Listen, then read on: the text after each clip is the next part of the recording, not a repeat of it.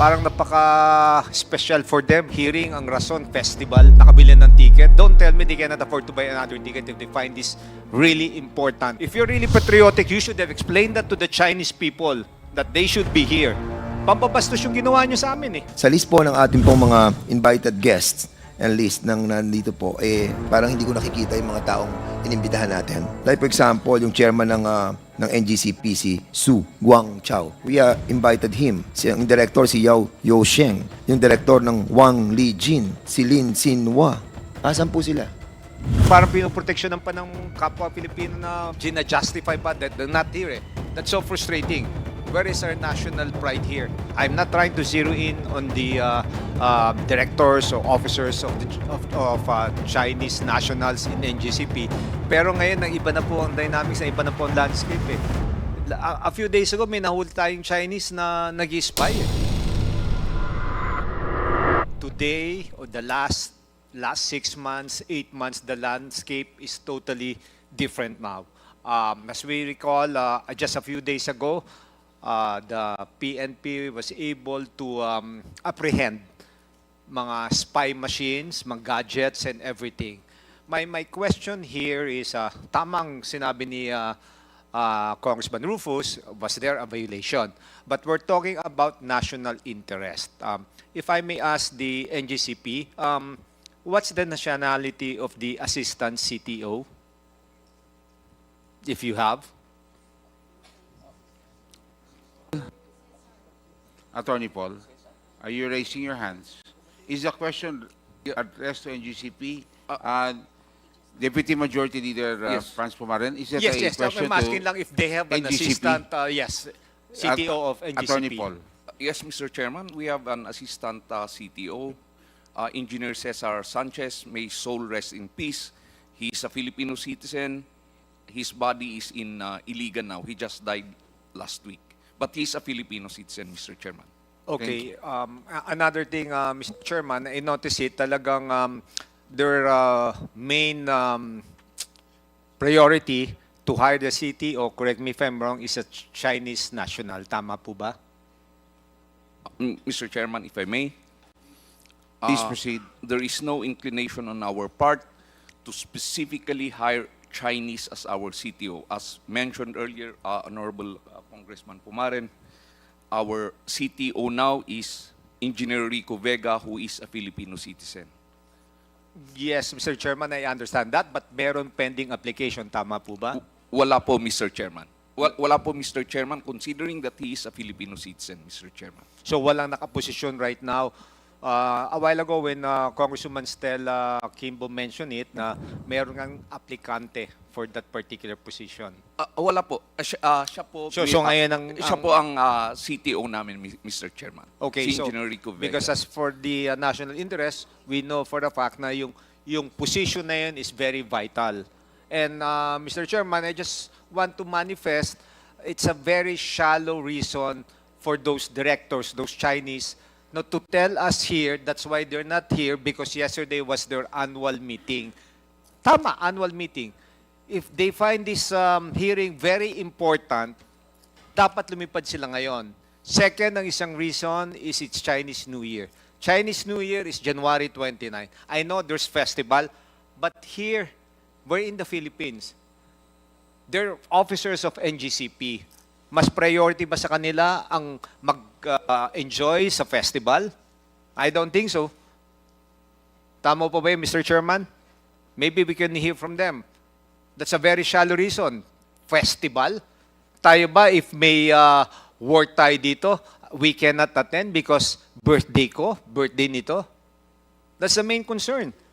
How can you show us na this Chinese, yung heart nila sa Filipinos para tumulong?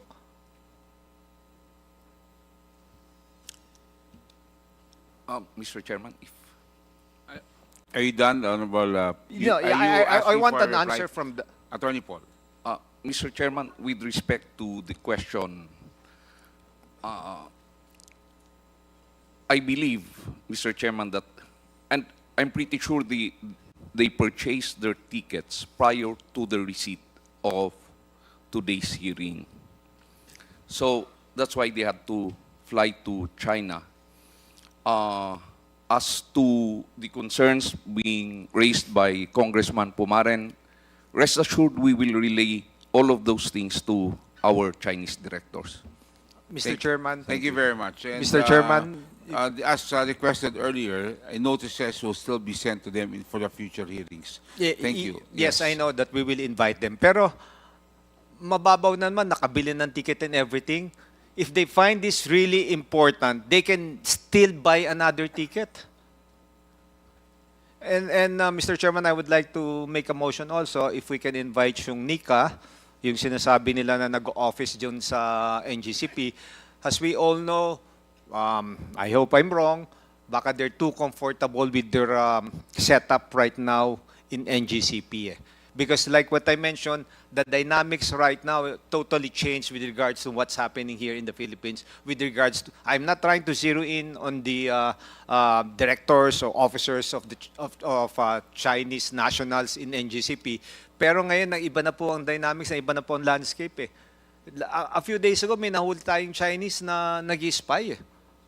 Diba? So, if we can invite also yung Nika, the one in charge of Nika, or the one assigned to that particular office, para we can hear kung ano po talaga ang what's happening.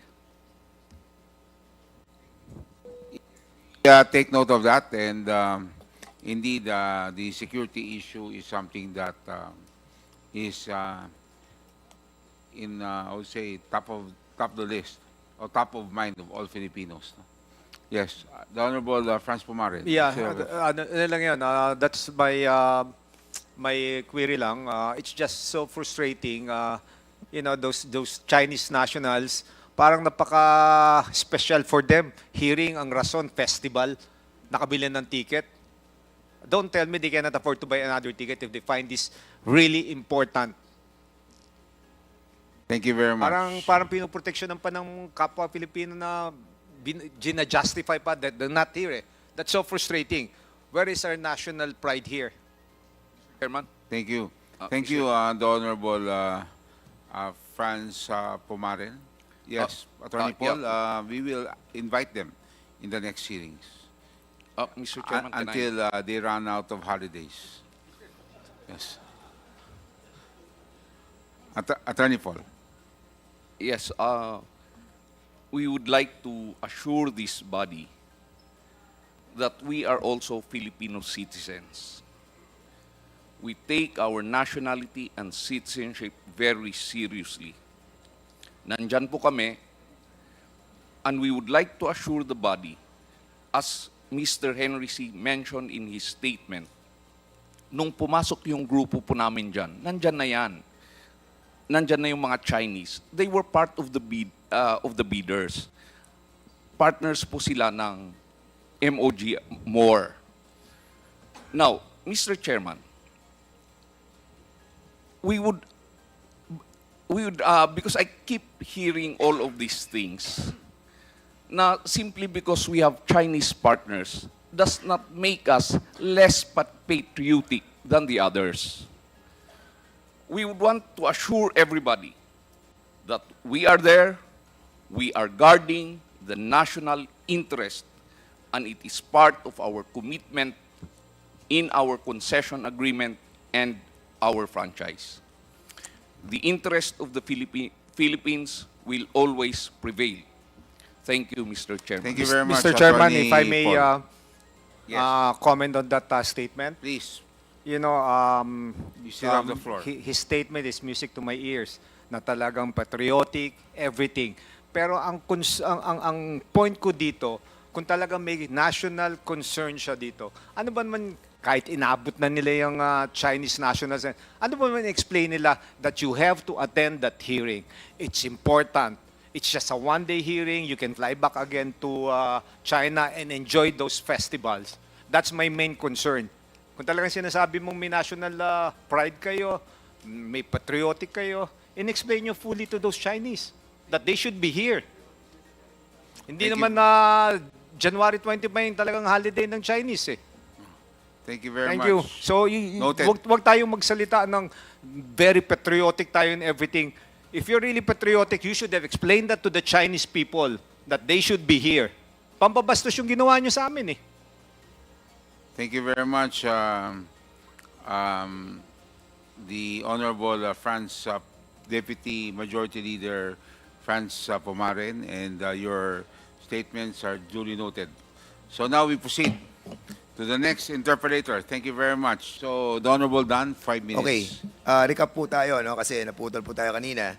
So, again, yung pong third regulatory period, Mr. Chairman, ay yung tinatawag po natin kung ano yung taripa na ginamit po ng NGCP. Okay, so there ay na-compute po ng consultant ng ERC yung sinasabi po nilang closing RAB, kung ano po yung tamang computation ng kanilang total asset. Kasama na po depreciation and everything. Now, ang sabi po nila ng RAAC at NCL, ang kanilang closing RAB for the third regulatory period is 173 billion.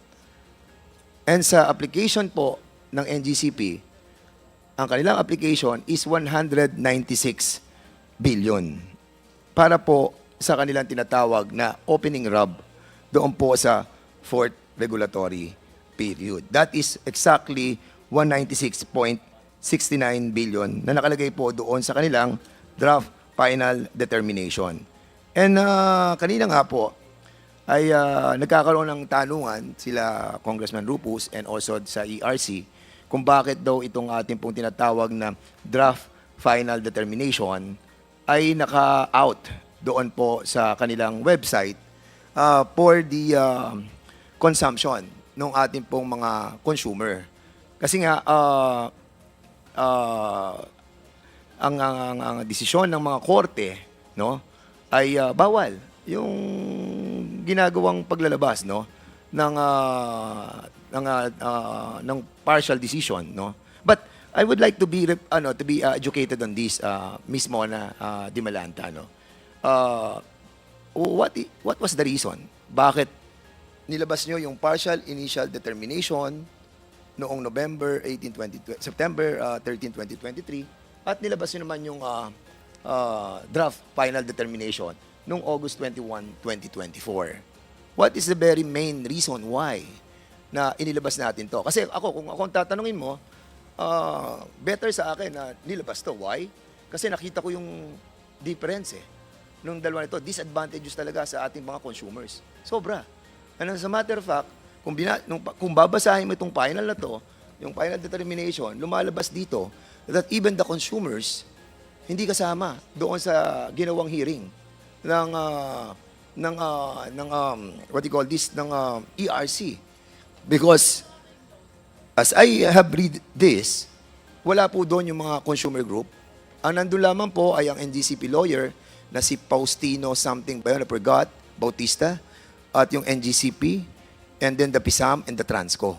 But never na naandun po yung ating pong mga consumer. Now, what is the very essence why this draft final determination was released in your website? Mr. Chair, the rule that requires publication of draft determinations has been there from the original rules of ERC setting the transmission wheeling rates. I think personal na po ito. It really it is a commitment, not just an attempt on the part of the Commission to adhere to principles of transparency in setting the rates, particularly of regulated entities. This time around po, baka po ang sinasabi nilang nag-iba, kasi po merong draft partial kami, tapos draft final na pinost. Kasi po, nabanggit na rin kanina, instead po of the original 5-year period, naging 7 po. Kasi po, hindi nga po nakapag-reset yung ERC dati. So, to address po the question directly, it is in adherence to the principles of transparency and giving our public the ability to comment on the drafts, on the rates that will result from this exercise of the ERC. Maka-comment lang po ako dun sa punto about consumers, Mr. Sige, Chair. go ahead, ma'am. Opo.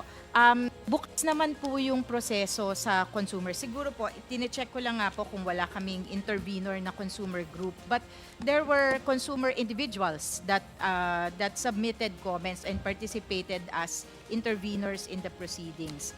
Okay. Meron pong si former commissioner noon participated. There was Nasecor, who's also a consumer group that were admitted as intervenors.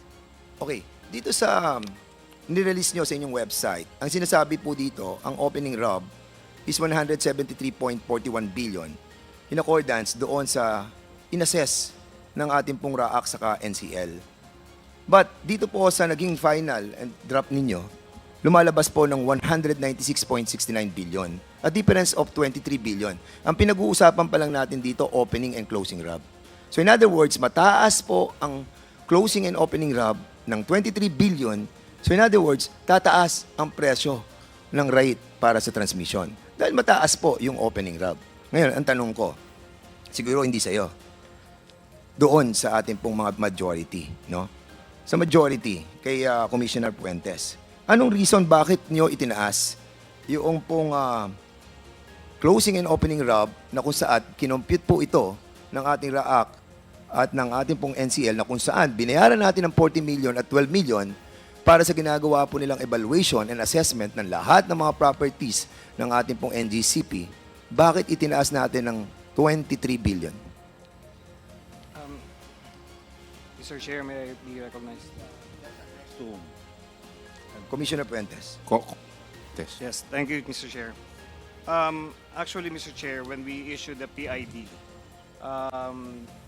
there was already a reservation. Can you speak louder, please? There was already a reservation noted in the PID that the beginning balance that used and recommended by the RAAC is that I do not agree on that because of there was a decision made by the previous commission on the beginning of 2010 regulatory period. There was already an approved beginning balance, and that was used to roll forward the regulatory asset base to become the opening RAB on the fourth RP. Ang sinasabi mo, it's- Commissioner, ay forecasting sa 2009. Kailangan yung forecast ang gagamitin natin. No, Mr. Chair, Oo. ang nangyari po, meron pong approved opening RAB in the third RP. So that was used to roll forward to the opening RAB. It was used to close. What was the approved opening ROB? Or closing, ano yan, opening or closing ROB? Opening RAB. Ng, Actually, excuse me, ng third regulatory period? yes, because the RAAC used the SKM valuation, the 2008, but there was an approved opening RAB in the third regulatory period. And it is already. No, wait, if I may, wait. Mr. Chair. Commissioners Puentes, we are talking about third regulatory period closing RAB.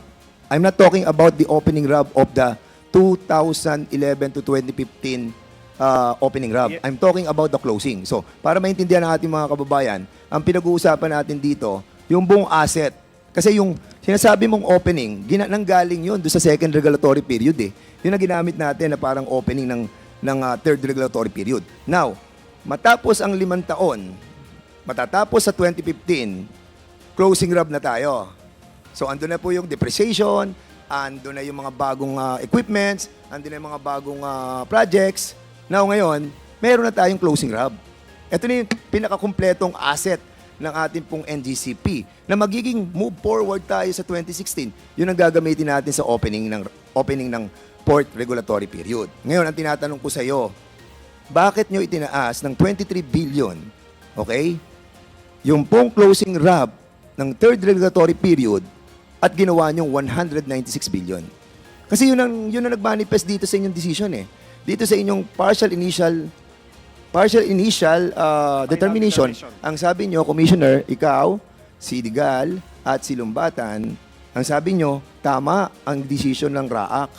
Dapat, ang gamitin po natin sa computation, yung mga project na use and useful. Sinabi nyo dito eh, ang kailangan gamitin natin mga project sa computation ng ating opening RAB para sa fourth regulatory period ay use and useful, efficient na mga project. Yun ang sinabi nyo dito. Then, suddenly, dito sa decision nyo, sa final determination, sinabi nyo, hindi, as spent, lahat ng project ng NGCP, no, lahat ng kanilang mga capex, hindi pa tapos, pabayaran na natin sa taong bayan. Ito ang binabanggit ng desisyon ninyo. Ang tanong ko, bakit? Mr. Chair, if I may, in the draft final determination, section 4.2.3, it was stated on how we adopted for this purpose, the draft final determination, why we adopted the 196 because of the use. If I may explain, there was an opening RAB in the third regulatory period. So that opening RAB came from the closing RAB of the second regulatory period. And now, the consultant used the 2008, wherein it was not even the closing RAB of the second regulatory period.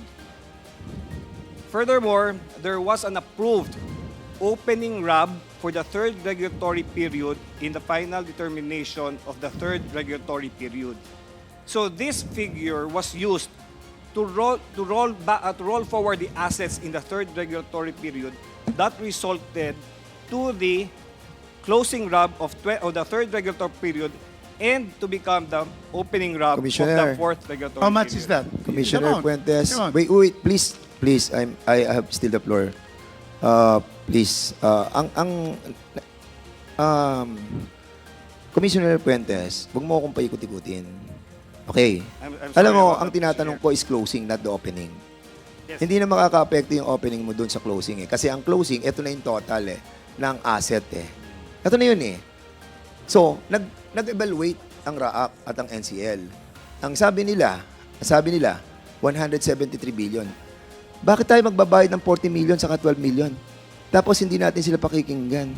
Saka, eto, Commissioner Puentes, Commissioner Digal, Commissioner Lumbatan.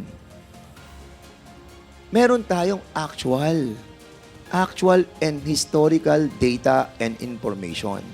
Ibig sabihin, tapos na kasi ang 2016 hanggang 2022 na kinoconsider natin sa fourth regulatory period. Tapos na eh. So, nag-apply ang NGCP. Ito na mga datos namin. Ito na yung mga project namin. Ito na yung capex namin. Ito na yung OPEX namin. Ito na yung taxes namin. Ito na yung depreciation namin. Kumpleto. Kukomputin na lang nila. Ang sabi nila, at ang sabi ng NCL, saka ng RAAC, 173 billion. Now, ang tanong, bakit ginawang 196? Yung dun sa final determination. Okay? We're just talking about the opening and closing RAB. We're not talking about yet the CAPEX. Sa CAPEX, ang laki ng application nila na pinaboran yung tatlo.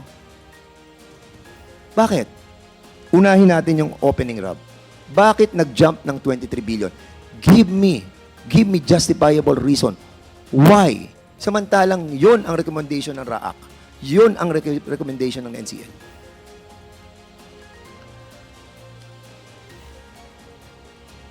Mr. Chair, may I? Please reply. I will try again on the opening RAB portion. Mr. Chairman, don't try to confuse this committee. Because ang parang, nanggaya yung sa 2000, sa second regulatory yung opening. Okay yun. Tapos na yun eh. Ito na yung computation eh. Nagsimula kayo sa 2011. Ito ang asset ng NGCP. Okay, nagpagawa sila ng mga project. Eto na. Nag-close na tayo. Magko-close na tayo sa asset natin. Ito yung asset natin. At sa computation nila, sinabi nila 173. And even the two, Commissioner Maceda and Mona Lisa, agreed with the consultant. And the three of you agreed also dito sa partial initial determination. Pero binago nyo pagdating sa final. Ngayon, ang tanong, kung di mo masagot, Commissioner Digal, pakita natin yung ating yung final determination para dun sa proposal ng NGCP para sa kanilang CAPEX. Phase 1, yung... Ayan, sige. Medyo zoom lang natin. So mga kasama, ito yung NGCP proposal na submitted nila sa ERC. Yan po yung tinatawag na... Pakisum pa ng konti. Unahin muna natin sa itaas. So yan ang tinatawag nating annual revenue requirement. Yan po nagde-determine kung yan lahat ng computation yan, bilyon yan, ang katumbas po na yan, nababayaran po natin is 1 peso o minsan 0.90 cents per kilowatt hour. Lahat ng pinag-uusapan natin, bilyon piso na yan. Ang katumbas lang po niyan, piso o minsan 90 cents pa. Ngayon, ayan po ang proposal nila. Ang proposal po ng NGCP, which the three of you adopted, 35 billion sa 2016 ang kanila pong return on capital. Yan po kasama na dyan yung kanilang CAPEX. Sa 2017, 36. Sa 2018, 38. Sa 2019, 41. Tandaan ninyo, ito po ay historical. Ito po ay nangyari na. Ito po ay i-compute na lang ng inyong consultant na binayaran ninyo ng 40 million at 12 million tapos hindi nyo susundin. Ngayon, ayan po ang kanilang tinatawag na CAPEX, 196 billion. Ang proposal ng NGCP. Dahil yan po yung mga project na hindi pa naman po sa efficient, hindi pa naman sa useful, nakakarga na. So nga, andito po yung desisyon ng RAAC. Baba mo ng konti. Ang sabi ng RAAC, sa kanilang computation at assessment, dahil binayaran sila ng 40 million at 12 million, 99 billion lang.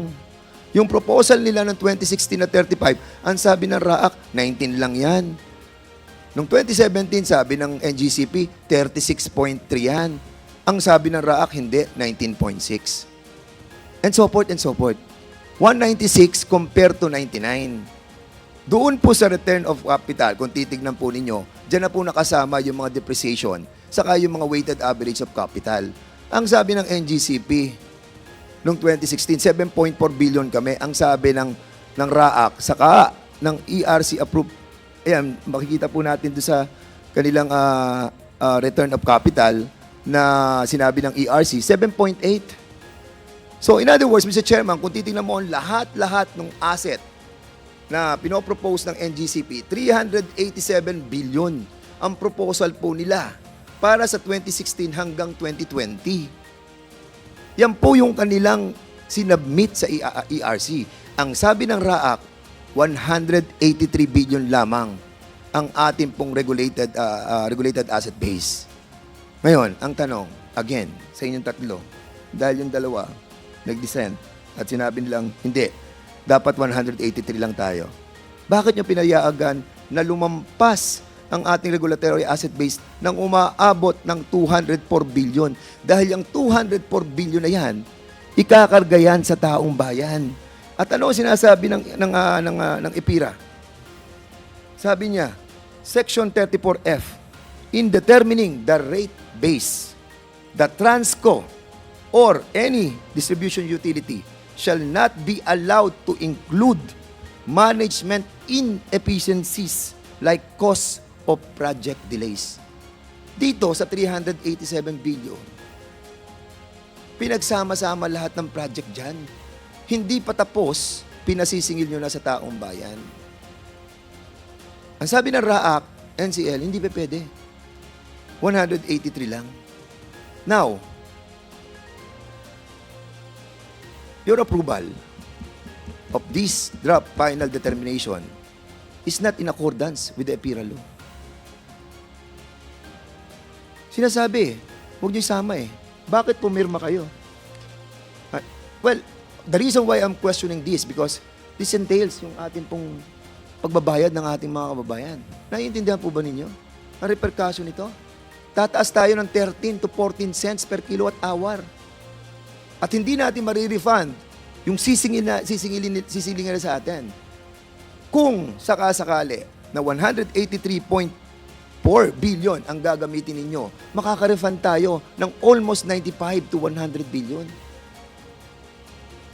Nasaan ang ano nyo? Nasaan ang puso nyo dito?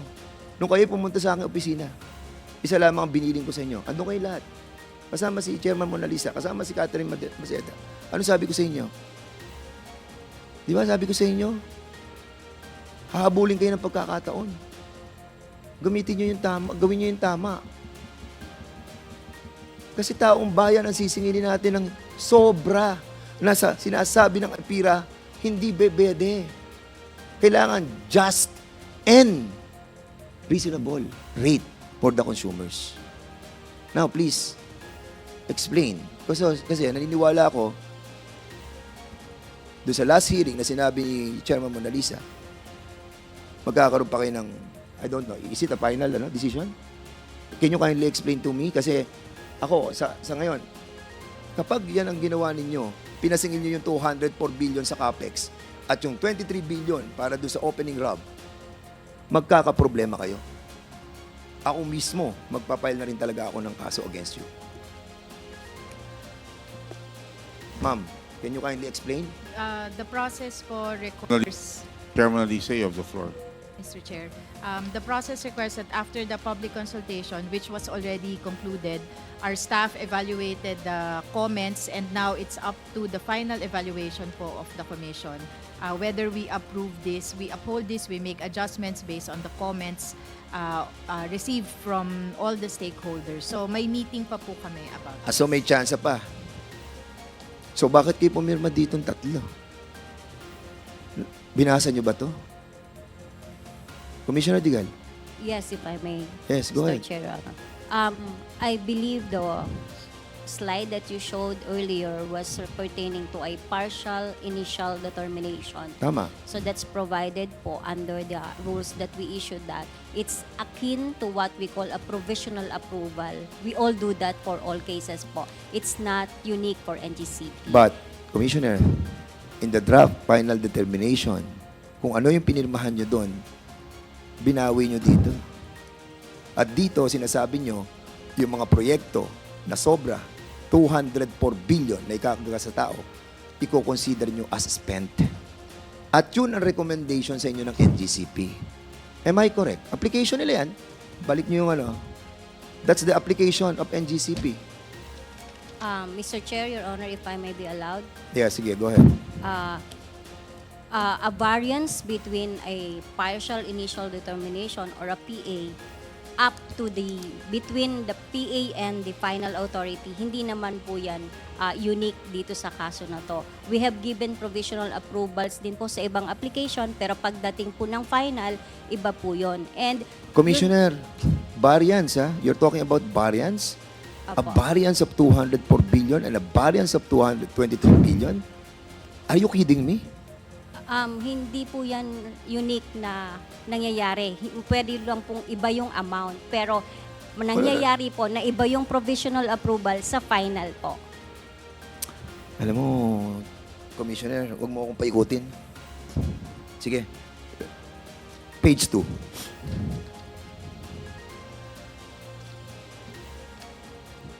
Page 2. Ayan. Sa page 2, makikita mo dyan yung application. Application kasi ng NGCP to, in-apply eh. At lahat ng in-apply ng NGCP, inaprubahan po ninyo. Nung una, inaprubahan ninyo, tapos nung huli, dalawa na lang yung natira sa inyo. Anyway, like for example, dito sa page 3 pala, page 3. Gusto ko lang malaman na kung what have you done dito sa page 3. Yan, katulad sa public relation and corporate social responsibility. Yung kanilang public relation and representation, nag-equate to ng almost 2.5 billion. Yung sa kanilang representation and entertainment, 800 million.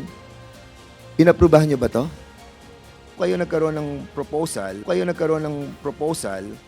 ng 387. Doon na muna tayo sa CAPEX. Bakit ang CAPEX ni 1 minute.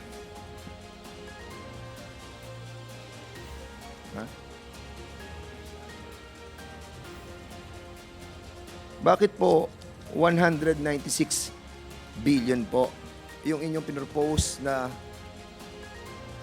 hindi pa naman po siya tapos, pinopropose niyo po.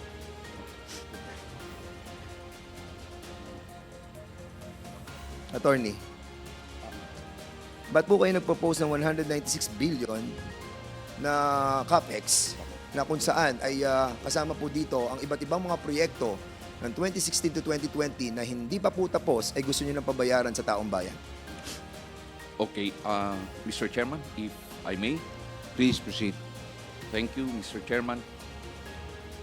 Doon po sa may nasasabi lang po kasi kanina na lahat po ng in-apply namin approved by ERC kaagad. Hindi po. Hindi po lahat. In fact, I am asking our finance to check. Kasi meron pa po kaming malalaking projects po, Congressman. 11 projects ni hindi nila sinama.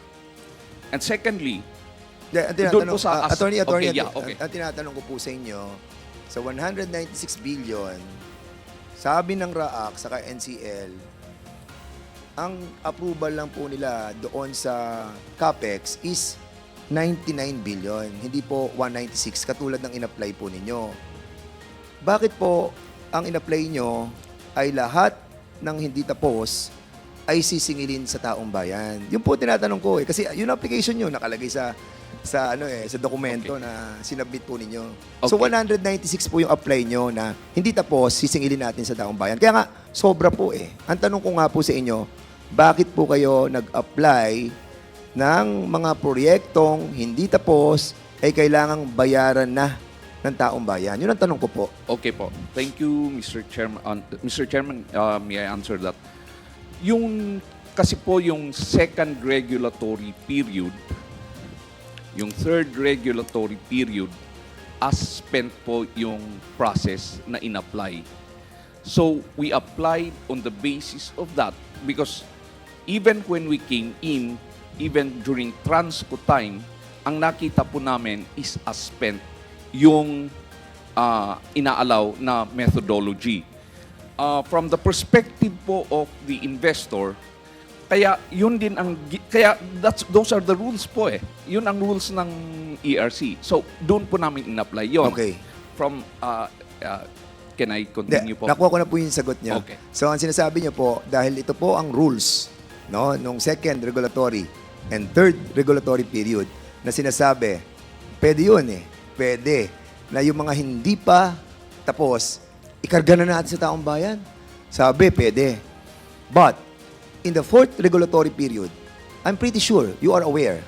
Aware po kayo na may rules ang fourth regulatory period. Opo. According sa Article 4, hindi po allow. And if I may read, attorney, ito sinasabi, ERC will evaluate the actual expenditure of the regulated entity for the fourth regulatory period by examining its necessity and efficiency to ensure its consistency with the principles and provision of these rules in determining the annual revenue requirement. So ngayon, ang tanong ko sa iyo, attorney, yung bang hindi tapos is efficient and necessity? Ang tingin po namin Hindi, dyan, opo. Ang tanong ko po, attorney, yung hindi tapos na proyektong isinabmit nyo po sa inyong application, yung po ba ay efficient na? Kailangan po namin, necessary po yan. Necessary po yung Hindi pa nga project. po siya tapos, paano siya naging necessary? Eh kung hindi nyo matapos, binayaran na ng tao yan eh. So, ang tanong po dito, Mr. Attorney Sagayo, hindi pa po siya efficient eh. Hindi pa siya useful. Hindi pa siya commissioned eh. Why do you have to charge the consumer? Mr. Chairman, Isipin nyo, Attorney Sagayo, you're charging us sa opening RAB 23 billion exceed. Sa CAPEX, 204 billion ang ginacharge nyo sa taong bayan. Ang tanong ko, bakit? Ang inalaw lang po sa inyo ng RAAC saka NCL para sa inyong CAPEX, alam nyo kailan? 13.3 billion kasi yun ang tapos nung 2016 to 2020. Pero sa application nyo, 179 billion ang sinisingil nyo po sa taong bayan. So ngayon, ang tanong ko po, attorney, ang rules sinasabi, hindi pwede. Ba't kayo nag-apply? no, Mr. Chairman, if I, correct me if I'm wrong, Mr. Chairman, but even in the rules, fourth regulatory period, it's suspend. Mr. May I Chairman, ask from the chairman, as it's ito na nga po, binasa ko na sa inyo, attorney. Hindi nyo ba nadinig? Ang sabi ko, Article 4, under the rules of the Commission for setting the transmission rates, provide, kukumpletohin ko po, other than the setting of transmission rates for the subsequent regulatory periods, this article shall govern the setting of transmission rates for the fourth regulatory period, covering the period from January 1, 2016 to December 31, 2022. ERC, again, will evaluate the actual expenditure of the regulated entity for the fourth regulatory period by examining the efficiency of the projects to ensure its consistency with the principles of the provision of these rules that was approved by the ERC. Yun ang sinasabi ko po. In the first place, dapat hindi po kayo nag-apply ng gano'n dahil may rules ang ERC at sinasabi nila, oh, hindi pa pwede itong itong hindi tapos And these three commissioners agreed with you. Okay, Mr. Chairman. Insofar as those rules actually are concerned, we have a pending petition with the Supreme Court questioning the validity of the rules set by the Energy Bakit Regulatory niyo Commission. po kino-question ang validity? Dahil gusto niyong ipakarga sa taong bayan. Yung Hindi po. ano pong reason bakit niyo po kino-question ang validity ng rules ng Mr. ERC? Okay. Article 4. Are we talking about Article 4? Correct, The rules Mr. of Chairman. the transmission Correct. billing rates? Correct, Mr. Chairman. What is your reason behind why you are questioning yung mga proyekto na hindi pa po tapos ay ikakarga na sa taong bayan? Mr. Chairman, under the IPIRA, it is clearly stated that the rate-setting methodology should be internationally accepted. And it is mentioned there, RORB, What provision? under the IPIRA. I will state you a provision that states otherwise. EPIRA, Section 34F, that in determining the rate base, the Transco or any distribution utility shall not be allowed to include management inefficiencies like cost of project delays. Ang liwanag, 34F, tignan mo. Ang sabi, hindi pwede na ang transmission utility ikakarga yung mga management inefficiencies like mga project delays. Oh, delay yung mga project nyo, hindi pa tapos kinakarga nyo na sa amin Bakit? Mr. Chairman, I agree. For delays attributable to us, I agree with that. But for delays not attributable to us, I beg to differ. Most especially, for example, narinig ko po kanina, Mr. Chairman, yung MVIP. Ang sabi po, delayed po kami dyan. May I ask ERC, paulit-ulit kanina po yung MVIP na delayed kami. And it was one of the cases na na-charge kami ng project delay. May I ask the Honorable ERC if we were penalized insofar as MVIP is concerned? Attorney Sagaya, no? Attorney, Kasi wait. medyo- The time is still with the Honorable Dan Fernandez. One more minute. Hindi, So we ganito will lang, have to Attorney move. Sagaya. Okay, Para so tayo, the question, we will ask the questions yes, later para on. tayo magkaintindihan. Attorney 1 Sagaya, minute. it's like this, Attorney Paul. Okay, wala namang pong problema yan Kung yung mga proyektong yan talagang kailangan ng ating pong transmission facilities, walang problema. Ibig sabihin, tapusin nyo lang muna. Tapos saka po natin ikarga sa taong bayan.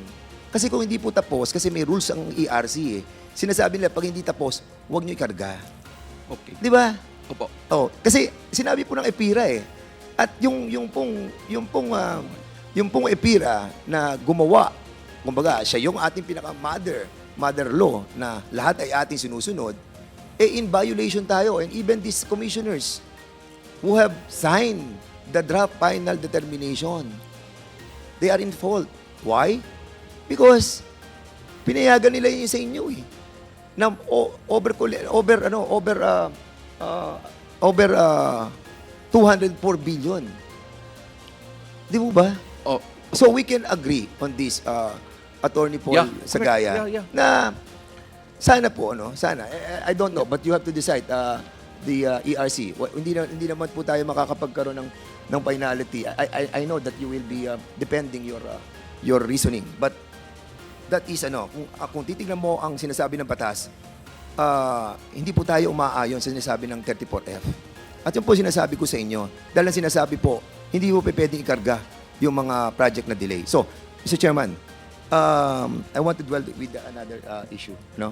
Para at least nabigyan naman po tayo ng... Last question, Sergeant. hindi, paano Kasi- magiging last question to? Opo, meron na kayong 5 minutes kasi take over lang kayo sa oras. Mr. Ganito Chairman, na po, yes. Mr. Chairman. So, So we will have to, I'll ask you one more question, then we will have Mr. Chairman, siguro mamaya lang po uli para at least tuloy-tuloy po Diretso, ng okay. aking pong momento. Maraming salamat, Mr. Thank you Chairman. very much. Again, sir. Mga Mona Lisa, sana po sa susunod na hearing po, kasi naman, sana po tapos na po. And also the weighted average cost of capital, kung ano po talaga yung tama. At at the same time, yung pong mga commissioners, you still have the chance para baguhin po yung 204 billion na sobra at yung 23 billion na opening RAB for the fourth regulatory period. Sana po baguhin po natin. Otherwise, hindi po ako nakikialam sa desisyon nyo. Kung ang desisyon nyo po ganun pa rin, so be it. So be it.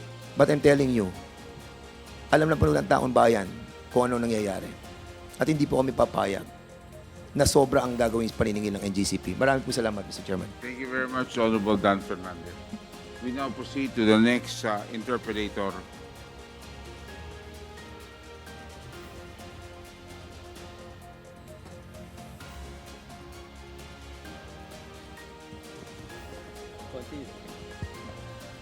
Thank you, Mr. Chair. Good evening, everyone. Just a few questions, Mr. Chair, sa NGCP. Sino kaya makakasagot? Attorney Sagayo, probably. Sir, magandang gabi po sa inyo. Good evening, Mr. Chairman. Good evening, sir. evening, Just Honorable gusto ko Congressman. lang balikan yung mga konti na pag-usapan sa last hearing. On paper, ang NGCP po ay nagmamay-ari 60% Filipinos and 40% owned by Chinese citizens. Tama po ba yun, sir? Tama po. Ang purpose po ng requirement na ito na itinalaga ng ating batas ay para masiguro na Filipino ang in control ng NGCP. Tama po ba? Tama po. Ito pong 40% na ito yung nagmamay-ari, please correct me, sir, if my statements are, yung State Grid International Development Limited o SGID, ito po ba yung 40%? Attorney State Sagayo? Grid Corporation of China po. Opo. Tama po. Yung SGID naman po ay isang subsidiary ng state-owned State Grid Corporation ng China. Tama po ba yun? Tama po. In other words, yung gobyerno ng China ang nagmamay-ari ng 40% ng NGCP which controls the Philippine National Power Grid. Tama po, sir? Can you please repeat the question, Ms. In other words, yung gobyerno po ng China ang nagmamay-ari ng 40% ng NGCP. Parang state-owned po yan, Mr. Chairman. Parang sa atin po, parang Yes, government-owned or Opo, controlled kaya ko po corporation. tinanong yung nauna eh. Okay. Pero, so tama po. Tama po. So ito po ang gobyerno ng China na at present meron po tayong territorial dispute. Tama po. Tama po, Mr. Chairman. Doon sa West Philippine Sea. Kasi Attorney Sagayo po, sir, no? Yes po. I heard that you're also one of the directors of NGCP. Opo. Gano'n na po kayo katagal sa NGCP, sir? Since 2010, magkasama po kami ni Mr. C. 2010. 2010. So, kailan po ba pumasok yung NGCP? 2009 po ba? 09. Ang operations, the incorporation of NGCP is February of 2008. So, isa po pala kayo sa mga original na nandiyan dyan na? Hindi po. Kami po yung bumili sa shares ni Mr. Rason.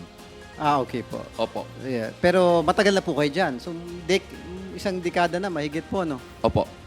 Base po sa isinumiti na General Information Sheet, ang chairman of the board ng NGCP po pasensya po, medyo nahihirapan akong basahin eh. Zhu Guan Chao. Tama po ba yung pronunciation ko? Tama po, Mr. Chairman. Na isang Chinese national na taga Beijing, China. Tama po. Tama po. Ang ibig sabihin po nito na kahit 40% owner lang ang mga Chinese ng NGCP, siya po ang naitalagang chairman. Tama po, sir? Chairman. Opo. So kayo po, bumoto rin po kayo. Kasama po ba kayo sa mga bumoto at pagpili ng chairman ng NGCP? As a member of the board, yes po. Kaibigan niyo po ba tong si Zhu Guangzhou? On a personal capacity, sir? Siguro po what I can say is kakilala po. Because I seldom see him. He's only here during board meetings. Ah, okay po. Opo. Ako lang po, medyo nababagabag. Hindi niyo naman po siya personal na kaibigan. Binoto niyo po siya bilang chairman. Pinili Opo. niyo po siya. Opo. Bakit po kaya? Bakit po siya ang pinili ninyo? Kasi po sa the way, lahat po kasi ng executive officers ng NGCP, President, Chief Technical Officer, Chief Financial Officer, Corporate Secretary, Assistant Corporate Secretary, HR, lahat po yan Filipino. Ang mga Vice Chairman po ng board, Sir, Filipino sorry din to po. cut you, sir. Sure. Limited time lang po kasi Opo, tayo. opo. I hope that you could just answer the question. Ano po yung reason kung bakit pinili niyo po si Mr. Zhu Guangzhou as bilang yung ano nyo, chairman po ninyo?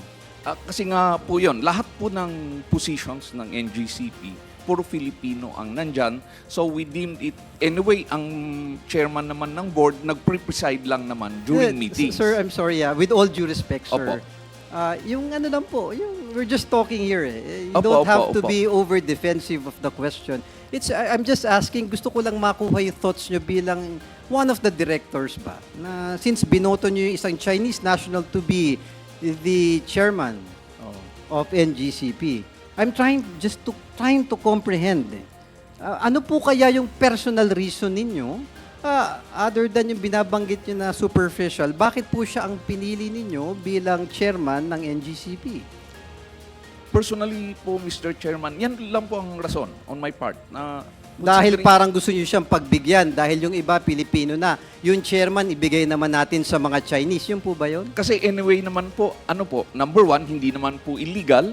Yeah, no, sir, don't be... yeah. Sa akin lang, sir, no, with all due respect again, Opo, sir, opo. you don't have to be over-defensive. I'm not saying that there's something illegal or may kamalian. I'm just trying to ask. Correct. Na sa inyo po, ako kasi pag bumoboto ko, pinag-iisipan ko eh. Yung simpleng sidecar driver doon sa amin sa Tondo, pag bumoboto, tinitignan niya yung pagkatao ng tao. Bakit ko po binoboto? Ganun din po siguro sa isang kumpanya. Pag binoboto ko to, hindi naman siguro dahil puro Pilipino na, ibigay naman natin sa Chinese yung chairman.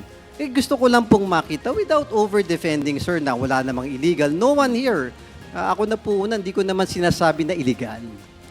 Tinatanong ko lang po, with all due respect, Attorney Sagayo, bakit po ninyo binoboto ang isang Chinese national to be chairman in your own decision nyo po? Bakit po kaya siya ang pinili ninyo? Ano po ba? Sa akin, frankly po talaga, Mr. Chairman, yan lang po eh. I mean, at saka minority shareholder po sila, partner po sila. So, since nagpre-preside lang naman ng meeting, during board meetings, kahit paano naman as minority shareholder, baka okay lang na. I mean, may right din naman sila to become also an officer. No, of the sure. corporation. Yeah. Understood. So, just take your answer for what it is, sir. Ako lang kasi, iniisip ko, baka may rason talaga na deeper than that. No? So, yun lang. Gusto nyo lang pagbigyan yung mga Chinese na ibigay na natin yung pagiging chairman doon sa Chinese dahil yung iba Pilipino naman. Yun po ang rason ninyo. Tama po ba, sir? Is that right, sir? Kasi may right din po sila as minority shareholder nga po. So, at saka yung function lang po nila is really just to preside. So, we do not see anything wrong na ibigay din naman sa kanila considering that all positions in NGC po are occupied by Filipino citizens. Yes, sir. Wala naman sinasabing illegal or wrong. But I will just take your answer for what it is with all due respect. Sino-sino po ang mga Chinese nationals na nasa management ng NGCP, sir? Wala po, Mr. Chairman. Wala po. Wala po kahit isa. Wala po, Mr. Chairman. So kung wala po, sino po ba tong nakita ko po dito sa General information sheet. Pasensya na po ulit, medyo mahirap banggitin. Si Lee Sin Chua. Ang pangalan po niya ay Liu Sin Hua.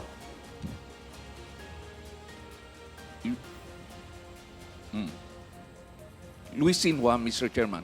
Sino po Director. siya? Director po. Ano po Opo. ang function siya sa NGCP? Director po, Mr. Chairman, ng NGCP. Yun lang po. Opo.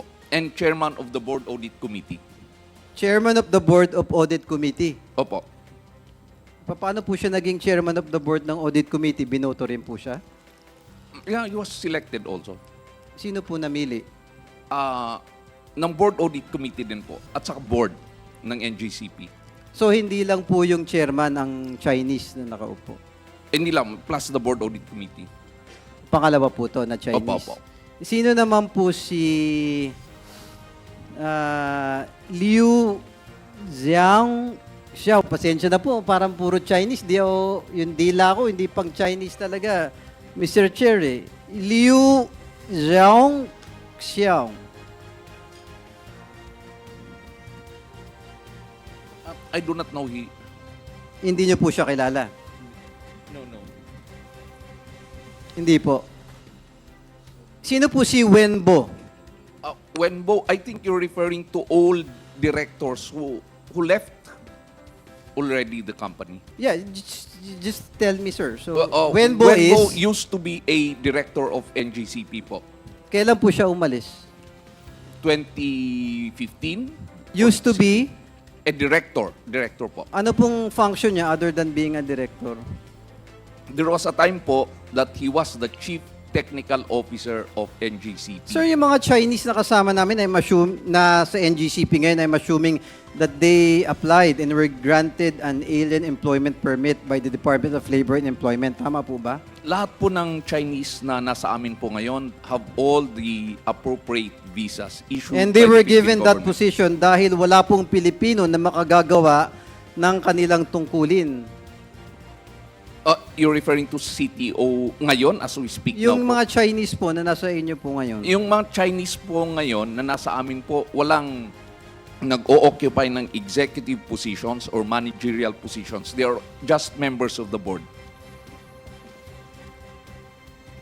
So wala na po tayo sa technical management Wala po. or anything. Wala po. Yes, the reason why I asked the question, Your Honor, dahil under Section 40 of our Labor Code, the employment permit that is issued for non-residents and aliens to be applicant employer at the determination of non-availability of a person in the Philippines who is competent, able, and willing at the time of application to perform the services which an alien is desired. Yung meaning ko po, yung mga dapat ma-pass on na technical aspects ng Chinese sa atin, dapat maipasa na sa mga Pilipino. Tama po ba? Opo. So it is your stand, sir, na wala naman talagang authority, control, or anything of vital position ang mga Chinese national sa NGCP. Wala po. Just a short manifestation, Mr. Chair, ang pamamahala po ng power grids ng ng ating bansa ay partially nationalized industry. In other words, Pilipino ang kailangan may control dito. Kung gano'n naman po pala, bakit pa may mga Chinese dito sa NGCP? Otherwise, nakakabahala po ito sa ating national security. Sa akin lamang pong pananaw, kung papayagan po ng ating batas ang 40%, nito ay pwede ring foreigners and case and Chinese nationals. Dapat nating siguraduhin ng pagpapatakbo nito ay eksklusibong nasa mga Pilipino. Like what you said, sir, there is no one-hit switch button na pwedeng patayin. Yun ang naririnig ko since last hearing Tama po ba from NGCP? Wala po yan. Wala po. Fake news po yan. Fake news. But how are you certain, sir?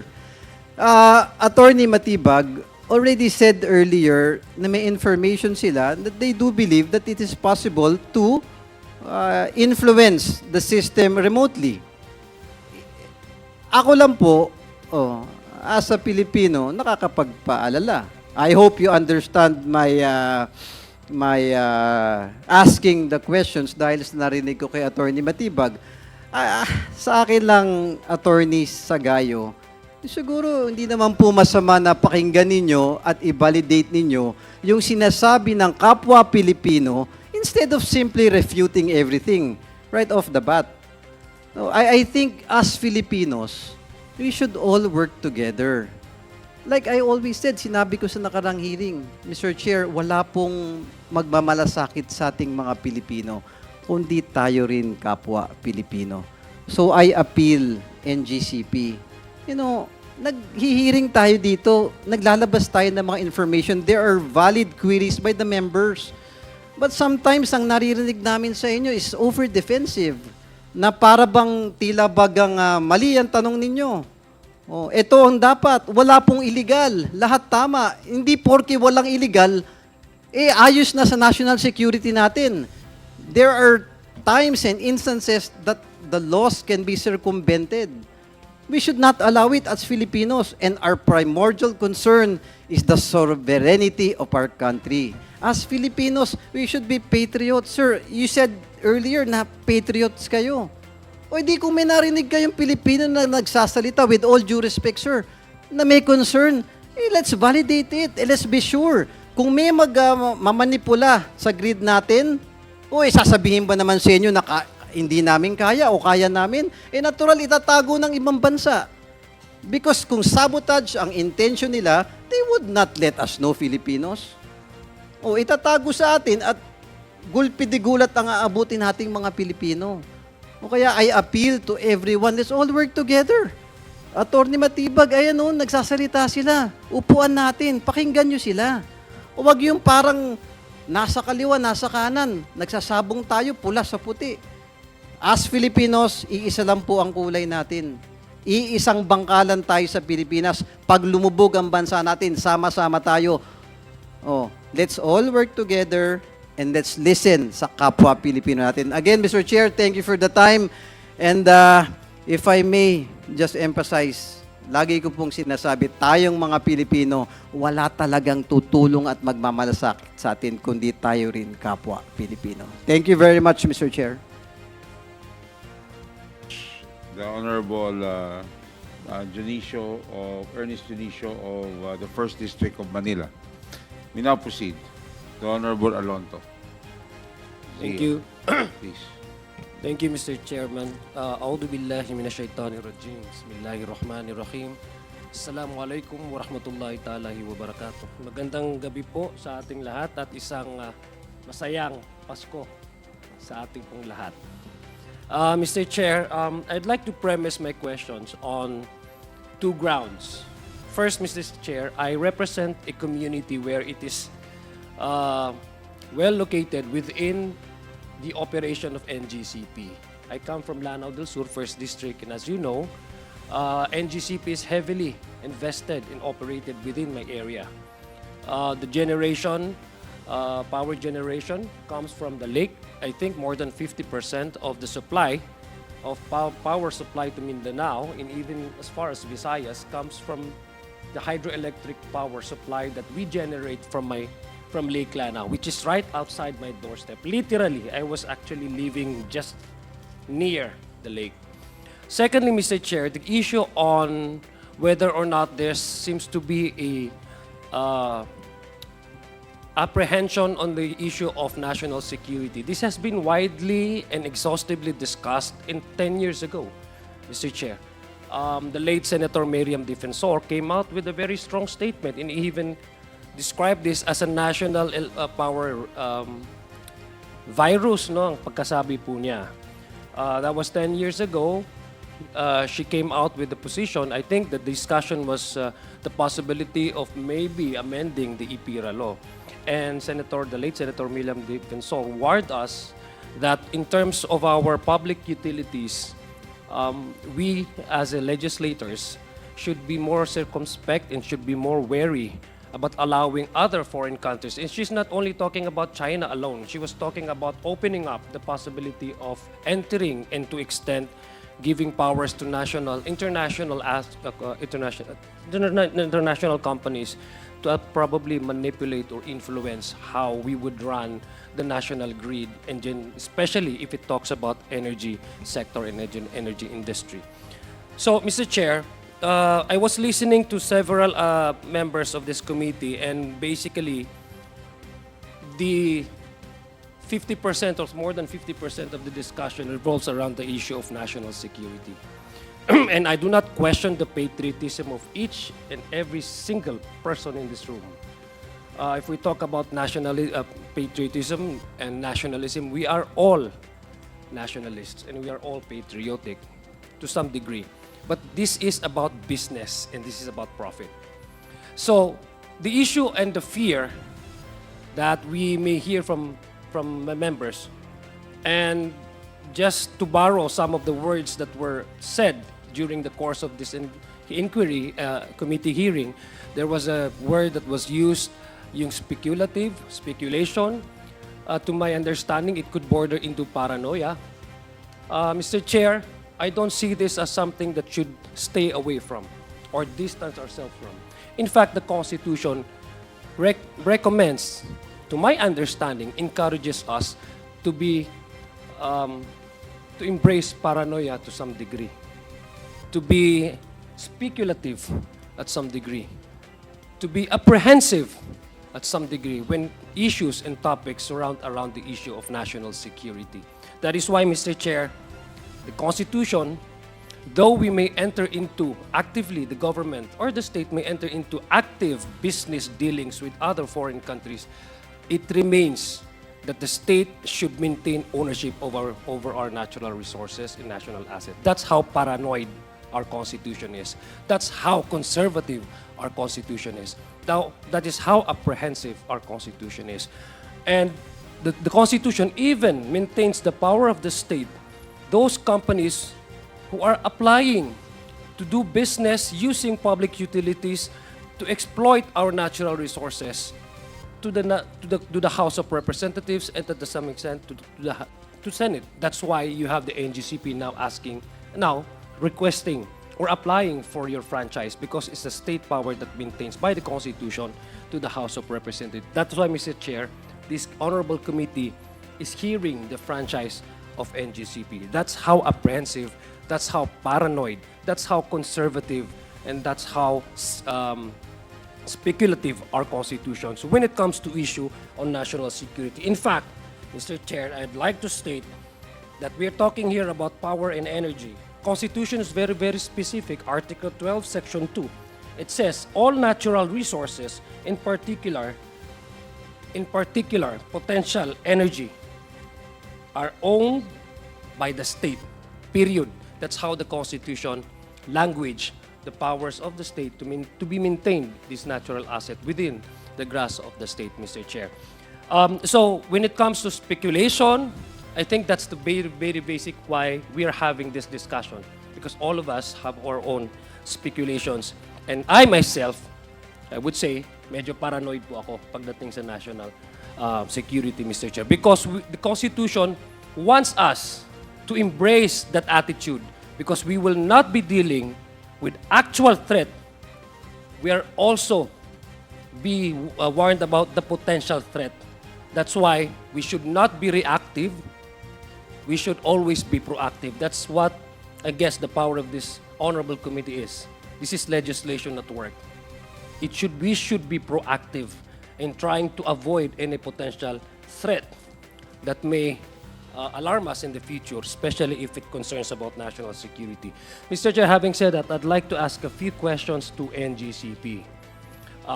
Because in order to address speculations again of a potential threat to our national security, perhaps I'd like to ask how NGCP able to acquire or able to at least subcontracts some of the projects and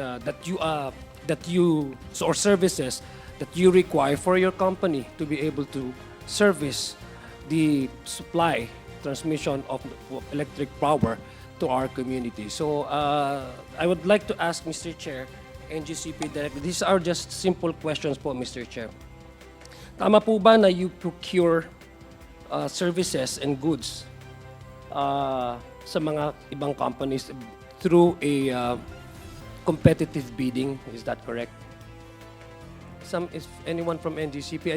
My fraternity brad, Attorney Ronald Concepcion, just winked at me, Mr. Chair. So, Mr. Mr. Chair, Chairman, may we allow Attorney Concepcion to respond to my question? Since he's a fraternity brad, he could be as honest as he could be. So, Attorney, Mr. Chairman, a brad will never lie to a brad. we no? have, Mr. Concepcion, you are a lawyer. yes, Mr. Chairman. Okay. So, Attorney Ronald Concepcion. Thank you, Mr. Chairman. Procurement of goods and services in NGCP follows a very public and deliberative process. Public in the sense that we open the bids and we open the procurement to bidders, no, who have previously been accredited with us, who have a track record, the performance of which have been already evaluated by NGCP. And then the bids that have been qualified are to be determined or to be evaluated by what we call the accreditation, bid evaluation, and awards committee. This committee will now determine whom or which companies have the best offer to the corporation. Thank you. Thank you. Mr. Chair, may I direct? I know I don't want to be biased because this conversation between fraternity brad, I could be biased. So I would like to redirect my question to Attorney Sagayo, if you may, sir. Yes. My follow-up question. Thank you, Brad. So, Welcome. meaning to say, jumping off from the response of Attorney Concepcion, Attorney Sagayo, so ibig sabihin po, yun ngayong may bids and procurement committee po kayo, tama ho ba? Tama po, Mr. Chairman. And I would assume that the bids and procurement committee is compliance with the stringent processes. Definitely, Mr. Chairman. We go through we vet suppliers, we thoroughly vet contractors. Yeah, because We do, Mr. Chairman. Thank you, Thank you po, Attorney, Mr. Chair. Mr. Chair, kasi kanina po nasabi po ni Brad, Attorney Ronald, and it's a good thing that you mentioned about yung background check, di ba? Because in bidding process, you do not only measure the capacity, the assets of the company to be able to deliver the services or the projects that you intend to award to that company, but you also do vetting processes in by way of checking the background of each of these companies. Is it correct? We do. And partly the reason why you are checking the background of each of this company, because you're opening up also the bidding, because you're talking about huge projects, di ba? So meaning to say, there's a possibility that local contractors or local companies may not qualify to these projects. That's why you're opening up and widen the scope for other foreign companies to also submit their application for a bids awards. Tama ho ba? Tama po. And the reason why you're also doing background checks, it's because part of your security of transmissions of asset, and this is I'd like to, Mr. Chair, point it out that according to the process by which NGCP evaluate and mitigate the possible awards, kasi you're talking about national security, ay nakalaan po dito yung security study ninyo, risk identification, risk mitigation measures, Mr. Chair, that would guide your bids and awards committee to do the vetting processes of each of the foreign companies that applies for this for the projects that Correct, you're about to deliver or you're about to award. Kasi it also speaks not only for internal organization processes of NGCP, but it also speaks about the national security concerns. Tama po ba? Tama po. Tama po. Okay. So yung para dun sa mga suppliers and contractors po, no? Tama po ba 'yon? Tama po, Mr. Chairman. Okay, thank you.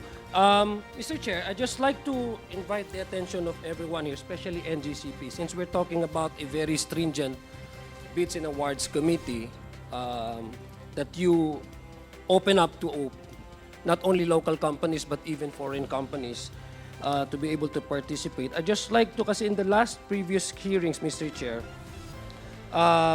I believe there was a request by the committee to submit the list of all those companies that have already been awarded with certain contracts or certain projects.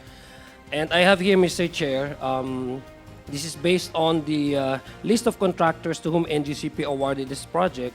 This is also a letter, I guess, dated January 6, 2025, a list of the contractors for projects since 2009.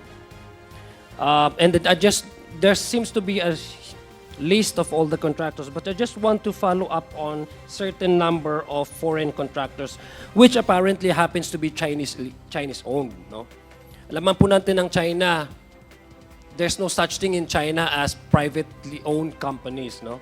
I mean, we all know it by to the letter and as a fact that China is a communist party. So all companies, huge companies, it's either owned directly by the state or substantially owned by the Chinese Politburo. No? There's no such thing as free market in terms of companies existing or operating within China. So all these companies have a tremendous interest by the Chinese Politburo. And when you talk about Chinese Politburo, you're talking about Chinese Communist Party, and you talk about Chinese Communist Party, you talk about China in particular. So let me just ask our Secretariat here if you can just flash some of those list of companies that have already been awarded with contracts. These are 18 companies, Mr. Chair. Meron ba dyan? Mr. Chair, I'd just like to zero in on some... Andyan ba yung ano? I hope, Mr. Chair, this will not be deducted from my time. Are we ready, our technical persons? But at any rate, let me just ask na lang, no? Ayan. These lists are from NGCP po. Let me just be selective.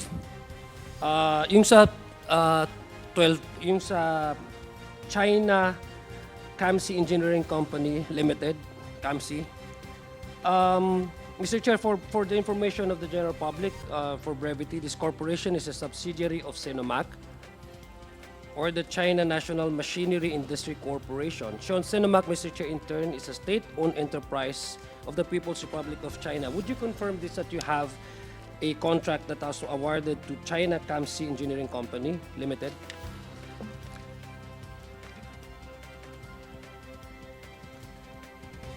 Yes, Mr. Almeida.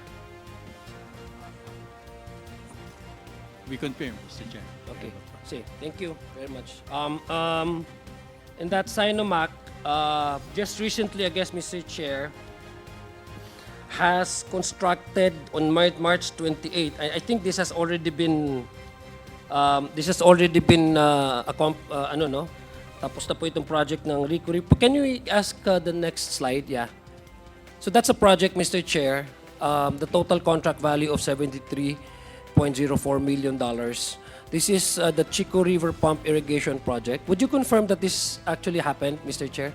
Attorney Mr. Rico Vega. Mr. Chair, that is not an NGCP project. Oh, okay, that's not NGCP. Oh, that's the picture. Okay, thank you very much. This is a good thing about having this presentation because you can either confirm nor deny. No? So thank you. But Mr. Chair, CAMC, according to our research po, the Sinomac, no, CAMC is also the barred entity according to Asian Development Bank's database. Can we follow the next slide? Can we present the next slide? The reason why I'm showing you this po, Attorney Sagayo, is to dispel the rumors that we are closing the gap. If possible, walang portal to any foreign manipulation sa ating transmission ng energy power. No? Okay. This would anyway provide this committee, and for your understanding as well, na kailangan talagang isa, tamang yung sinabi ni Congressman Ernix, na tama, magkakasama-sama tayo dito pagdating sa pagprotekta ng ating national sovereignty. So, would you know, Mr. Chair, Attorney Sagayo, are you familiar that the same company has already been, according to Asian Development Bank's database, that they have there was a report of an anti-corruption integrity standards violation on the grounds of anti-corruption integrity standards. So according po sa Asian Development Bank, ay ban po itong kumpanya na ito. Debarred entity according to the classification of Asian Development Bank. And even corroborated also by the World Bank that this company has committed so much violations in other countries. Would you be familiar with this, Mr. Chair, Attorney Sagayo? Can you confirm if my research and my document is correct?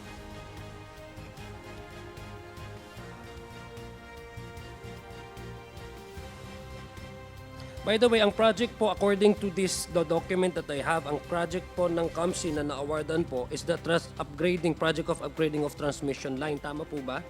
Ito po yung supply and delivery of various equipment, materials, and accessories for Western Luzon, 500 kV backbone project, Stage 2, Schedule 3, second rebidding, SP23.W, ito mga technical na to.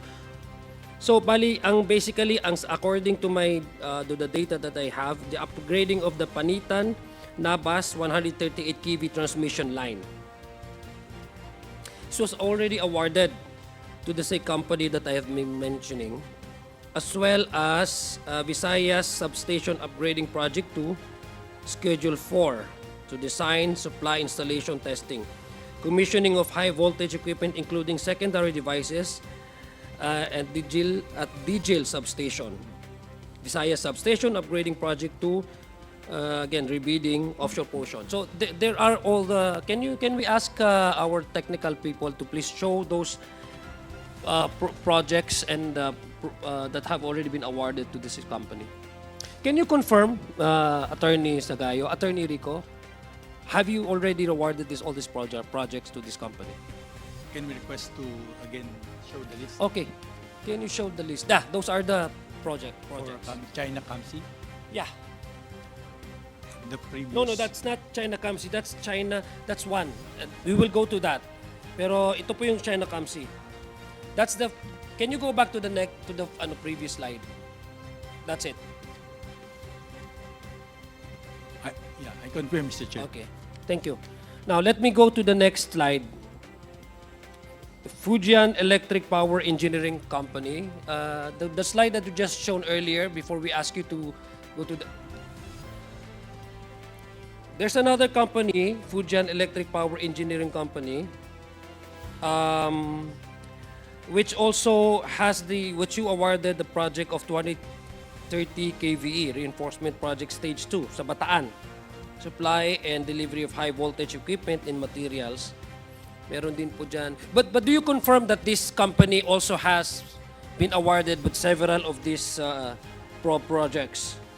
Itong Clark, Mabiga, 69 kV transmission line project, Dasmariñas, 500 kV substation, fifth bank transformers, and the list goes on. Can we ask our secretariat to please show the slides?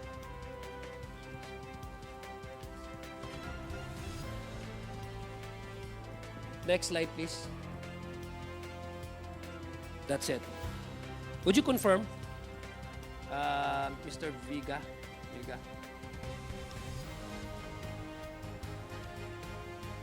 Mr. Chairman, I confirm. You confirm. Okay.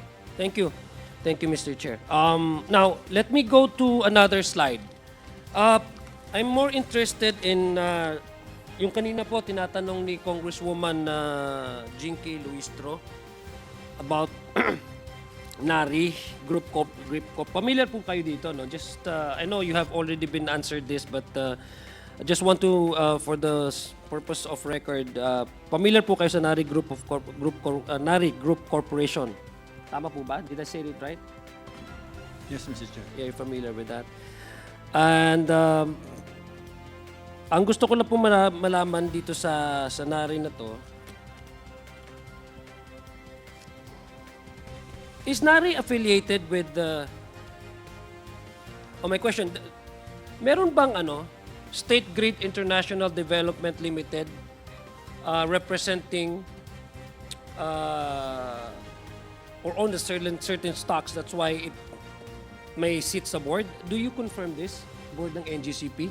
State Grid International Development Limited, do they have a representative in the board of directors of NGCP? Representatives, yes, Mr. So they have a Chairman, seat? yes. Okay. So, is State Grid International, a subsidiary of State Grid Corporation of China, affiliated with I think the State Grid International is a subsidiary Grid Corporation of China, is it correct? Of State Grid Corporation of Yes, China. of China. Yes, yes. That is correct. Uh-huh. Okay. So, is NARI now, the company, is he connected, affiliated with State Grid Corporation of China? Is it a subsidiary of State Grid International Development, NARI?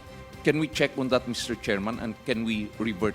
Yeah, can we Yeah. go back to the previous slides? Because according to Mr. Chair, according to my records, NARI is directly affiliated to the State Grid Corporation of China, or SGCC, which you confirmed just now that it is also connected with the State Grid International Development Limited, which is also connected and affiliated with a subsidiary of State Grid Corporation of China. Yeah. As to whether NARI is connected with SGDIL Yes, po. or what, can we revert to you on this during the next meeting?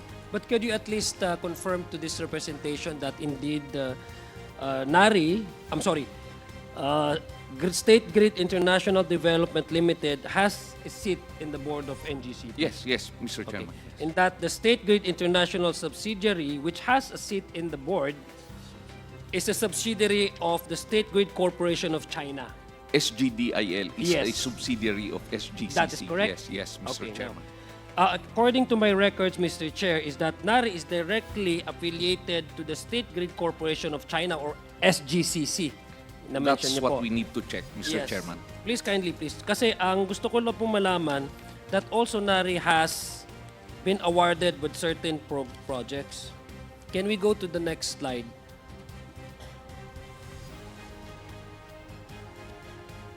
Next slide. Oh, no. Can you go back? Go back. One slide. Yes, that's Mr. Chair. Those are the projects that have been awarded to NARI Corporation. Andyan po, Luzon Voltage Improvement Projects, Stage 2, and many others. No, I will not enumerate to you po, Mr. Chair, Attorney Sagayo, but can you confirm, Mr. Vega, if these projects have been awarded to NARI? I confirm, Mr. Chair, the SCADA. But Yeah. for the rest, can we check, sir? Okay. Thank you.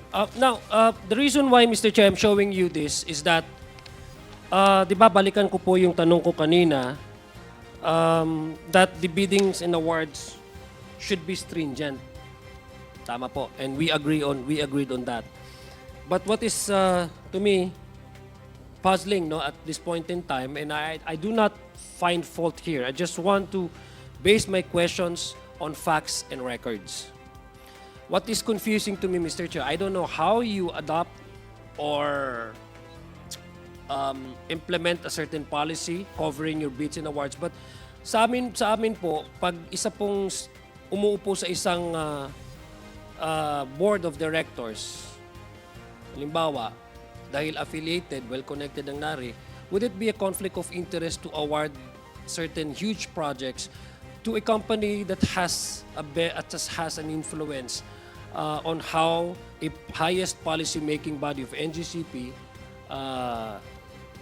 sits, no? Halimbawa, ang SGCC ba yun? SGCC, which is directly affiliated with NARI, tapos na-awardan ng company ng contract na meron silang stake doon sa board na yon. Would it be it's a conflict of interest? I don't know how you run the company or your board, but to me, as an ordinary person, I would say that it is a conflict of interest. Would you agree with me? Would that be a fair assessment, Attorney Sagayo? Yeah, as we have said, Mr. Chairman, just to be sure with respect to our reply, and we undertake to check into this and revert. Yeah, Oo. because we're talking here of transmission lines po. Correct. And we agreed that sabi nga po ni Congresswoman Stella Kimbo kanina, I was listening to her interpellation, ang future incoming mayor po natin ng Marikina, tama po yung pagkasabi niya, he tried to bring down the discussion to a level where our consumers would understand. Now, when we talk about grid, these are considered parang it likened to a highway. Now, pag ganito po yung mga projects na sinasabi po natin, huge transmission lines and projects, tapos yung isang state-owned companies by China, Republic of China, has an asset. I don't care whether they have a minimal influence in the board, but as long as they at least influence to some extent the direction of the company to where these awards are to be given, which companies are to be given to me, would be a undue advantage and to a very large extent a conflict of interest. And I hope the board of NGCP would look into this, because this is where some of the members of the committee may have apprehension na bakit naman ganon, na kung if you're trying to insulate the board kasi you're talking about transmission of power, energy and supply to our communities, you should at least, as far as you can, as best as you can, push all the influence of foreign companies from ever influencing the direction of the board. We take note of those. Yeah, because that's Comments, basically Mr. where we Chairman. are coming from. We have all Yeah. this apprehension because we've seen, according to the documents that you have passed and you have confirmed these projects and this, medyo We nakakabahala understand din po. Tama po for ba yun? the Would that be Honorable a fair Congressman. assessment? We understand that and we appreciate it, Mr. Chairman. We Okay. look into all of these things. Yes, thank you. Can we go to my next question po? Are you familiar also with Shandong Electric Power Engineering Consulting Institute? This is a subsidiary of State Power Investment Corporation Limited, SPIC, which is reported as a state-owned company by China. Are you familiar with that also? Can we go to the next slide? Mr. Chair, Yes. may I just lend some, I can give the copy. Yeah. Mr. Chair, may we recognize, Yeah. Attorney? I'm sorry, medyo Alabanza. ano po yung name, ayan, Alabanza. Alabanza. Yes, Just sir. to give justice po sa pangalan niyo. Attorney. Actually, that kind of transaction is allowed under concession agreement. Specifically, as long as the transaction is held at arm's length. So since we go through a competitive selection process, it's considered arm's length even though the supplier will be related to any of our stockholders. So it's specifically provided in our concession agreement under Article 8.07. Yeah, thank you for pointing out that. Now, let me go back to my previous manifestation before I ask the questions. The Bids and Awards Committee, I don't know how you adopt stringent measures in order to protect, because the Bids and Awards and Procurement Awards Committee, as I understand it as a layman, does not only concerns itself with measuring the capacity, the assets, and the potential of these companies to deliver services according to the contract, but you also need to review and vet and assess the backgrounds of these companies. The reason why I'm pointing this out is there seems to be companies na medyo blacklisted sa international. So I guess the point that I'm trying to drive at is, yes, they're capable, they have all the assets, they can deliver the goods, they can deliver the projects, but if the reputation is off question, I believe we're talking here of international companies. I think the NGCP has to do more to check on the backgrounds of these companies, because that gives us, it reinforces our apprehension that maybe may na-overlook. No? Kasi we're talking of opening up our space for these companies. domestic space, our national assets, our national resources to do business with these companies. Now, if these companies are blacklisted internationally or have bad records, I think there's some major consideration for NGCP to look into. Especially if the company that has been awarded with huge amount of money is connected with the one that sits in the board. Tama po ba yung assessment ko? Mr. Chair, your observations are well taken. We do have a vetting process. I'm just going to confirm to what extent these are I will not agree on that, Mr. Attorney. May we ask the former president of Transco, what's your assessment on this? Tama po ba yung aking assessment? Attorney Matibag, Kasi you have the floor. pinag-uusapan po natin dito, hindi lang negosyo, national security din po. Absolutely correct po. Napakaganda po na observation nyo. And also to mention, wala naman po yung sinasabi po ni Atty. Alabanza, with all due respect, there's no provision in the concession agreement allowing those things to happen. And in fact, maybe we can ask the ERC because they put up a guidelines when there is a bidding proceedings. Kasi malinaw po yan eh. What is good for the gander is good also for dogs. Ganun lang yan. Pero para tayo naglolokohan dito pag sinabi natin pinayagan dyan. Maybe, Mr. Chair, you can ask the... Yeah, Mr. Chair. Mr. Chair, I think also, I agree. Chair. Let me remind everyone, I personally will not finding faults in everyone. Ha? Gusto ko lang po malinis yung records at true tayo dun sa gusto natin protektahan, which is our national sovereignty. Now, that's why the reason why I'm asking this, because it might open up the portal. We're trying to close the gap, no? ARC, Mr. do you Chair. have... Yeah. Mr. Chair, if I Please. may. Mr. Chair, if I may. Okay naman kay Kong Zia. Yeah, please, but I hope it will not be 1 minute deducted lang, from my one time. minute lang. It is. Yeah, See. okay lang. Yes, Attorney. Yes, Kasi Kong. for the last 3 or 4 hours, I've been listening to that guy, Atty. Matibag. Parang ano yung ang angas mo. Parang ang angas mo. You try to tone down your to avoid yung mga salita na parang offensive, di ba? Yeah, Mr. Hindi tayo Chair. naglulukohan dito. So you try to avoid using those words. Mr. Chair, Okay? I apologize for that. But I'm No, sorry if no. I'm passionate Don't like about that what I'm attitude. saying. No. May, Try to avoid that. Yung tono mo, wag ganyan. Parang adversarial eh. Hindi maganda pa pakinggan. Kanina pa yan. Kanina ka pa. okay. Well, Mr. Chair, I Attorney apologize. Matibag. I apologize for that. Okay, Maybe so I'm just so passionate when it comes to national security. And siguro, kanya-kanya lang siguro tayong positioning on that matter. Maybe ganun siguro yung pananaw sa akin ng one of the honorable member. But ang sa akin lang dito, kaya ako sinasabi yun, I've been hearing this for 5 years. That's why I'm saying, when it comes to that, tingnan natin yung guidelines ng ERC when it comes to the bidding. Yeah, so Sorry just to hear that, pero that doesn't give you the authority to Yeah, wait. write to... Let's just be cautious sa ating pananalita, no? Dahil it can offend our members and other resource persons. So let's drive home the point para klaro, no? In a very nice and respectful manner. So please, Attorney, Congressman Mr. Chair, Zia, Thank you. you still have the floor. Mr. Chair. Just you have 2 more minutes. Mr. Chair, can I just add? Yes. Yung arm's length na yun, there's a continuation of that section. It's limited under $1 million.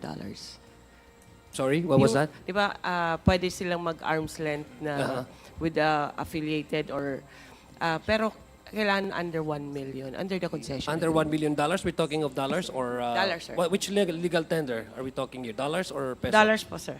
Dollars, okay.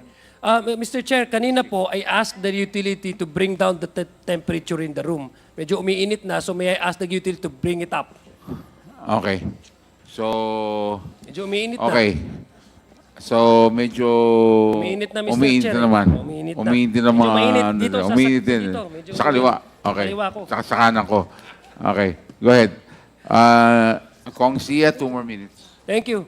Mr. Chair, again, I'd like to ask ERC, how do you regulate this? Because you've been given that power to regulate, to make sure that precisely, I agree with Congressman Rufus Rodriguez, precisely why you're there, is in order also to regulate, some companies were doing business here in the country, especially if it concerns about our national assets, which is still maintained, owned by the by the state, to make sure that, any business dealings with any of these foreign companies would be regulated, there will be regulated, it will be checked.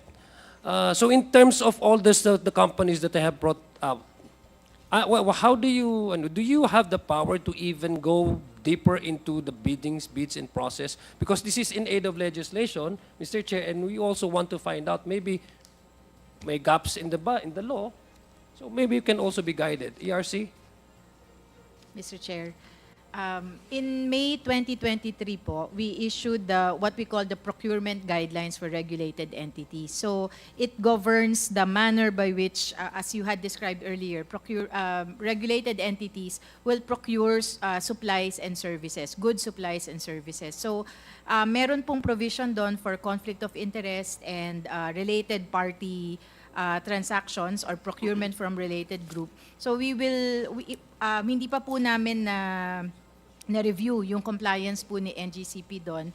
Pero nakikinig nga din po ako kanina na isasama na po namin ito doon sa review. Nag-file naman po sila ng kanilang annual procurement plan, but I don't think it went to the level of detail na sinubmit po nila dito sa Kongreso.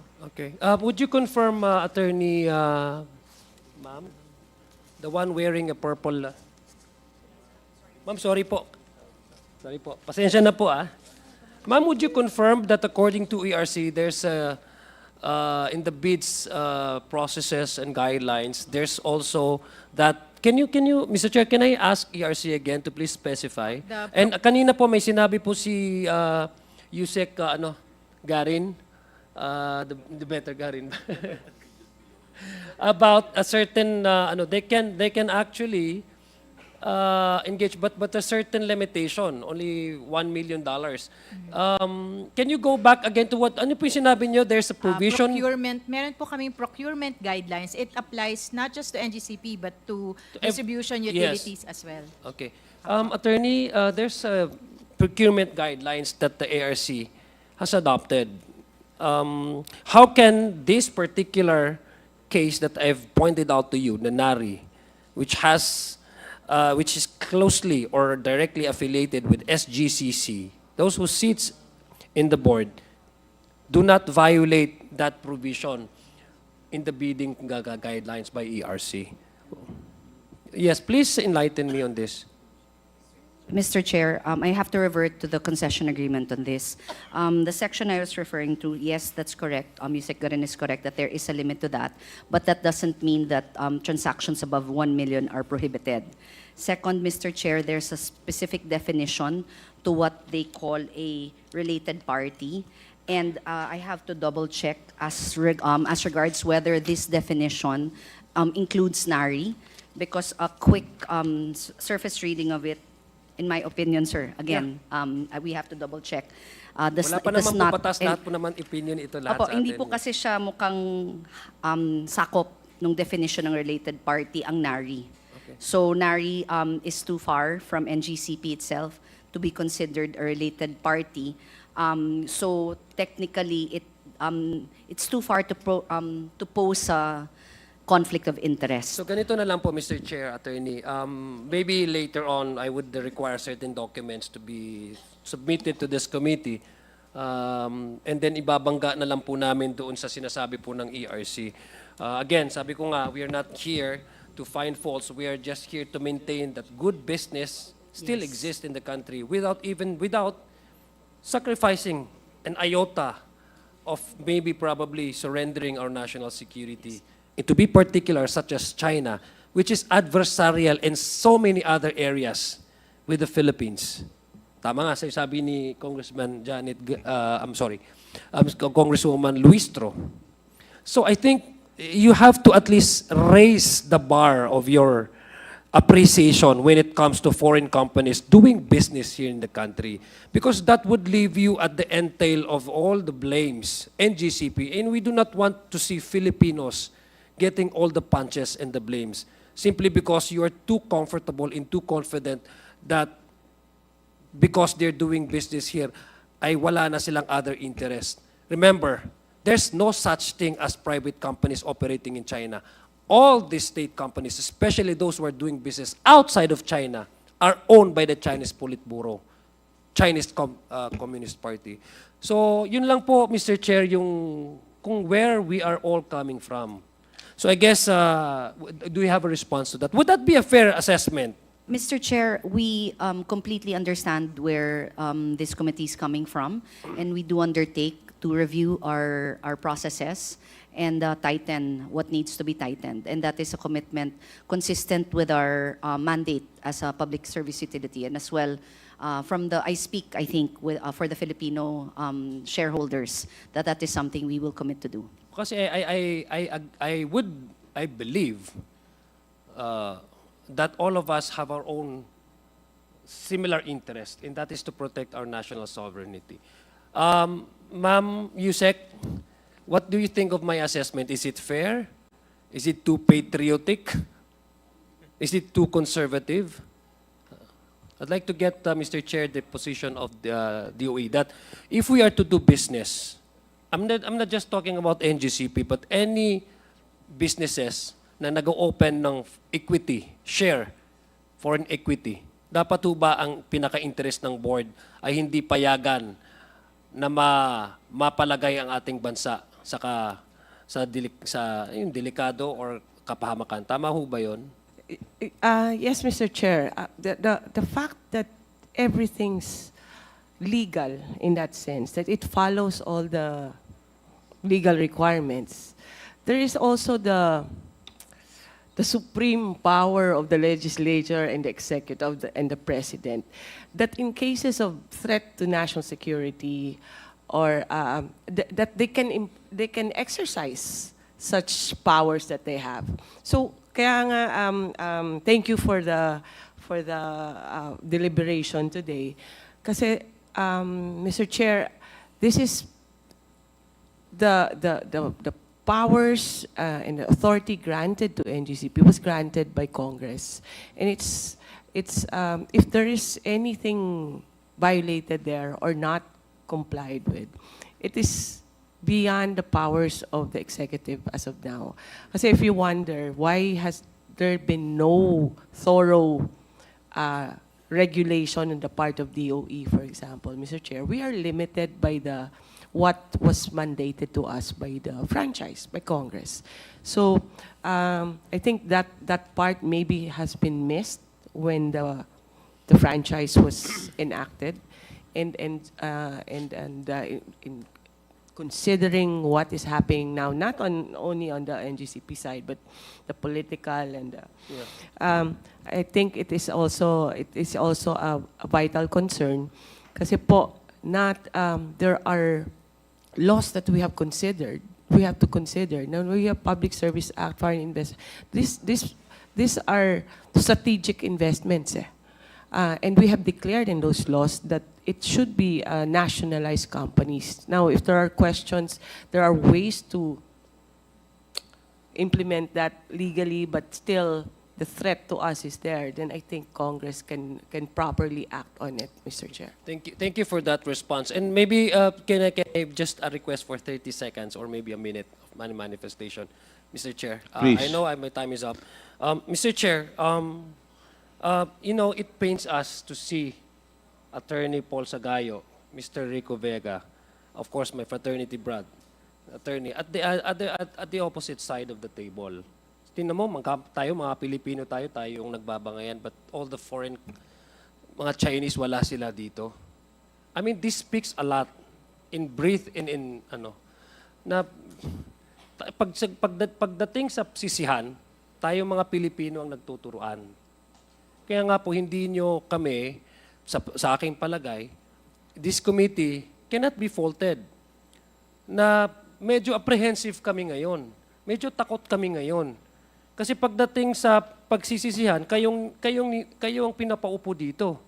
Tapos itong mga Chinese ay magse-celebrate sila ng Chinese New Year.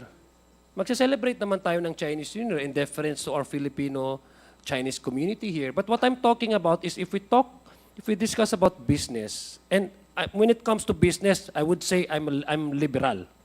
Gusto ko actively mag-participate ang ating bansa sa pag-usbong ng ating ekonomiya. But not to the expense, at the expense of national security. Because I tell you, and this is based on my personal experience, threat could be actual, could be real, it could be imminent, and there's a potential threat. Believe me, 5 months kami nakipagbarilan sa Marawi. At ang pumasok ay mga foreign fighters. Nung una, ayaw namin maniwala. But when it happened, we were caught unsurprised. Flat-footed. I don't want NGCP, to some extent, our energy sector, to be caught unprepared and flat-footed. Kaya nga po, ang constitution natin ay paranoid pagdating sa pag-open ng negosyo na ang gagamitin ay ating natural resources and national assets. Hindi ho ba?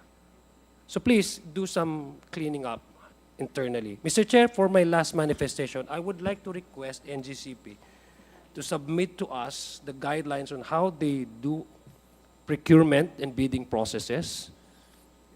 I would also, I have the privilege, Mr. Chair, to move for a subpoena do sistecum, but I believe all our Filipino brothers and sisters who sits in the NGCP are patriotic, so I do not need to subpoena them. I would simply request that for the purpose of being Filipinos, I would like that the NGCP provide this committee the following, the procurement practices and process of NGCP, your guide, and the policy of the bids and awards, and the sinasabi niyo pong kaninang concession agreement with all these companies involved, especially those companies that listed that I just showed to you.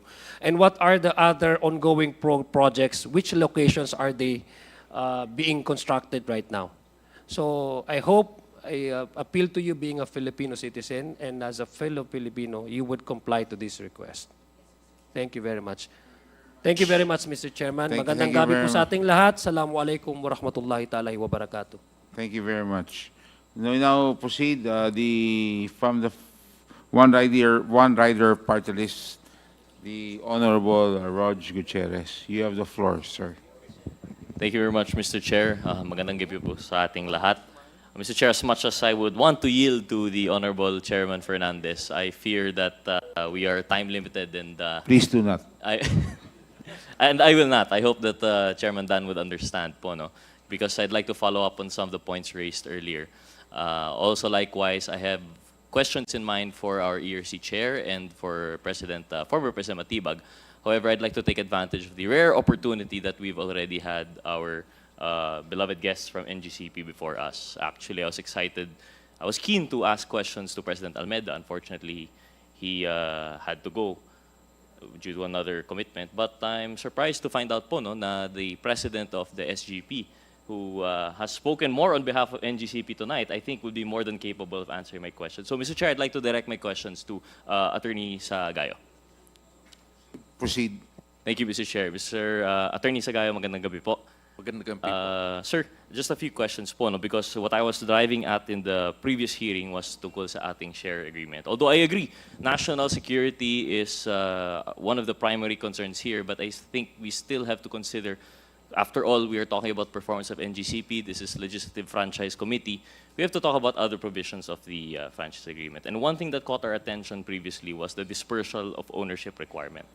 We were asking the representative of NGCP at the time about what, I believe it was what she knew of yung ating dispersal of ownership dito related po sa SGP, ngunit di niya po may sagot dahil wala daw po siyang personal knowledge doon. So I'd like to ask po, just straight right off the bat, was there a swap agreement po between SGP, brokered SGP in the middle between the owners Henry C. Jr., Robert Cuito Jr., and the holding companies One Taipan and what's the other one? Pacifica 21 Holdings.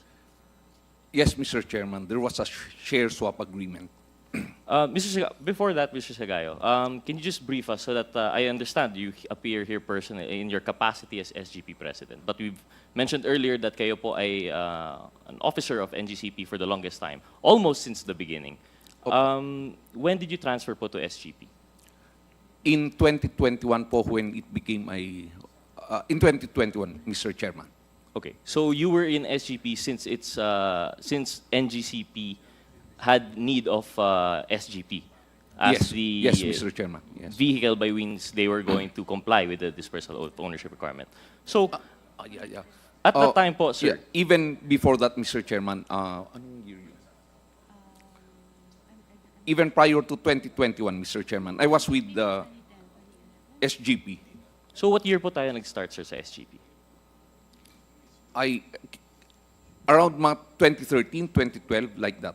2013 Yes. to 2012. And at that time po, SGP was owned by who po? It was owned by Mr. Henry C. Jr. and Robert Cuyuto Jr. Already in 2012 and 2013? Yes, Mr. Chairman. Okay po. And so from 2009, you mentioned that you were with NGCP from 2010. 2010, yes, 2010. So Mr. only from Chairman. 2010 to 2012, kayo po ay nasa NGCP? And then 2013, nasa yes. SGP na po kayo? Or concurrently? Concurrently, yes, Mr. There's no yes. prohibition naman po. You could No serve in prohibition. SGP and NGCP. That's why you're so knowledgeable po, no? Hindi With naman po, NGCP. hindi I naman mean, po. you were As able... a- Sir, let's not be humble now. You answered more than President Almeda tonight. Hindi naman po. Hindi naman po. It's just so happen na but I've been with the NGCP since 2010 and SGP. I'm not sure 2012, something like that, Mr. Chairman. Sige po. So you're aware po of the history of the attempt of the NGCP to comply with the dispersal of ownership requirements of its franchise. Correct. Yes, Mr. Chairman. So, Mr. Chair, at the time, from 2009 to 2019, you had 10 years. NGCP had 10 years to comply with the dispersal of ownership requirement. Yet, it's correct to say that it failed to comply within the 10-year deadline. Okay, Mr. Chairman. We did attempt rather, Mr. Chairman, to comply with the Section 8 of RA 9511 on the dispersal of ownership requirement of NGCP. There were previous attempts in 2010, but then, apologies, Mr. Chairman. Earlier, around 2014, there were attempts, but then, Mr. Chairman. Okay.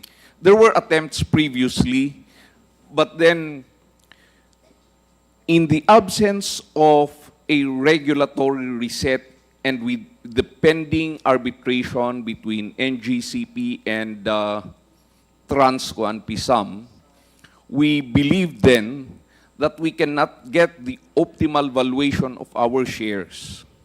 So in 2018, we requested or we filed a motion with the ERC requesting for the extension of our compliance with the dispersal requirement of NGCP. So, Attorney Sagayo, sir, from 2009 to 2018, there was no attempt to comply with Section 8. Mr. Chairman, sorry, maybe direct the question to Attorney Sagayo. Sagayo. Perhaps I should repeat my question. Attorney Sagayo, sir? There's a question. Yes. Did you hear the question? I'm conferring with our finance, Mr. Chairman.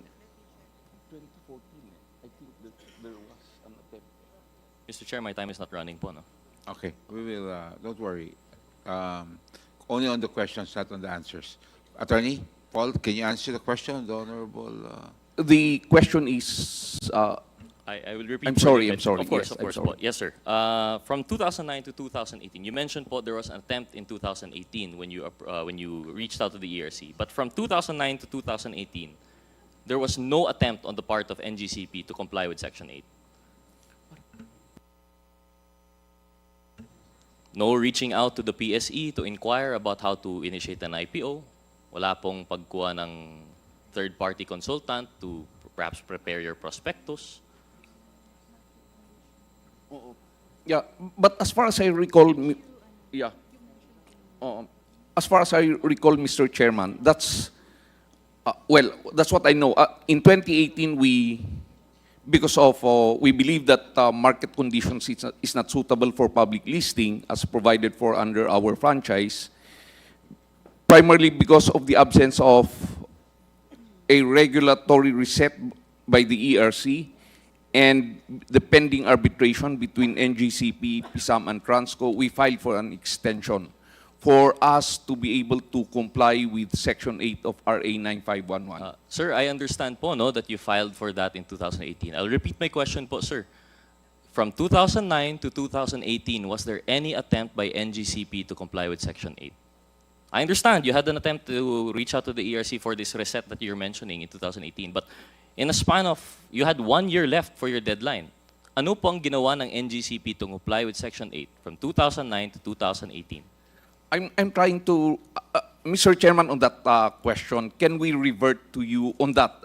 Because I am trying to recall, it seems that we did try to hire financial consultants, but that's what we got from them, that market condition in the absence of a regulatory reset, you will not get the optimal value of your shares. That's what I recall. Can we get back to the honorable committee regarding this question? I hope you could get back to me ASAP because my whole line of question is premised on that. Well, it will be following from that po, no? But in the meantime, maybe ask. Maybe you can do some research. Can you just pass on that question and go to the other questions, and we in the at meantime, we Mr. go back Chair, to that question. I'll just have an offshoot. And I'd like Yes. to ask siguro po si ERC Chair Di Malanta. What is this ERC reset po that Attorney Sagayo is referring to? Yan po yung, Mr. Chair, yan po yung delayed reset na pinag-uusapan natin kanina na dapat po yung NGCP, dapat po meron siyang allowed na ni ERC na revenues niya from 2011 to 2015, tapos 2016 to 2020. Pero dahil hindi nga po nagawa yung 2016 to 2020, I think yun po yung sinasabi nila na isang dahilan kung bakit hindi daw po sila nakapagpa-list. Nilagay po nila yun dun sa, actually dun po sa petition nilang final sa ERC to seek an extension of the period. But in March 2020, the ERC already ruled that that among others, that is not an acceptable reason. And in fact, the ERC in 2020 concluded that NGCP had not been prudent in performing its legal obligations in listing their shares. So, ERC passed upon those reasons naman po, including the arbitration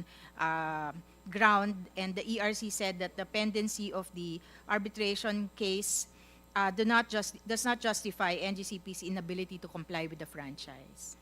Thank you, Chair Di Malanta. Through the Honorable Chairman, would the ERC know if there was an attempt on their part? I understand, to comply with that Section 8, you'd be talking with the PSE. Pero at least, as in, like, bumusi naman lang, or did they inform you of any attempt, except for that motion for extension in 2018? None as far as the records po are concerned. But in their petition, they did cite that they already engaged consultants, did initial studies. So, yun po yung extent ng preparation. Did they substantiate those claims? Did they mention years in which that they hired these consultants? I will need to check, Mr. Thank you po. Mr. Chair. Apo. Baka po, Chair, with both sides trying to find out, we'd get to the answer sooner. Because what you want to find out is if there was any good faith attempt to apply. Because what we were seeing from the records is that from 2009 to 2018, Section 8 was lying dormant. And I believe the whole reason of having a 10-year period is so that they can start right away in opening up the company for public ownership. It's not an easy process, and it's quite surprising na parang since 2018 pa lang. Is it correct, Madam Chair, that they requested for extension twice?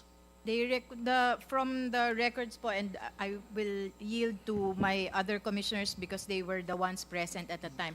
I think the request to extend was filed 2 months before the expiration of the listing requirement po. So, 2 months na lang po, mag-expire na yung period. So sinagad po talaga yung timing ng... And who was the commissioner that we may ask po? Siguro, si Ma'am Maceda po ba? Commissioner Maceda. Hi. Good evening po, Commissioner Maceda. May we ask po for your input on this matter po? Yes, Your Honor. The petition was filed by NGCP 2 months prior to January 2020. At that time, ano na po kasi, magte 10 years na, no? So dapat sila nakapag-public offering na. The Commission actually ruled and issued an order with regard to their petition. Practically, the Commission said, no, we cannot provide you any extension. The reasons you cited for seeking an extension are not valid enough because it's been 10 years. You should have been able to do that, no? So, having issued that order, Mr. Chairman, the expectation is they should actually immediately, kasi yun po yung order, to immediately implement the public offering.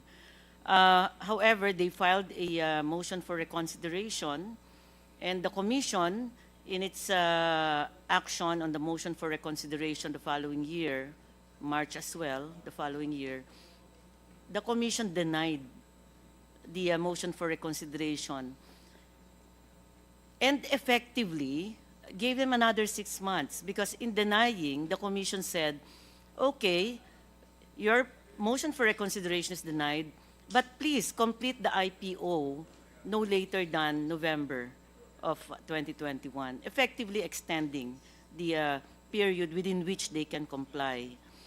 After that, they filed a motion for clarification. But really the decision of the Commission at the time was the Commission denied the MR. Thank you, Madam Commissioner. Mr. Chair, asking again Attorney Sagayo, is that correct po? Is that, as far as your recollection, it is the same? Yes, in 2020, it was denied. We filed a motion for reconsideration.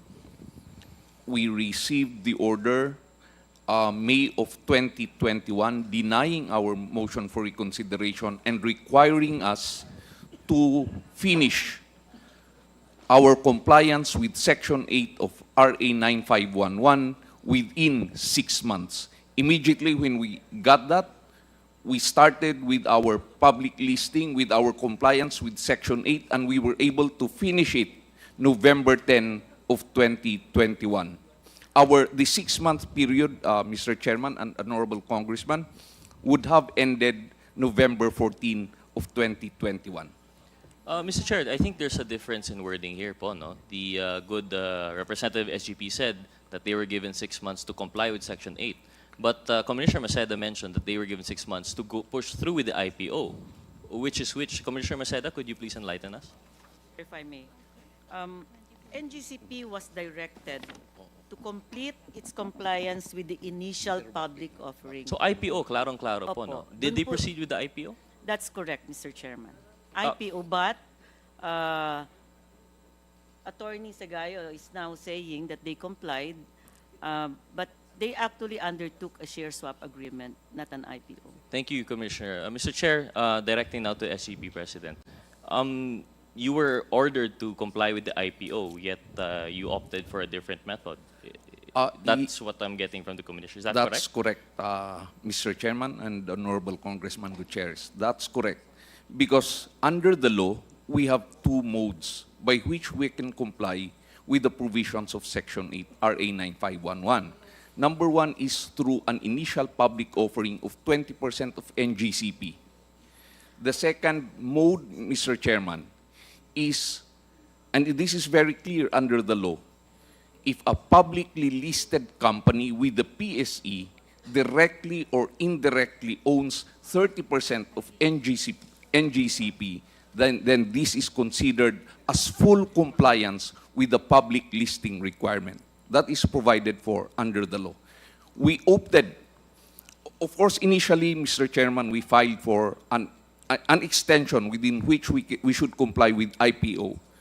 But when we received the order of the ERC May of 2021 and giving us only 6 months to comply with the requirement of Section 8 of RA 9511, at that time, Mr. Chairman, it was already the height of the pandemic. Investor roadshows, cornerstone meetings, as advised by our financial advisors, would be very difficult because of travel restrictions, work from home arrangements. So the advice then was for us to resort to the second mode of compliance. And that's what we did. There is SGP. It is a publicly listed requirement. It owns indirectly 30% of NGCP. Actually, 60% because Mr. Henry C. and Robert Cuyuto jointly own 60% of NGCP. And under Section 8 of RA 9511, that is full compliance with the public listing requirement. Mr. Chair, thank you, Attorney Sagayo po, no? I could see that there's a proviso that the listing in the PSC of any company which directly or indirectly owns or controls at least 30% of the outstanding shares of stock of the grantee shall be considered full compliance with this listing requirement. But there's a following, in relation to the ERC's ability to extend po, no? It says, in case compliance with this requirement is not reached, the ERC may, upon application of the grantee, as you very well did, and after notice and hearing, allow such reasonable extension of the period within which the grantee should list its shares of stock. So the extension was referring to IPO po. The order of the ERC was referring to an IPO. I don't think, for me personally, I don't know, but for the consideration of this committee, the extension is very clear. It's only referring to IPO. The second mode, if you opted for it within the 10 years, all fine and dandy. But the extension and the order of the ERC was very clear. How do we now reconcile this po? Yeah, Mr. Chairman, that's why after we received the order of the ERC denying our motion for reconsideration, we filed a motion for clarification. In the motion for clarification, we clearly stated and we informed the ERC of the two modes by which we can comply with the provisions of Section 5 of RA 9511. And we clearly specified there the backdoor listing mentioned in Section 5. And the ERC came up with an order clarifying that since the law allows you backdoor listing, you can opt or you can choose this mode by which you can comply with the requirement of your franchise on public dispersal of ownership. Thank you, Mr. Chairman. There was a ruling of the ERC itself. That's what we did. I just would like to ask, when was this? Can you give me the date? When was this ruling of the ERC? In the ERC ruling, based on Section 3. It was August 20, 2021, Mr. Chairman. 2021. They ruled that, no? May I ask, when did you take over? 2009? 09. 09. 09. Yes, Mr. Chairman. The Section 8 talks about a 10-year from commencement of its operation. Are you still compliant? We believe we are compliant, Mr. Chairman, Even though considering it's over the 10 years. Considering that it was the ERC that granted us the extension, and under our franchise, it is the ERC that can give us that extension. We believe we are compliant. And in fact, Mr. Chairman, the ERC came up with its order on 14 May of 2021, confirming that we have complied with the provisions of Section 5, RA 9511 on public dispersal of ownership. Transco was furnished a copy of that decision. PSAM was furnished a copy of that decision. They never appealed. They never questioned the decision. I believe, Mr. Chairman, that under the doctrine of immutability of judgment, a judgment that has attained finality can never be altered, can never be questioned, much more, it can never be revoked. Thank you, Mr. Chairman. Thank you very much. Thank you very much, Attorney Sagayo. But unfortunately, I think this is where we have to disagree. Mr. Chair, I believe that nor does it say that compliance will be determined by the ERC. It only mentioned that the ERC will extend. And I think the determination of compliance, as in multiple cases that we've handled here in the committee, falls with us in Congress. And that's why precisely I bring it up now. For this representational law, I don't know if the rest of the committee would agree. I could see a violation here po, at least initially from my understanding. Kasi nga po, very clear po dito. All that ERC is empowered to do is to, upon application of the grantee and after notice and hearing, allow such reasonable extension. They do not determine po compliance. So I'm not sure about the validity of that motion for clarification po, no? Especially na that was a hard left turn from the direct order to actually enlist in the IPO. So I think that's something that we have to consider moving forward. And even further than that, even further beyond the legalese, assuming, you know, that colorably it was applied with, I don't think the intention of the law was complied with. It was not a... Mr. Chair, what was the ownership of NGCP prior to the share swap agreement? NGCP prior to the share swap agreement, 40% is owned by SGCC, 30% is owned by Monte Oro, Grid Resources Corporation, and 30% is owned by Kalakahay Power Corporation. And Monte Oro Grid Resources Corporation and Kalakahay Power Corporation, they are juridical persons po, no? And they're owned by who po? Whom? Monte Oro.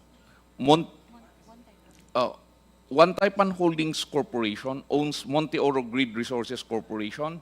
Pacifica 21 Holdings Incorporated owns 100% Kalakahay Power Corporation. These are wholly owned subsidiaries po. Yes, Mr. Chairman. Monte Oro So- and Kalakahay Power are 100% subsidiaries of One Taipan Holdings Inc. and Pacifica 21 Holdings Incorporated. And who owned One Taipan Holdings Inc. and Pacifica 21 Holdings Inc.? Henry C. Jr., Mr. Chairman. And the Pacifica 21? Pacifica 21, Robert Cuyuto Jr. and Alameda Energy Incorporated. And who owns Alameda Energy? Mr. Almeda should be in a better position. Can we... Namesake. So pagmamayari po nila? Can we defer? Can we have that during the next session? I think... Okay. Sige po. So it's a tripartite. You have 100% ownership by Mr. Henry C. You have 60% on the other side, 60% ownership by Robert Cuito, 68%, and then the rest by Mr. Almeda. So 60% of NGCP was owned by 3 people before the share swap. Correct. And supposedly, Section 8 is dispersal of ownership to make it public. Correct. What was the ownership of beneficial owners ng NGCP after the share swap? After the share swap, Mr. Chairman, we have here SGP. Is it correct, Mr. Chair? SGP was owned 49.93% by Henry C. Jr. and 49.81% by Robert Coyuto Jr. No, prior. Right after No. the share swap. Right, that's correct. Yes, after the share swap. Yes, Mr. So Chairman. in your supposed compliance with public ownership, it maintained the ownership of these 2 people. Yes, Mr. Chairman, if I may, after the share swap, there was a follow-on offering. Magkano yung follow-on offering natin? We issued shares. Yes. Additional 22.12% to be issued to the public. And this was after the follow-on offering, Mr. Chairman. 22.12 of SGP, 22.12% of SGP is now owned by the public. And this is the SGP is owned by the public 20%. And That's SGP correct. owns how much of NGCP? Effectively, it's 60%. SGP owns 67% One Taipan, 100% Monte Oro, then 30 plus 1 of NGCP. Yeah. So, Okay. 20% of 60%, I apologize, I'm bad at math. Magkano po yun? Yes. Total, Mr. Chairman, total SGP ownership in NGCP is 45.73%. How is that, sir? I apologize. I thought it's 20% of SGP is owned by the public, and then SGP only owns, through 3 layers of ownership, Yes. 60% of NGCP. So 20% of 60%, sir, is... we're referring to economic interest. Mr. Chairman, I'm also bad at math. I'm really sorry. Can I turn this over to the corporate A secretary? sickness of us lawyers po, no?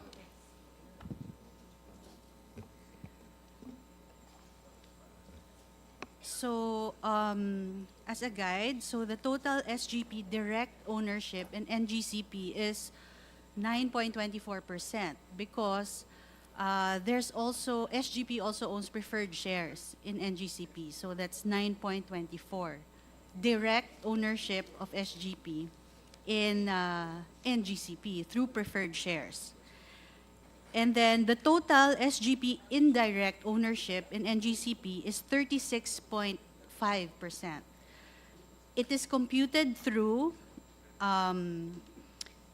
One Taipan, which owns 67% of Monte Oro, which in turn owns 27.23% of NGCP. So that's 18.24, and the same percentage is also for the Pacifica 21 and Calaca, 18.24. So the total direct and indirect ownership is 45.73%. 45.73% owned by SGP. Correct. And Direct how and much of indirect. that is owned by the public? Okay. So if we do, there are 5 components, no, to get to the Mr. Chair, isn't it much simpler to disperse ownership by listing the shares of NGCP instead of all of this corporate gymnastics? The layering is what makes it so hard, Mr. Chair, and you, I'm sure, as your job as corporate secretary, I think this was intentional. Mr. Chair, the point of Section 8 is encourage accountability and transparency to the public by allowing them to participate in the economic fruits of their investment and also in ownership and control. Mr. Chair, the follow-on offering, this was preferred shares po, no? The follow-on offering is common shares, Common in shares SGP. in NGCP. But SGP's direct ownership that was offered by NGCP, 9% was preferred. Correct. Does preferred have ownership? Does preferred have voting rights? Yes. Non-voting. Non-voting rights. And in fact, what makes preferred shares so special po compared to common shares? Well, in this case, it's special because it has priority as to dividends. It has, yeah. And I think that was the storyline of the FOO, was that the funds that you raised from the public, it will be reinvested into NGCP. Mr. Chair, apologies. I'll just cut really quick po, no? You mentioned preference over dividends. But under your articles of incorporation, nakalagay po dito, the non-voting preferred shares shall not be entitled to any preference over the common shares in terms of dividends and other economic rights. In this specific case, I hope we talk Yes, particularly correct. about this. So, wala na pong voting, wala rin preference over dividends. What makes your non-voting shares, what makes your non-voting preferred shares so special? I have the features here. If you could give me a few minutes. In I'll relation pull po it. at least to the 2 factors, economic fruits and ownership and control. If you could please give us the salient points. Yes, just give me a few minutes. Mr. Chair, while waiting po, no, I just want to share that that's the problem po siguro that we saw. The SGP, through multiple layers, made it very hard for the public to participate in ownership of NGCP. Aside from that, by making it appear that SGP has direct ownership, they did it through preferred, non-voting preferred shares, which don't even have preference in dividends. It seems to be a lot of corporate gymnastics to maintain control for the select few. And that's why I think even if there's colorable compliance with the Section 8 in terms of whether it was IPO or through the second mode, which is what they did through the listing of a company for 30%, the intent of the law was not achieved. They went through extra measures to make sure that our public cannot participate, cannot benefit. And all of this was handed to them on a silver platter. This is a natural monopoly. I'm sorry, Mr. Chair, just to manifest po, no, we've handled a lot of franchises in this committee. But most of the time, we're talking of media, we're talking about distribution utilities. They're a dime a dozen. But this one is this is the only transmission company that we have in this country. Yet this is what we're dealing with. Yes, I believe ready na po Mr. sila. Chairman, please, for purposes of compliance with Section 5, RA 9511, dispersal of ownership. Actually, we do not need to issue that preferred shares. We issued those preferred shares as a vehicle by which we will funnel the proceeds of the FOO from SGP directly to NGCP. Because there were allegations that the shareholders might pocket the proceeds of the FOO in the amount of 12 billion pesos. We assured the public that this will go straight to NGCP for its CAPEX projects.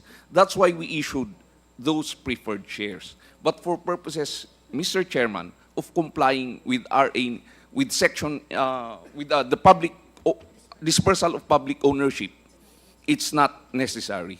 Well, Mr. Chair, that's my point. We're going through all this legalese. Let's just cut the discussion short. How much of the public, how much of NGCP is publicly owned? I don't think it's 20%. And that's the very point that I'm driving at, no?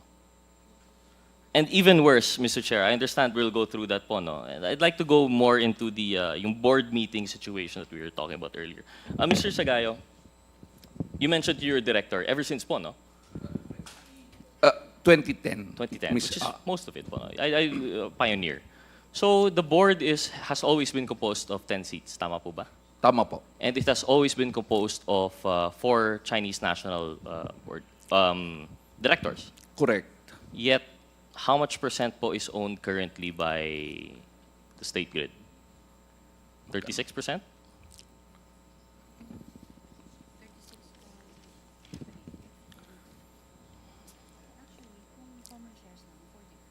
Common shares, actually it's 40%, Mr. Chairman. 40% pa rin? Yes, 40%, common shares. Because this is what happened when we added the preferred shares, po siguro, no? So and the preferred shares don't count? No, no. Okay, so that's why we have the 40%. Yes, and 40%. Yes. And generally, when we have board meetings, the quorum would be 50% plus 1. Correct, Mr. Chairman. Is that the case with NGCP? Yes, Mr. Chairman, yes. Mr. Chair, according to your bylaws on Section 7, 7 directors shall constitute a quorum. Correct, Mr. Chairman. Mr. Attorney Sagayo, sir, no, Mr. Chair, in the history of all of your board meetings, would you ballpark figure how many meetings were those po? We have a meeting once every quarter. Once every quarter. And that's 4 times a year. And Correct. for Yes, Mr. more Chairman. than a decade. And how many board meetings did you not have a Chinese director present? As far as I can recall, Never. most, I mean, if not all of the board meetings that I attended, everybody was present. Everybody was present. I just recall one instance when I wasn't, no, I think Abeya. Almost everyone is present. Almost all meetings, everybody's present. Then that's good to know. So your safeguard was not needed. Because po, Mr. Chair, I believe Section 7 is a safeguard to ensure that at least 1 Chinese director is present.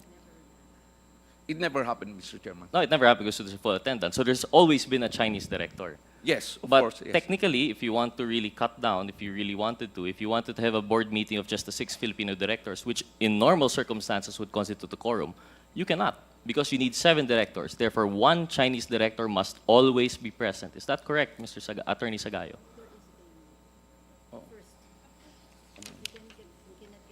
Yeah. Oh, for on the third. Second, yeah. If we can, yes. There's a, if we do not get the quorum first meeting, we delay, then immediately 7. Attorney Sagayo, I apologize po, no? I'll just cut you short. I'm not asking about when there's not quorum. I'm just asking, my question is plain and simple. Could you have a board meeting without 1 Chinese director? Yes. Yes, it's possible, Mr. Chairman. Assuming in the first meeting there's no quorum, we delay, we adjourn. During the next meeting, 6 is the Apologies. majority. In a regular meeting, the first meeting, you can't. You need 7. It's only in your follow-up, what you call the adjourned meeting, which never happened anyway because you're always present. Yeah, but you that's have correct, that yes. safeguard. And in fact, an additional safeguard, Mr. Chair, correct me if I'm wrong, under Section 5 on quorum, paragraph A, in all regular or special meeting of stockholders, 51% of the total issued and outstanding capital stock, which shall at least include SGHK or its duly authorized representative, must be present or represented. You need that one Chinese director in every board meeting. It's in your bylaws, Mr. Chair. So, Mr. Chair, that's what I'm pointing at po, no? Apologies, Attorney Sagayo. Let me finish po no main line of questioning. Earlier, there were already the corporate gymnastics that were employed to avoid public ownership and scrutiny, public ownership, public enjoyment of fruits, public control. And aside from that, as if that was not enough, to go through 3 layers of corporate gymnastics, they still have in their bylaws to ensure that there is a Chinese director present. I hope you understand, this is not xenophobia, but we've already gone time and time again about the issues of national security po. And ako personally, this was very alarming. And the most blatant violation of the franchise that I've seen so far. Mr. Chair, I think I'm more than 5 minutes, but I leave it at that. I think we still have some issues that, to be clear with them, if I still have time, then I'd like to ask some of our other resource persons, but if my time is up. 2 minutes. Thank you, Mr. Chair. This will be a little anticlimactic po, no? Kasi I just want to, now that I was able to say my piece, I want to go back siguro po kay Attorney Matibag po, no? And you mentioned earlier that remotely, there were instances in which they were able to influence our system grid. Can you please elaborate? Well, it was reported to us that there was a problem in the power grid and they need a technician to address it. So instead of sending the technician, they relay the problem in China, in Nanjing, so that it will be remotely repaired. But of course, it was not recorded properly and all. But that one instance when it's still Transco is operating, nangyari din po yun, na nasira, pero hindi na po pumunta yung technician, remotely ginawa. So if something that can be done remotely, definitely na i-repair, pwede ring sirain remotely. Sir, you mentioned po na it was not recorded. There's no history of this incident. That's the point na nga kasi hindi na nakakapasok ang Transco. In fact, hindi lang nabanggit kanina ni Ms. Dina na yung sinasabing inspection namin dun sa mga documents, hindi nga pwedeng maglabas ng Xerox copy, hindi pwedeng picturean. So, basahin nyo na lang. Can you just imagine voluminous documents na re-reviewin mo? Pumunta ka sa lugar na sinabi nila, tingnan mo doon. But before that, Mr. Chair, if I will be allowed, kasi meron lang sinabi si Attorney Sagayo na yung tungkol po dun sa decision ng ERC, na copy fairness ang Transco na hindi nag-object, we filed an objection. At ang sabi sa amin ng ERC, wala kaming karapatan na sumali doon sa usapin na yun. The legal officers of Transco are here that can be validated, Mr. Chair. Thank you, former President Matibag. On another point, you mentioned yung 777, quite media soundbite po, no? Can you please explain to us po? At least I'm more interested in violations of the concession agreement. Could you please enlighten us, sir? Well, this report was submitted, ito yung last hearing namin po sa Senado na noong February 3, 2020. So pinag-submit kami ng report, ng paper. So we titled it 777, 7 power grid security issues, 7 reasons why NGCP contract with government is onerous, and 7 NGCP violation of the concession agreement. So, if interested po kayo, Mr. Chair, sa violation, basahin ko na lang po isa-isa para mas madali po. Failure to comply with its initial public offering, yung pong sinasabi ninyo, yung obligation nila doon sa public offering, because our point of view at that time, very clear naman po yung wordings ng Section 8 ng franchise law, dispersal. Pag sinabi mong dispersal, you let go of it, papuntang public, hindi from one pocket, punta lang sa kabilang pocket. So yun po yung isa. Pangalawa po is violation of anti-dummy law. It's already been established na yung CTO noon is a Chinese national. And I hope na sabi, bibigay lahat sa inyo yung mga papel na nagsabi na sila ay pwedeng mag-empleyado. Kasi alam ko po, madami ng hearing na nangyari sa Senado at sinabing pinangako, wala pa pong lumalabas na kopya.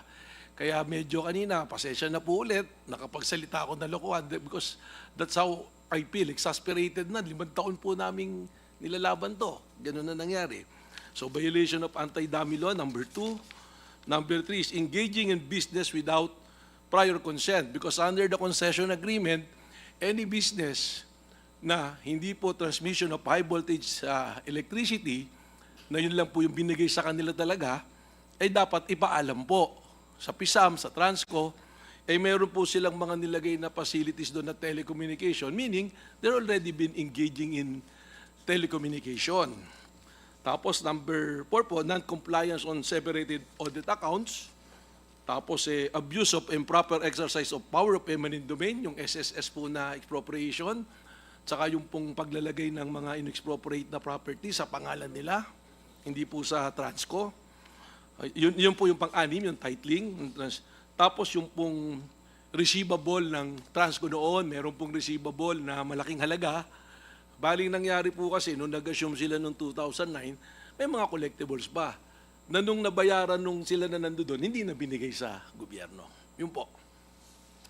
Thank you, sir. That's quite a lot. Although I'm sure that some of them were contentious. I understand some of the arguments earlier was that it was well within the rights of the concession agreement. But I'm curious po, no, in relation to that. Thank you, sir. If I still have time, let's go to one follow-up question kay ERC Chair, Di Malanta.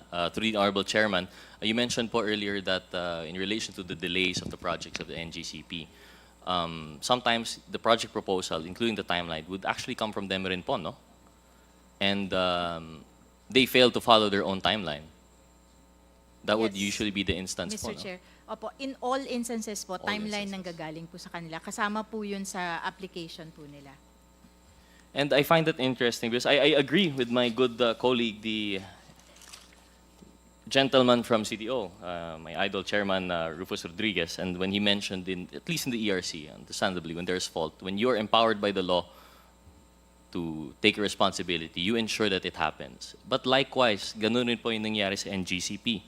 If I'm not mistaken, NGCP in their concession agreement was granted in Section 5.6, for example, documented property rights. They have the power to commence and pursue eminent domain proceedings for the purpose of acquiring documented property rights. They have the power to litigate, negotiate, settle, and otherwise resolve all adverse claims in accordance with Sections 5.7. And in 5.7 adverse claims, in the event that any person shall assert any right, title, or interest, some lines down, the concessionaire shall, at its own cost and expense, assert and otherwise defend the documented property rights as promptly as practicable. So all of this are, NGCP was armed to the teeth to proactively address. They had the sufficient authority to deal with this. And in fact, sila nga po yung nagbigay ng project proposal. Yet, in all instances, they failed to follow their own timelines po, no? In most, hindi naman po sa lahat. Most, in most ito. lang po. And their authority to expropriate is also in their franchise, Mr. Chair. Also in the franchise. So even then, in the same way that ERC was empowered to investigate, but for reasons known to them, they did not. NGCP also had the power to make sure that their timelines are kept, yet they did not. So that, together with the concession violations mentioned by former President Matibag, really raises questions po, no? And siguro po, for now, I want to hear more of Chairman Dan Fernandez's expose on the facts. Just one more thing po, I just like to go back po, no? Have we found yung public ownership po?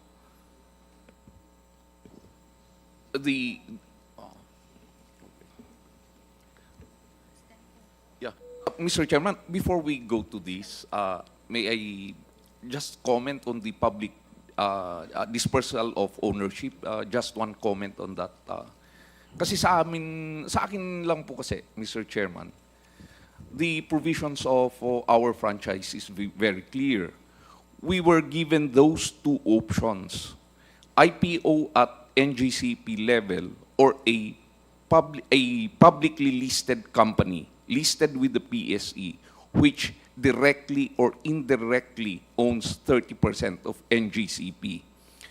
The right to choose was given to us by the law itself. Ang sa akin lang po, Mr. Chairman, sana hindi kami sisihin if we opted to, or kung ang pinili namin ay yung second option.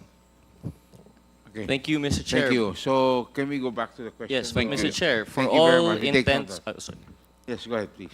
Thank you, Mr. Chair. Yes, I understand that. And exactly that's what I said. Let's assume tolerably you are able to comply with the legal requirements. But at the end of the day, how much is owned by the public? Mr. Chairman, I will let the Corporate Secretary of SGP answer the question.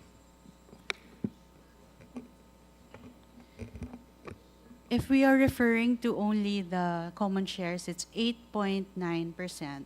But if we include all the ownership, because we also count common and preferred shares, it's 10.12%. Public's indirect ownership in NGCP. Mr. Chair, I believe that is a far cry from the 20% required. And I don't even want to consider, that's even considering the preferred shares, which have no voting rights and would fail. They might, actually yung first part po ng economic fruits, wala nga yung, it has no priority over dividends. So just talking about yung ownership, common shares, it fails miserably. And I think that's what we are tasked to get through today po, no? At the end of the day, we have to go back to the Constitution. And basically, in Article 12, Section 11, there's a prohibition of the grant except under condition that the franchisee shall be subject to amendment, alteration, repeal, when the common good so requires. And as far as we have seen, Mr. Chair, the common good has not been served. Thank you very much, Mr. Chair. Mr. Chair. Chair. Just to, if allow me, Mr. Chair, there's one, it was mentioned earlier that they have the power of eminent domain. And it says in the concession agreement, Mr. Chair, that notwithstanding anything in this agreement, Transco shall retain title to all these following assets, no? But all this right-of-way, because we've been trying to help NGCP, all this right-of-way issues is still under their name. Now, what's the disadvantage? Other than the, it seems that it's not in line with the concession agreement. When other power projects come in and they need help in these issues, it is with the assistance of DOE na may process kami niyan, Mr. Chair. So, it facilitates if it's under the name of Transco or any government agency kasi gobyerno nag-expropriate. It's not a private company. So it causes delays also. So it's not just I wanted to point it out, not because it's a violation lang per se, but it also is one of the causes of the delay. Kaya sana and we've been asking for this to be followed. Kaya lang we haven't gotten anywhere yet, Mr. Chair.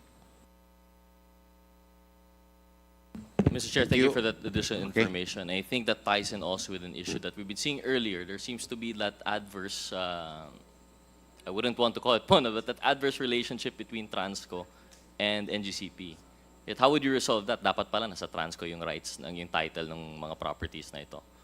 So, yun lang po. Thank you very much. Thank you, Yusek Agarin. Thank you, Mr. Chair. Thank you very much, Honorable Roger. Mr. Chair, before with the indulgence of Kongdan, I have only quick question to Attorney Matibang. I'm so curious because he claims that there was no recording or he wasn't allowed inside the premise of NGCP. Can we allow NGCP to justify or claims na kung totoo nga nangyari, it wasn't recorded? Kanina na-explain na ho yan. I'm talking about NGCP. Can we hear from them? Hindi pa nila I want to hear from the claims of Attorney Matibag. Let's give NGCP. Wait, sandali lang po I thought that was a issue na napag-usapan na po natin kanina. At may sinabi si Atty. Matibag, sumagot na si NGCP. So we leave it at that for a while, okay? There's additional because I don't think that's something that I would like to Has it answered, Mr. Chair? discuss at this point because we still have two speakers, no? And I would like to give them their time already. They've been waiting for their time kanina pa, no? For their second round. So the Honorable Stella Kimbo is recognized. Salamat, Mr. Chair. Babalikan ko po si Mr. Rico Vega. ang ating OIC CTO. So sir, if I remember correctly, you joined NGCP in 2021? Is that what you said? Mr. Chairman, I joined NGC 2009. Oh, 2009. Okay. But you assumed as OIC In 2021, Mr. Chairman. in 2021. Okay. And your professional background, sir? Yes, Are you I'm an engineer? I'm an electrical engineer. You're an electrical engineer. And what are your tasks as OIC CTO? My responsibilities now are the overall management of the system, the 4 technical groups: system operations, operations and maintenance, planning and engineering, and our technical management department. So as Chief Technical Officer, who do you... So I suppose you have regular management committee meetings? Or execom? I mean, like meeting with managers of the corporation. That's weekly or monthly? Do you have those? Yes, Mr. Chair. What are they called? Mancom? Execom? Ano ba- Mancom, Mr. Chair. Mancom. Okay. Tuwing kailan po yan? Is that monthly? Monthly, Mr. Chair. Okay. So I As suppose... needed, yeah. So as the OIC CTO, you report. Do you submit reports? Yes, Mr. Chair. Written reports. For you to do that, you sign off, right? As OIC CTO. Are you the only signatory of that report? Or do other individuals sign off as well? Because I have as an CTO, there's a vice president. No, I'm talking about only the technical aspect of the corporation. So you're the CTO, therefore, tuwing Mancom, pagdating sa technical na aspeto ng korporasyon, sa inyo po yun, tama? Yes, Mr. Chair.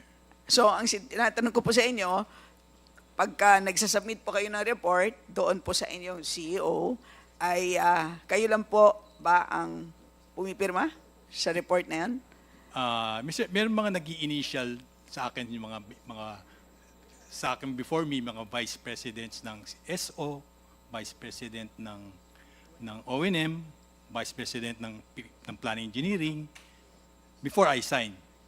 Okay. Are there other senior technical advisors that you need to consult? Wala po, Mr. Chair. So walang senior technical advisors ang NGCP? Wala po. Sigurado po kayo? Yes po. Pwede ko bang tanungin, Mr. Chair, ang DOE?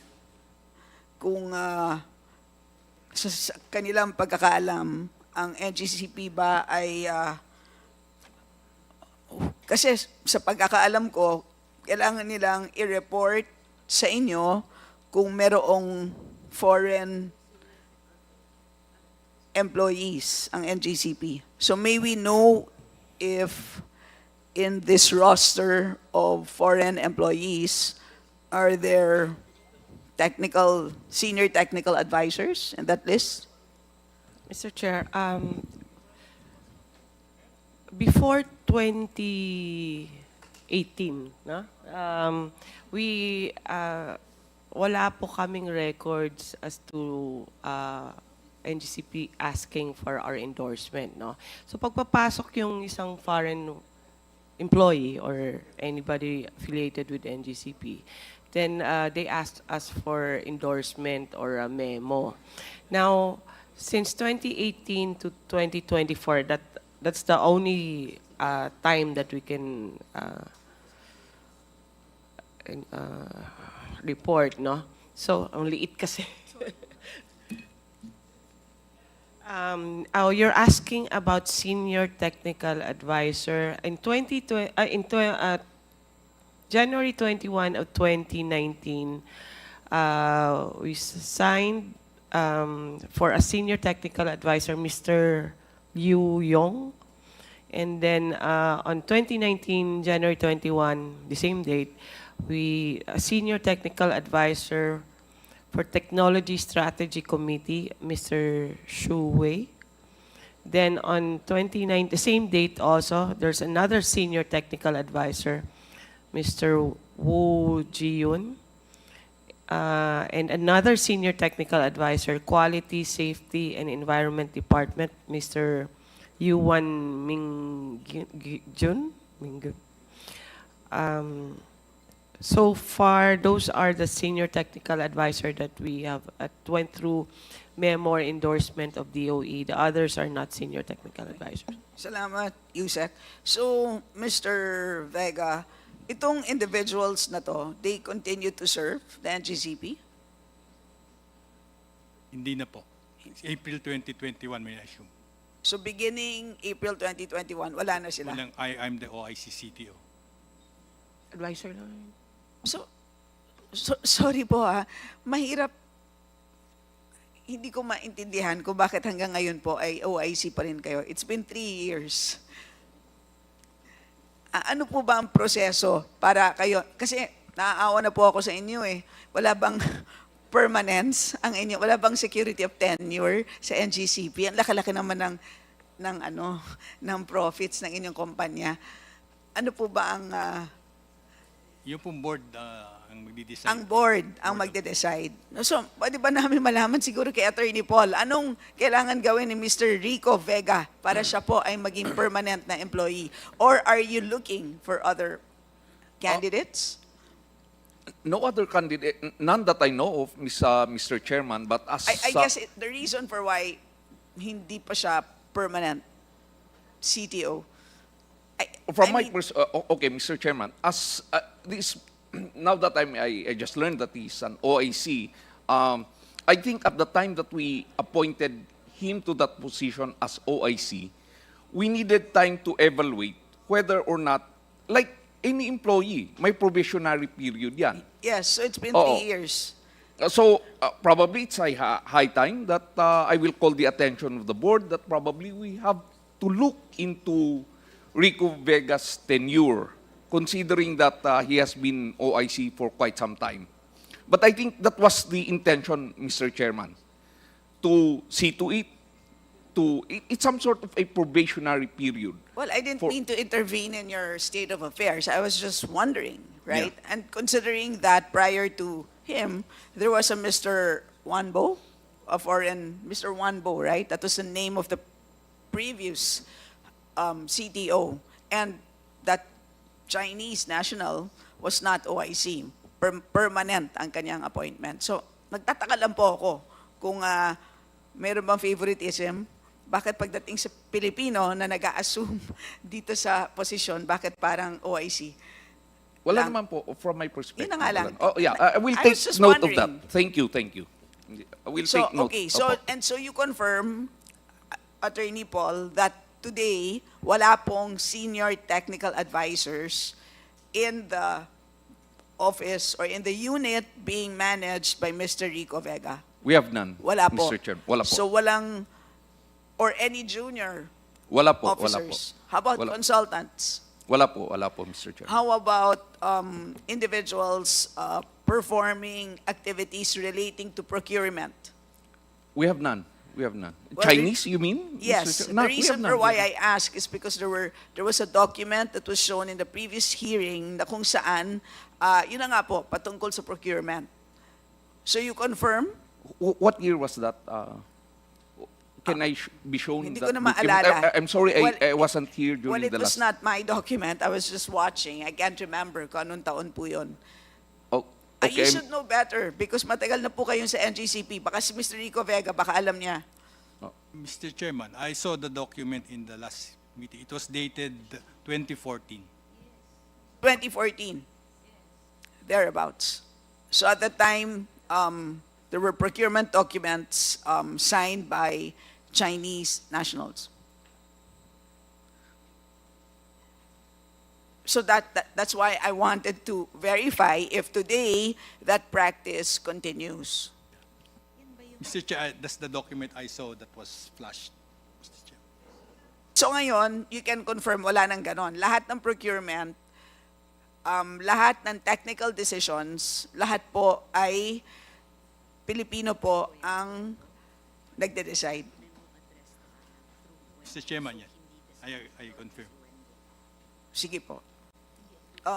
Let me move, Mr. Chair, to concession fees. So, Attorney Paul, so far, magkano na po ang nabayad ng NGCP in concession fees? From what I recall, Mr. Chairman, of course, immediately upon the start of the operations of NGCP, we paid 25%. Yes, what's the total peso amount that as you of paid now, so far? as of now, Yes. For sure you would have it in your records. For a moment, Mr. Chairman, please. Yes, and so, We will compute, Mr. Chairman.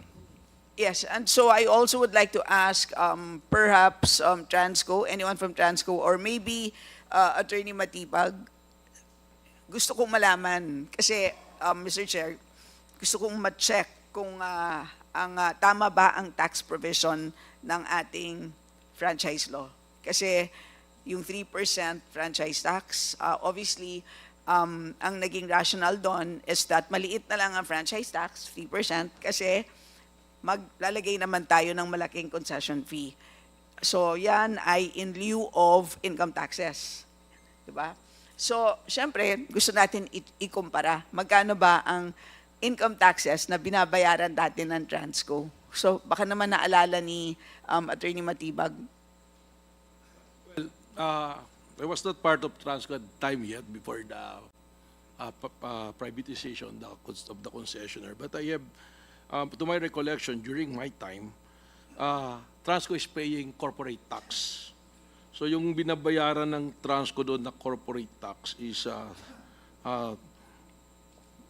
bali, we average it. So compared to sa 3%, may corporate tax na binabayaran na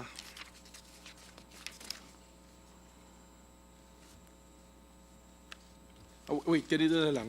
Sabihin na lang natin, yung concession fee is 163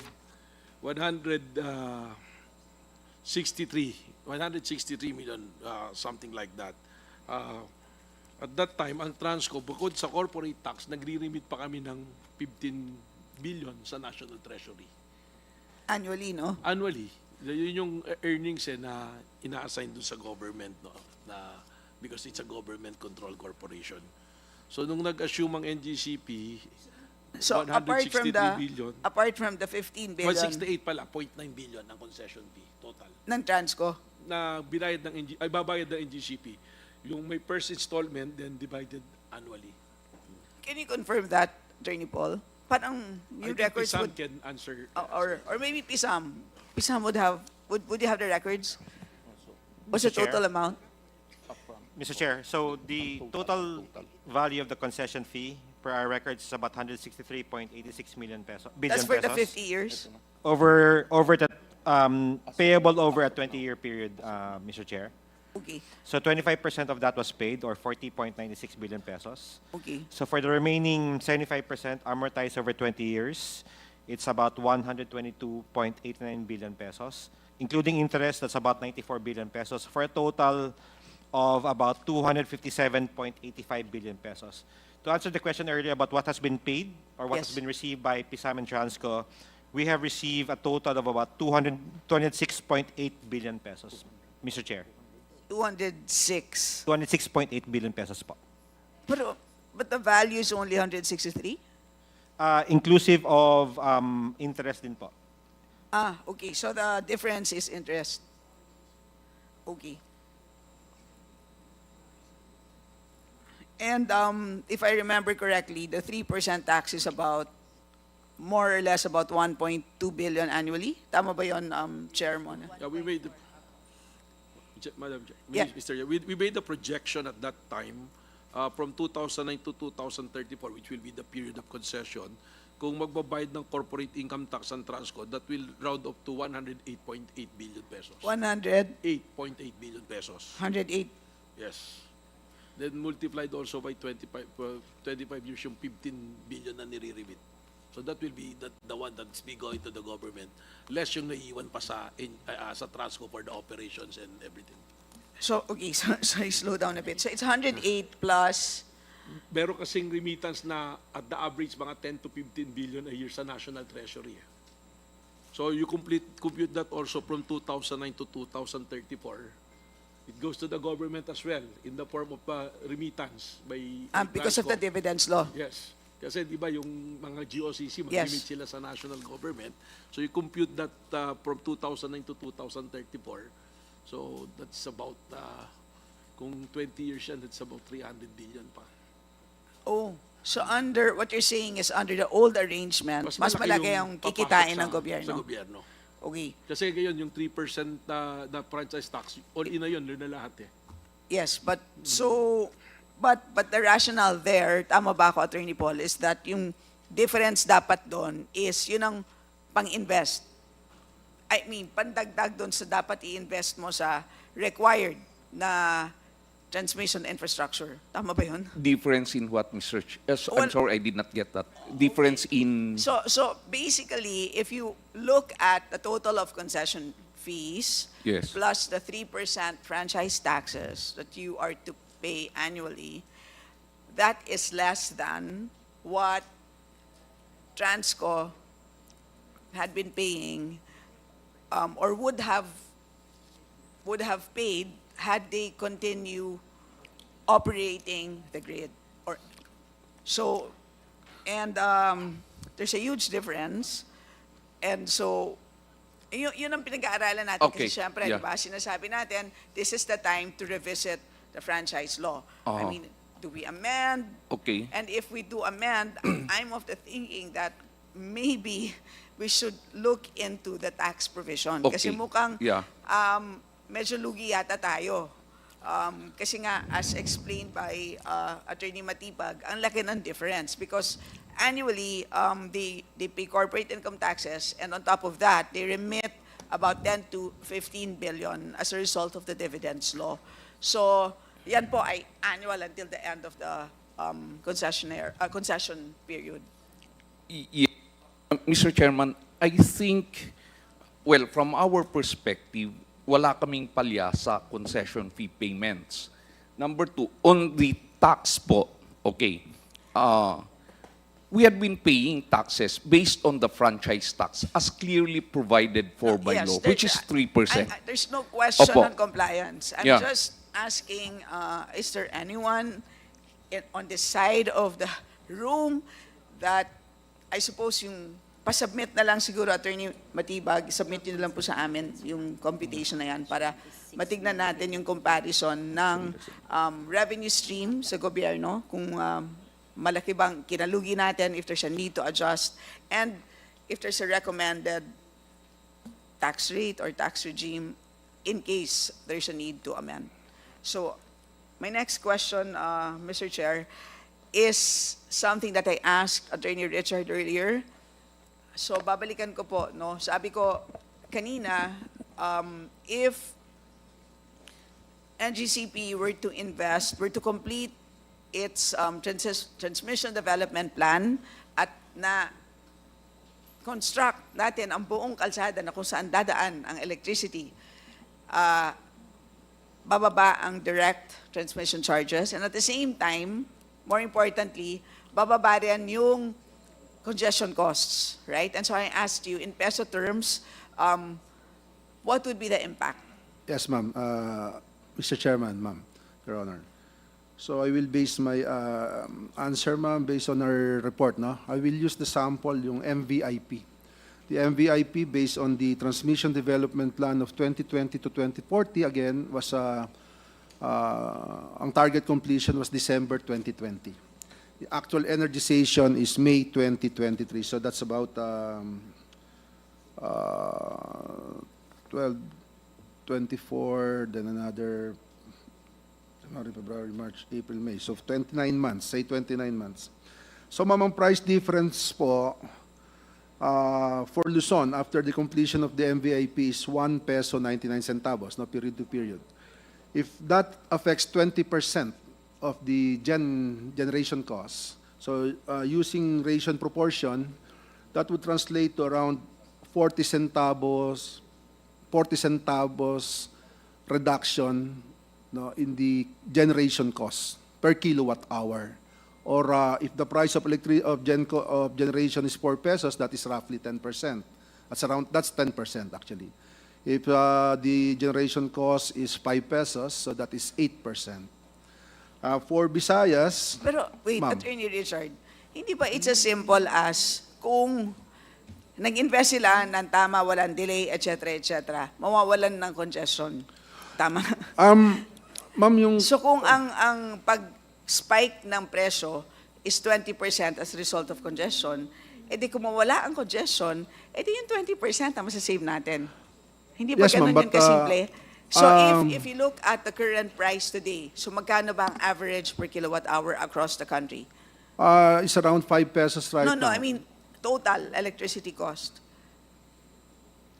Per kilowatt hour, ma'am? Yes. That's 5 pesos, ma'am.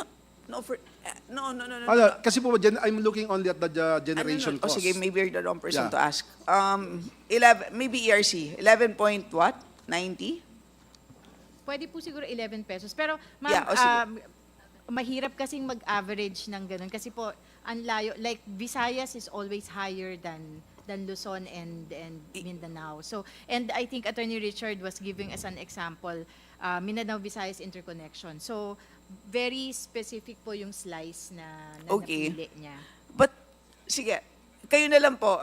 If I were to ask you that question, so, is there an estimate of congestion cost na overall so that if hindi sila mag-invest as fast as they should be, ganoon kalaki yung congestion cost. And therefore, kung we have the reverse naman at nangyari naman na na-invest nila lahat ng dapat nilang i-invest on time, etc., ayun naman ay ma-avoid yung congestion cost na yun. So, may ganun ba na estimate? Wala po na pangkabuuan. Meron po kaming estimate on a per capex project basis. We estimate the value that will be lost if this project is not going to be put up. O sige, meron give po us a kaming range. Not Your Honor. necessarily po eh. Sige po. Yes, ma'am. Actually, yun po yung ina-explain ko. Because yung cost po kasi congestion cost affects the entire volume of electricity. So spot and BCQ, magkaiba po siya.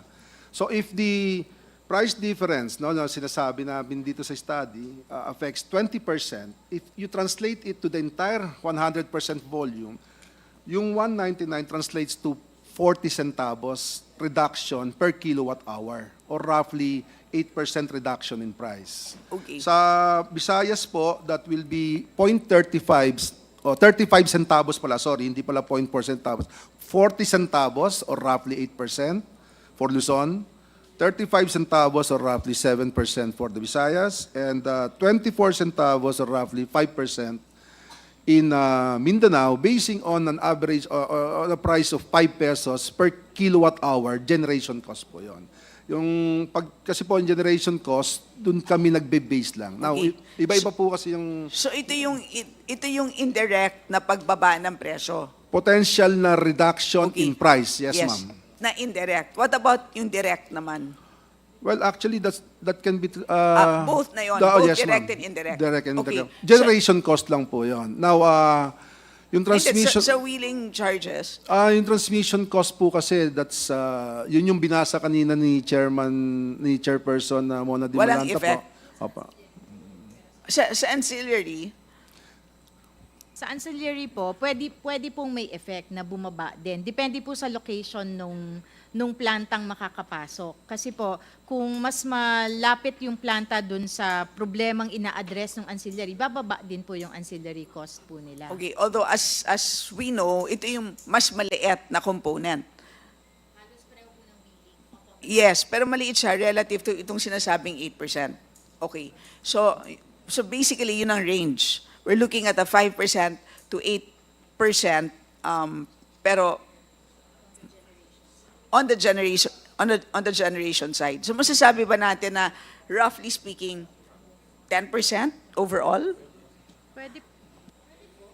Pwede pong ganun based on the simulations made by IMAP. Apo. Okay. So sige, Mr. Chair, I just wanted to summarize na itong ine-effort natin ay, well, ganun kalaki ang ating pinagkakahirapan ba? Kasi malaking kabawasan naman yon, di ba? So ibig sabihin, pwedeng maka-expect ng 10% savings ang ating consumers kapag ma-ensure natin na mag-perform ng optimal ang ating NGCP. So yun po. So siguro just to summarize, Mr. Chair, siguro I think there are 3 issues that we've heard this afternoon. One, obviously, is national security. Sino ba talaga ang ultimately may control dito sa isang napaka-importanteng natural monopoly? Of course, on paper, nakikita po natin at si Attorney Paul ay obviously isang Filipino at alam niya na kung paano ang day-to-day operations ng kumpanya. Pero ang tanong is, ultimately, dahil merong tinanong kanina kay Chair mo na may posibilidad ba na remotely merong makapag-control or makontrol ng China ang ating grid, ang sagot ay oo. So yon ang national security concern, I believe, in a gist. Ang second concern is yung kabagalan ng investments in transmission infrastructure, which obviously affects price. And how important is this? Ito na nga, masyadong complicated yung naging computations natin, but putting everything together, putting all the heads of our experts, mukhang more or less, we may expect a 10% reduction overall in price. And lastly, ang tingin ko pong pinag-usapan natin na importante is the effectiveness of our regulators. Kasi monopoly kasi ito eh. So the only way that we can expect a monopoly to produce competitive outcomes in terms of pricing, in terms of investment timing, as well as magnitude, is if our regulators are effective. Sa ngayon, nakakalungkot kasi may tanong pa na sino ba talaga ang regulator? Kasi tila, of course, on paper, nakikita natin, klaro naman, ERC, pero bakit ang DOE? Tila hindi kinikilala na regulator, pero alam naman po natin, ang DOE ang dapat ang pinaka-ama o ina ng buong energy sector. So, yun sa akin ang tingin kong pinaka-gist na issues, Mr. Chair. Good luck po sa atin. I think it's really more than, clearly, marami tayong nakikitang problema sa ating franchise agreement. Sa dami na po ng inputs, I think it is very clear na maraming issues. So maraming salamat, Mr. Chair, for this opportunity. And ito na po ba ang huling hearing? Meron pa? Okay, so hope to see you in the next hearing. And finally, last na lang po, ang PISAM kanina nagsabi na merong 66 out of 83 violations. And I know that they are subject to confidentiality, so could you please submit perhaps a redacted version to the committee para you can at least address those confidentiality concerns?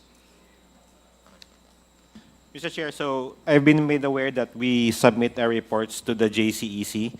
And just to correctly state that the findings of the TR flat is that there are items that have not been complied with or there is no basis for compliance.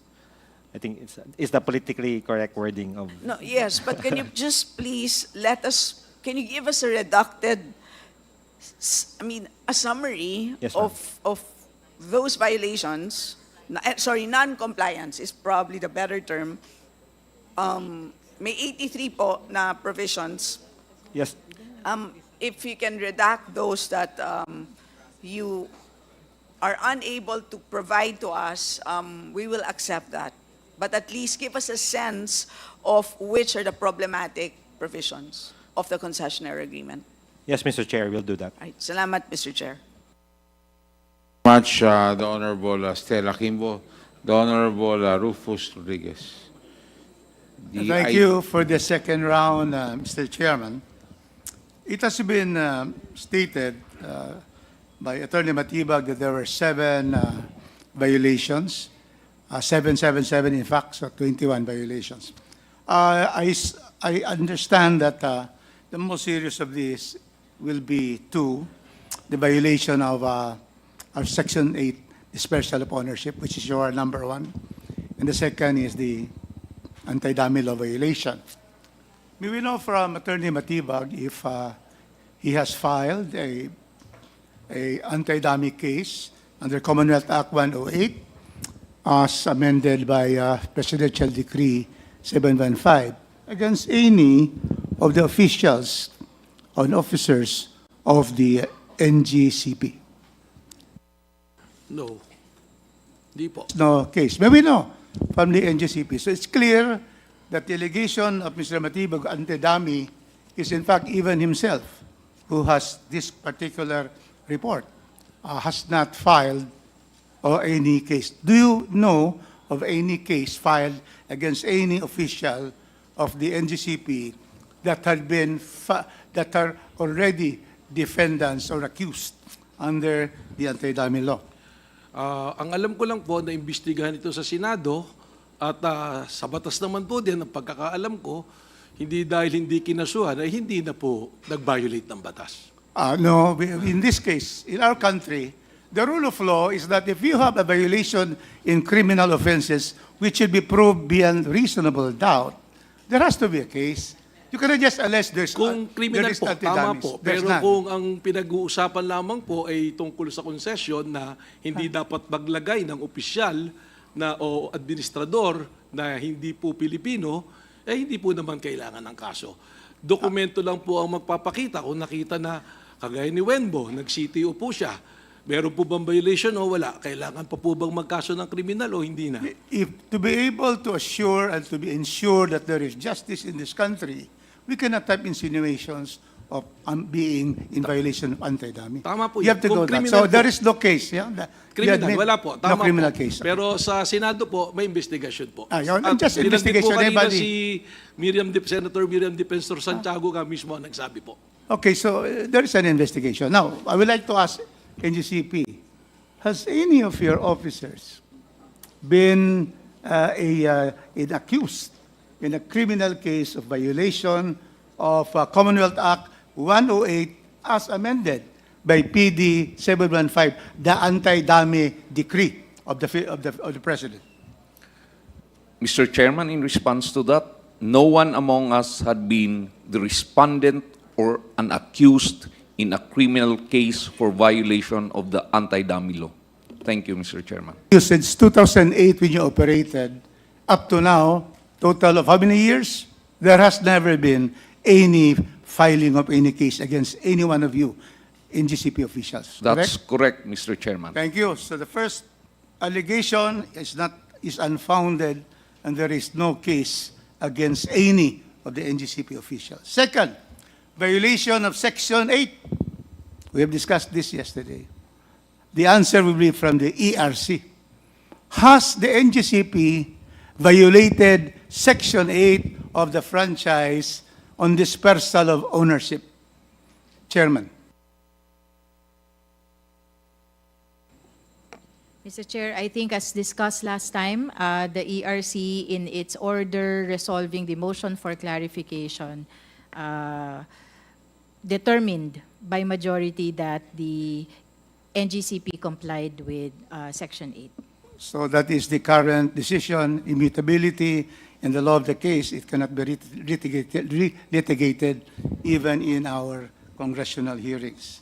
Now, it is said that the national security, there are possibilities, as stated by the chairperson in a question, that there's a possibility that our national security has been jeopardized. And in the realm of possibilities, everything is possible. But in investigations like this, we have to have substantial evidence that there is really a violation. And so far as we have seen here, Mr. Chairman, there has been no clear evidence, clear decisions that there is a violation. And that is why we see here, Mr. Chairman, the commitment of the officers. I have yet to see clear violations, probably coming from the agency which has the primary responsibility for intelligence in this country, the NICA, of any adversarial action against the national security of our country. The answer of the NGCP is that, in fact, the NICA has officers in their premises. The armed forces, too, are open there. So I have yet to see any report from our intelligence community that the NGCP has been jeopardized in case of really assuring Philippine full control of our electric assets. And so therefore, there is really no evidence that our national security has been jeopardized as of this time. And we await, because there will be more hearings, and we await if there are really this particular evidence that may come out. On the matter of violation of the Constitution of the chairman, it's clear that the chairman can be a foreigner. Not any foreigner can be a chairman to preside. And then technical officers, it is technical, and that's why it can never be executive or managerial, because it's technical. So these are the things. And then another issue is regulatory effectivity. In spite of the fact that there may be some questions on the ERC, the law does not vest on the DOE to regulate. No. We follow the law in this regime of the rule of law. By law, the ERC is the regulatory agency with all the powers in its command under the law that should be able to effectively regulate. And so the question of allegedly, there were no audits, there were no systems analysis and systems investigation. There were failures in 2016, 17, 18. Well, if the ERC has just that resolve, it should have been done already. So, Mr. Chairman, in all of these issues, Mr. Chairman, there is absolutely no evidence that there is a violation whatsoever of the NGCP against the Constitution, the highest law of the land. Number two, against any statute, anti-dummy law, against their own franchise, nor the concession agreement. So I have been here. I was here the previous hearing up to the time that we ended at about 9 o'clock. Now it's 9:36, and so we stand here to make sure that the truth will come out and it will be based on evidence. And that is why, Mr. Chairman, I am saying that so far, as I have heard, and with all the testimonies and the evidences that have been submitted here, there is no evidence that there is any violation of the NGCP, and there's also no evidence that the common good has been prejudiced under Article 12 of the Constitution. And so therefore, that is my evaluation of this. Others may not agree, but I am basing it on the Constitution, on the statutes, on the franchise, and the concession agreement. Thank you, Mr. Chairman. Thank you very much, Honorable Rufus Rodriguez. The Honorable Dan Fernandez. Okay, maraming mong thank you so much. Attorney Sagayo, tanongin lang po kayo. Ano? Kailan po yung statutory deadline nung pong requirement ng Section 8? Kailan po ang deadline nung pong para kayo mag-IPO? Kasi 10 years from the start of our operations, Mr. Chairman, January of 2009, so that should be January of 2019. Yes, exactly. So, January 15, 2009 to January 14, 2019. Is that correct? That's correct, Mr. Chairman. At at ang share swap na binabanggit po ninyong other form of methodology, granting without admitting that it is provided by Section 8. Kailan niyo po na-mention doon sa inyong application sa ERC? The share swap agreement, as far as I can recall, we had been mentioning that in our pleadings. We filed the extension in... Wait po, attorney. Okay. Para po maging klaro. 2 months prior to the statutory deadline on January 14, 2019. 2019. February... 2018, No, sir. November 18 po. November 2018, nag-file po kayo 2 months before Extension. the statutory deadline. Yeah. For extension of Yes, listing correct of po. the share of stocks Extension, of yes. NGCP. Klaro po tayo doon. Correct. Opo. Di po ba? At ang hiningi po nyo ay extension. Opo. Di ba? Ng listing. Di ba? Opo. At nagdesisyon po ang ERC, sabi po nila nung March 3, okay? 2020. 2020. Na sinasabi po nila, denied yung petition nyo. At nag-motion for reconsideration po kayo at dineny din po nila. Opo. And on July 2, 2021, nag-file po kayo ng motion for clarification. That's correct. Opo. At doon po, sinasabi po ninyo, gusto nyo i-clarify yung decision. Opo. And then, nag-add po kayo, altering the decision, na sinasabi nyo, pwede po ba kami mag-share swap? Di ba? Backdoor listing. Opo. Yes. Oh, Oo. yeah. Pwede po ba kami mag-share swap? Sinabanggit po nyo noong July 2, 2021. That's correct. And that was, tapos na po yung deadline na required ng ating pong franchise law na sinasabi po sa Section 8 na sa loob po ng 10 taon, dapat mag-IPO na po kayo, mag-public offering na po kayo. So ngayon, ang tanong ko po sa inyo, since July 2, 2021 po kayo, nag-propose ng methodology na share swap. So, do you still consider that you are within the 10-year requirement of Section 8 of Republic Act 9511? That's our position po, Mr. Chairman. And tinatanong ko po, sir, Opo. dahil ang sinasabi po ng batas, 10 taon, January 15, 2009 to January 14, 2019. Doon po kayo mag-IPO. Dapat mag-IPO po o mag-public offering po kayo doon. Or, considering, without admitting, na pwede ang share swap. Binanggit nyo lamang po ang share swap July 2, 2021. Ang binanggit po ninyo noong 2018 hanggang magdesisyon po ang ERC is all about extension. None ang share swap. Now, ang tanong ko po, did you comply with Section 8 of Republic Act 9511? Definitely, Mr. Chairman. That's Paano our po kayo position. nakapag-comply hindi nyo naman binabanggit ang share swap prior to the deadline? Mr. Chairman, Yun po, klaro lang po, Attorney Sagaya. Pareho naman po tayong nagbabasa ng ating po mga decision. Sinabi po doon nakalagay, 2 months before the deadline, the statutory deadline, we filed a 2019, motion for nag-file po kayo ng extension. extension. Opo. Wala po doon. Kahit basahin niyo po yung decision nila at yung inyong petition, wala po kayong binanggit na share swap. Binanggit niyo lamang po ang share swap July 2, 2021. 2 years after the deadline. So ngayon, ang tanong ko po, binanggit niyo ba in any pleadings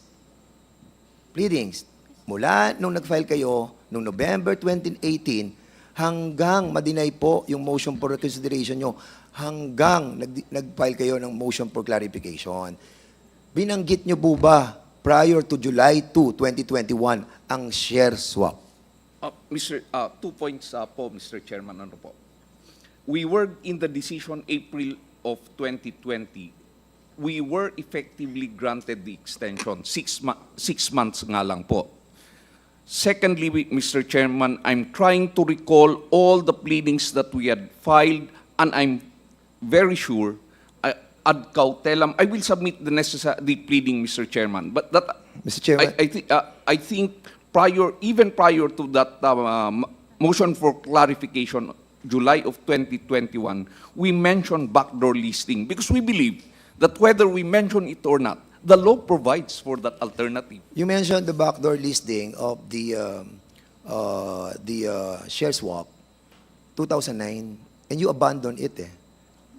According to the report that you have submitted to the ERC, you submitted the report of ABS-CBN that you have abandoned the share swap. I don't know if you were still there nung inabandon po yan ng NGCP. Nirevive nyo lang po yan, July 2, 2021, after the statutory deadline. Di ba? So, Mr. Attorney Sagayo, I read everything mula November 2018 up to July 2, 2021. Wala kayong minention na share swap. Kasi nga, ang very title of the petition was extension of the listing of the share of stocks of NGCP. Humingi kayo ng extension. Wala naman po kayo sinabi ng share swap And even sa motion for reconsideration nyo, that was denied. Never na-mention po ang share swap. July 2 lang, 2021. Now, ang tanong, since hindi kayo pumasok dun sa period na 10-year, 10 taon, binabanggit, have you violated Section 8, Republic Act 9511? Because you only mentioned share swap July 2, 2021. Mr. Chairman, I really believe that we did not violate the provisions of our franchise. The share swap agreement is clearly provided for under the law. When we filed a motion for extension, that's correct, we mentioned IPO. But during the pandemic, and at the time, we were already granted an extension by the Attorney, ERC. I agree naman sa inyo na provided po yung other mode of offering. Totoo naman po yun. Pwede naman po talaga Ang tinatanong ko lamang po ba sa inyo, kung final nyo within the requirement of 10-year period. Kasi kahit saan ko pagbaliktad din yung mga dokumento na final nyo, petition ninyo, decision nila sa ERC, and the motion for reconsideration ninyo that was denied as well, wala po. Wala ako nakakita. Now, Mr. Attorney, if you can present to me, kahit sa pagbabalik po ninyo, that you have mentioned share swap within that period, then I will agree with you. You did not violate Section 8 of Republic Act 9511. Do you have documents to prove that you have mentioned the share swap from 2019 up to July 2, 2021? Mr. Chairman, we will submit. We'll check our records and we will submit. But be that as it may, as I've been saying, while there is a 10-year period, the law is also clear that this can be extended by the ERC, and indeed ERC gave us an additional period within which to comply as to which option or as to which route that's should wrong. we choose. That's wrong, Attorney. Ang binigay po sa inyong extension is listing of share of stocks of NGCP. Extension para mag-list na po kayo para po sa initial public offering. Yes. At nung I'm dinay sorry. po, nag-motion for reconsideration kayo. Doon sa petition nyo na for extension uli. Hindi naman binanggit ang share swap doon Anyway, Mr. Chairman, medyo alam kong hindi naman po kayo talaga what do you call this? Agree dito. But of course, kung makakapag-present po kayo ng I will be challenging you. Bigyan niyo po ako ng dokumento na 2 months prior to the statutory deadline, nakapag-comply po kayo doon sa share swap na sinasabi po ninyo that you are mentioning, that were mentioned in the petition that you filed for extension. Never, wala po ako nakita attorney eh. Pero kung may mapapakita po kayo sa akin, next week, tatayuan ko po yan. And I will agree with you that you did not violate Section 8 of Republic Act 9511. At saka, if I Maliwanag may... po tayo. Hindi, Okay. attorney, okay na po yun. Okay. Para kasi mahahaba po tayo, ang dami ko papunta nung... Pero, kung mami-mention nyo ngayon, andyan naman ang mga abogado nyo, hanapin nyo na ngayon na meron sinasabi na may share swap prior to July 2, 2021, then I will agree with you. Prior, sa statutory deadline. Okay? Attorney Cynthia, you want to answer? Mr. Chair, just a point of clarification, if I can make one. The share swap is not the share dispersal contemplated in our franchise. The share swap was a step preparatory to our share dispersal under Section 8, Option 2. I know. So, Mr. Sabi Chair, ko nga kanina, granting without admitting na okay yun. Ang tinatanong ko, na-file nyo ba within the period Mr. Ch- that is allowable under Section 8? Wala naman kayong binanggit na share swap. Mr. Chair, I suppose what we're trying to say is that the reason the share swap was never mentioned in any of those pleadings was that it wasn't a requirement under the concession agreement. It was a step preparatory to the share dispersal. So all the steps preparatory to, as long as they deemed us compliant with the Section 8, that need not be alleged in any of the pleadings. At Attorney any rate, Cynthia, ang order po sa inyo is to pursue, start the compliance with the listing of the initial public offering within 6 months. Yun ang order sa inyo eh. yes, Di ba? Mr. Chair. Kasi yun ang petition nyo. That's the reason why when you filed that petition, yun ang sinasagot ng ERC sa inyo. Ang sinasagot ng ERC sa inyo, hindi pwede kayo mag-extend. Mag-comply na kayo. Pero, nag-motion for reconsideration kayo, denied uli kayo. And then you filed the motion for clarification on July 2, 2021. Then, dun yung minention ang share swap. Mr. Chairman, that's why we really filed, Mr. Chairman, the motion for clarification because we believe ERC has no power to limit our options because the law clearly provides for 2 options. But attorney, in the order, if I may, sige, go ahead. Yeah, if I may, Mr. Chairman. Thank you, Mr. Chairman. The ERC seemed to have limited our option to IPO in the NGCP level. That is why we pointed out in our motion for clarification. The ERC, with all due respect, cannot legislate because the law itself provides for 2 options. That's why we filed that motion for clarification. So we Attorney, believe, thank you. Yeah. They did not limit it because your petition is for extension. They just replied in your petition. And the title of your petition is extension.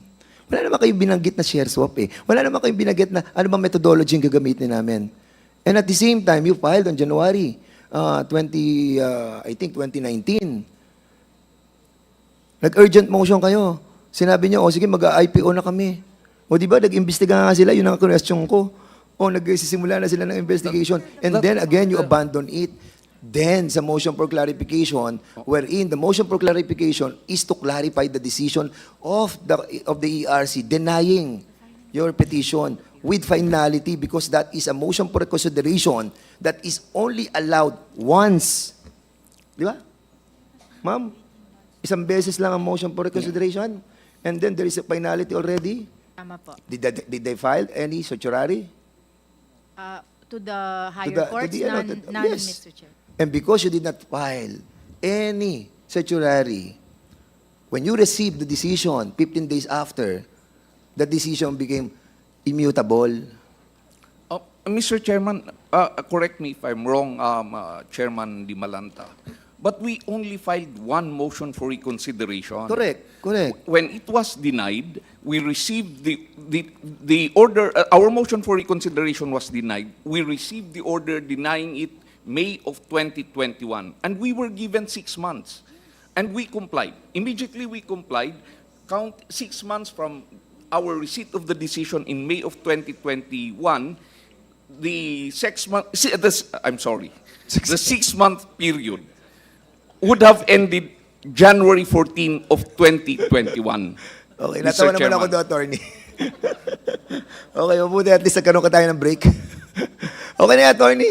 Alam mo, hindi tayo matatapos kasi siyempre paninindigan po ninyo yan eh. Pero what I'm trying to tell you, wala po talaga ako nakitang share swap. And even the commissioner siguro would agree with me that there was no share swap that was mentioned prior to July 2, 2021. Would you agree with me, Commissioner Maceda? Well, they mentioned the share swap, Your Honor, in the context of them abandoning it in 2016. Correct. That was part of the evidence submitted by NGCP. But that was 2016. No, yes, they abandoned in 2016 based on the information they submitted to the commission Yes. as part of their petition. At yun yung information that I read in your document from the website that according to Henry C. and Robert Cuyuto, they abandoned the share swap. That is correct. It's in fact part of the order, Your Honor. I read it. It's I read reflected it. there. And that's the reason why I'm challenging them eh. Pakita nila sa akin share swap eh, na nag-file sila eh. Di ba? Wala eh. Abandon nyo po eh. So, okay. Punta na po tayo sa sunod. Okay, Transco. May tanong lang po ako sa Transco. Kasi po,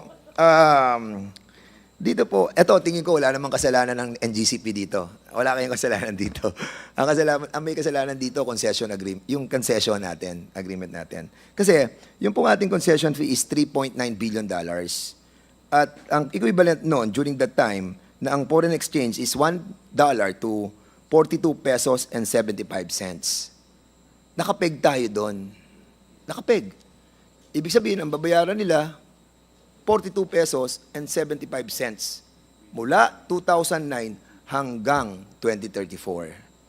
Question, what do you think about this agreement, this provision, na kung saan nakapeg po tayo sa 42.75? Ang binabayaran po sa atin ng ating pong concessionaire ay nakapix. Walang provision na dapat is merong escalation. Kasi nadadagdagan yung assets natin eh. Bumibili tayo ng mga real property eh. Di ba? Nag-ano tayo, nag-escalate yung ating mga yung ating mga assets eh. But in here, because of this, nawawalan po tayo ng malaking pera. And it is violative of EPIRA law. Particularly, Republic Act 9136, Section 47. Paki-ano mo nga yung yung number 7, please. Number 6 po. Number 6 pala. Number 6. Sige, number 6. Ayan, sa number 6 po, yan po yung concern. Kasi kanina sabi niyo 163 billion. Hindi ko alam kung sino ang tama dito. 168. So, sabihin na lang natin 168.9 billion. Nakapeg po tayo sa 42 pesos and 75 cents. So, ito po sinasabi ng EPIRA. Next tayo. Ang sabi ng EPIRA, 9136, Section 47A, pag pinrivatize po natin yung NPC, ito na nga, pinrivatize na po natin transmission. The privatization value to the national government of the NPC generation assets, real estate, other disposable assets, as well as IPP contract shall be optimized. Ang sabi, yung privatization value, kailangan i-maximize natin. At ito po, sinabi pa sa ating implementing rules and regulation, Rule 22, Section 11A, sa Transco privatization, sinabi, yung award shall result in maximum present value of proceeds to the national government. Transco, ang tanong, having said this, na sinasabi natin sa Republic Act 9136, don't you think that the concession agreement pertaining to this peg na forex exchange natin na 42.75 is in violation of this Republic Act that I mentioned? Mr. Chair, if you will allow, may I defer the answer to President Dennis of PISAM. Sige po. Sige, anybody can answer from PISAM. Mr. Chair, I understand where Congressman Fernandez is coming from, right? That, and I can only assume what government did during that time. Since the bid was in dollars and the 25% of the fee was also paid upfront, which was paid in dollars, the 75% is remaining over to be paid over a 20-year period, however, in pesos, I can only assume that government at that time agreed to peg it at 42 pesos such that to maintain the value of the $3.95 billion winning bid. But That is my assumption, Mr. yeah, Chair. but my question is, kasi binabanggit sa 47A, privatization value must be maximized, sabi. Lahat ng mga assets natin, di ba? At kailangan yung award niyan, kung bibigay natin sa concessionaire, kailangan magresulta sa maximum present value. Proceeds to the national government. Di ba? So, ang tanong, medyo unfair to sa government dahil nakapeg tayo sa 42 pesos? Again, I can only assume that government at that time agreed with those terms, Mr. Chair, and government at that time agreed that it was receiving the maximum value for the asset, Mr. And Chair. during that time, Attorney Mucha, you were the PISAM Acting Corporate Assistant Corporate Secretary. Was it Mr. correct? Chair, I was assigned to I was working for the Office of the Government Corporate Council. Yeah. Ano ka? Acting, ano ka? Sa PISAM ka nun? I was with the Office of the Government Corporate Council. Hindi ka PISAM? I assisted my boss, then General Government Agra. Corporate Council, Si Agra. when he was acting. Were you not able to try to what do you call that? Study that it is in violation of the EPIRA? Mr. Chair, as Corporate Secretary then, the Government Corporate Council only took minutes. And that was also the duties assigned to me. So hindi kayo na-involved dun sa paggawa ng concession agreement? Mr. Chair, if I'm not mistaken, that was in 2007, the drafting, no. Okay. All right. Punta po tayo dun sa page 8.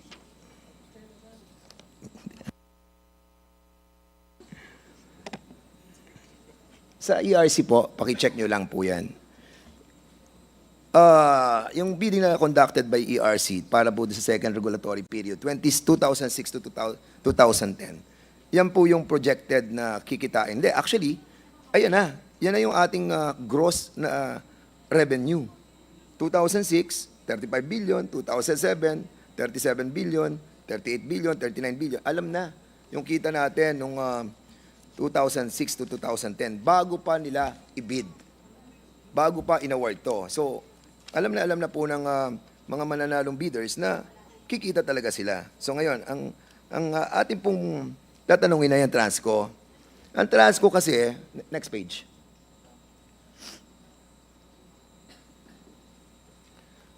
Ang Transco projected an income from 2009 to 2034. If not privatized.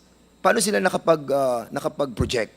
Because of that page that I showed a while ago, kasi nga may approve na ang ERC na maximum annual revenue at meron ng alam kung magkano na yung gross revenue yearly. So na-project nila 2009 to 2034 that if not privatized, 341.36 billion yung ating pong kikitain. Compare natin doon sa total proceeds from privatization na 168.9 billion or 3.9 billion. In other words, Mr. Chairman, hindi ko naman sinisisi ang NGCP, wala akong sinisisi dito. Sinasabi lang po natin ang difference that we lost 172.5 billion because we privatize. Pero ako to, hindi ko sinasabi yung government before at hindi ko rin sinasabi ang NGCP ngayon. But yun lang po ang observation natin na ang sinasabi ng batas, Republic Act 9136, the award shall result in maximum present value of proceeds to the national government. This was not considered. Punta tayo sa next page. Ito yung sinasabi natin franchise tax. Tatanungin ko po ang Transco. Kasi kanina po natin pinag-uusapan na sinasabi ng NGCP, nagbabayad po sila ng 3% franchise tax. Tama po to, Attorney Sagayo, di ba? Nagbabayad po tayo ng 3% franchise tax. Magkano po yan? For example, yung 2016 hanggang 2020 po. 3% franchise tax. Opo, yung 3% po, ano po yung equivalent po? Taon-taon. Can I ask our finance do? 2016 na lang po to 2020. Is it 1.6 billion? 1.4 1.6 billion. Total of your franchise tax. Is it correct?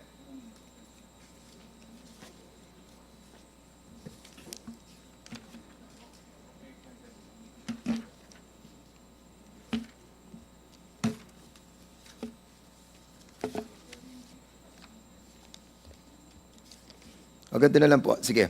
So, Transco, pwede bang malaman ko sa inyo kung alam niyo pa rin na is this true that the tax earnings by the government from Transco prior to privatization average at 9.5 billion per year? Do you have any knowledge about Mr. this? Chair, we don't have the exact or the data right now, but we started paying corporate income tax.